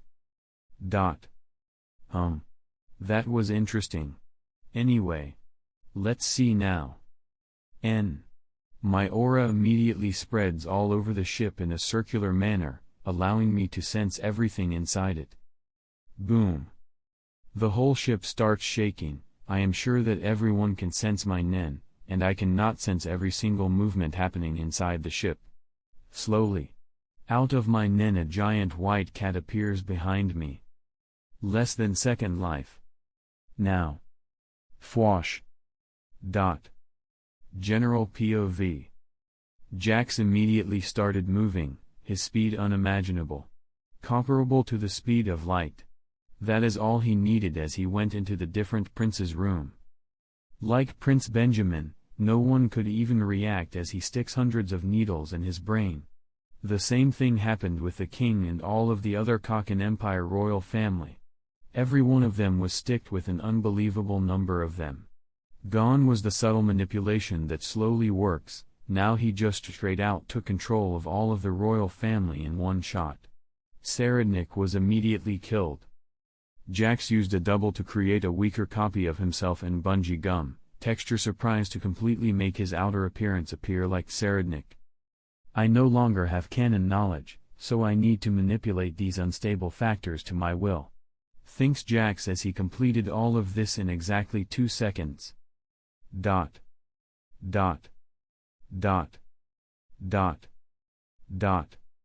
And just like that, time in the boat passes. The now unimportant succession war goes on. Jax having already figured out the reason why the war was being held found it in a way kinda funny. But the Kakan Empire had been left behind. as the hunters advance into Dark Continent. But before they even arrive, the giant ship called Black Whale, boom, exploded, as a giant serpentine-like creature came below it, killing hundreds of hunters. But that was not all, as piranhas swarmed towards the shattered ship, looking for their prey. Jax, on the other hand, was flying up above, looking at the chaos below him. He also sees Mikasa, who had been in the lower decks. She seems to have survived this attack. She is just jumping through the wreckages of the ship, trying to keep herself from getting devoured. So this is the Dark Continent, huh? That was dangerous. Even I would have died if those giant piranhas got their teeth on me. But Jax has a smile on his face all along as he thinks of this. I guess this is it then. Here I come. Dark Continent, decides Jax as he has a tablet on his hand. His aura slowly taking the form of giant needles, slowly going towards the fish and skewering them. And then Jax uses his extreme speed to go and turn the giant fish into exp. He looks at his tablet, clicks on stats and sees Jax Miller. Age, 30. Talent, level, 13, 025,600 exp. Exp, 2,829. SDR level, 10, 53,200 exp. Aji level, 11, 06,400 exp. End level, 11, 6,400 exp.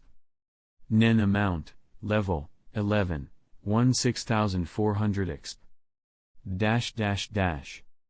His face morphs into a giant smile. I just got 500 exp from only one kill. I will get so strong now. Immediately out of his massive aura, hundreds of giant needles are created, starting the slaughter of the giant creatures of the Dark Continent. Chapter 56, Epilogue. After conquering the Dark Continent, I reached a power unimaginable before. Now even light can't keep up with my speed anymore. Humanity has conquered the Dark Continent and is already planning for intergalactic travel. With the resources of the Dark Continent, everything is in place. The only resource I didn't allow humanity to have was the nitro rice, the thing that allows someone to live longer. I took that all for myself and growed it on my own personal game dimension. Anyway, I figured something out. In the Dark Continent there were many species, even ones who had space manipulation abilities. Anyway, with my high talent I was able to copy a bunch of them and I have created a new move. So I am currently on the ground and I look at the sky. I crouch down and the muscles in my leg triple in size. Boom. I make a powerful leap and jump into space. In less than a second I am up there. My body is coated by Nen, so space doesn't really hurt it. I mean, even my natural body wouldn't be hurt. My natural endurance is crazy. Anyway, I look down and see the many giant trees that were sprouting all over the Dark Continent. Immediately I concentrate again, and in the space in front of me a portal opens. I used a dozen space-related Hatsu to make this possible. Though since technically they were all recreated by me, I also put the conditions that I can only use them outside of the planet. Back then I couldn't just jump into space, so that strengthened my Nen by quite a lot. Anyway, I am not 100% sure where this portal will take me. I just know that it will take me away from this place where I can't really grow any stronger. Also I used the cookie, a Nen beast which makes one cookie every day that raises my luck. So with that, I just walk through the portal. And when I come out from the other side, I am in a medieval city? What? Did I just return back to Earth? 2. But the conditions were that I would be randomly transported in a new and possibly dangerous world. It seems like I was lucky and got transported in a nice world. So that would mean that I am in a new world. But I immediately notice something strange. Everything is too quiet. Not only there are no people around here, but there is literally no sound. Bow birds, no stone falling to the ground, and no wind at all. I have been to similar places and have encountered similar abilities on the Dark Continent, but this is all too weird. I use N and immediately it spreads out hundreds of kilometers. It is at the same as the speed of light as it spreads, so it doesn't even take a millisecond to cover the whole city. This really is just a city, floating into nothingness? But I did sense one person though. And he is right above me. I look up and see a dark-haired man with similarly dark eyes. He seems to be reading a manga, One Piece, while he is levitating and floating. Anyway, I just call out to him as a friendly smile appears on my face. Yo! Can you tell me where I am? The person looks at me with a side glance and says, "Oh, so you made it then.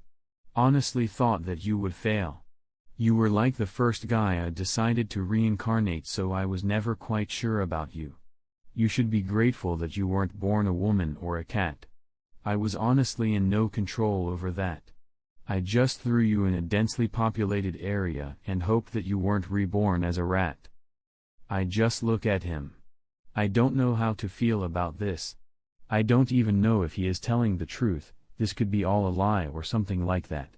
I am half tempted to immediately attack him right now, but it would be dangerous. Or would it? I immediately use my right hand and grasp my left arm. And I pull. Squelch. With a little difficulty I ripped off my left arm completely and blood flies everywhere. With this being a fatal injury, I can now activate my ability. Perfect plan. Fwash. Immediately I see a future me do the action and speak some words. So this means that me fighting him wouldn't be good. By my perfect plan showing this, it means that I have no chance of winning in a fight against him. I wonder if I would be able to escape though. But sadly perfect plan won't show that to me. I have a few other future predicting abilities, but that would require a lot of conditions to activate. Also it would be useless, the perfect action has already been shown. My arm is also put back in place and healed. I just ask the man up there, "Who are you? And where are we?" As soon as I ask so, he looks away from his manga and looks at me again. This time I can clearly read the amusement on his eyes. "Well, my name is Yami," says the man. "I like steaks and other things. I am also an alternate version of you. Also we are currently in a place that I myself made, it is called the Citadel. I plan to have this place full of different versions of me. But you are the first one to arrive here. So welcome." When he says that my eyes immediately widened. So I was reincarnated by an alternate version of myself. I guess. I will think about that later. I can't panic here, so in the end I decide to say to him, "I see then. Yami. My name is Jax, and I would like to make an offer to you." He looks at me with a questioning look on his eyes and he mentions me to continue. "What I want is for a way to grow stronger. My perfect plan is working towards the best outcome for that too. So, as I see what my future self does, I am a little surprised. I really love this ability. So as I see the peach of my future self, I offer to him. Well, I bet that a lot of the alternate selves that you sent die. Either because they are weak or something like that." Yami looks at me and a smile appears on his face. "Do go on." I swallow a little, just like my future self did, and in the end I continue. "Well, I can create a gamer-like systems. Like the anime system or such, though they won't be too powerful and..." WTF, my future self said that. Anyway, I continue saying, "And also I will get 70% of the XP they get." I see that Yami's smile hasn't changed at all. I know that this will allow me to grow tremendously, and I will use other versions of myself as leaks that will help me keep growing stronger indefinitely. Why my future said that to Yami, I don't know. Don't tell me. Maybe Yami has some mind-reading ability and can tell something like that. So me being honest was the best move. Yami in the end, after thinking for a split second, he just says, "Okay then, I accept your deal." I can hardly stop the smile from appearing on my face. But he continues by saying, "But, you must convince them to accept the system.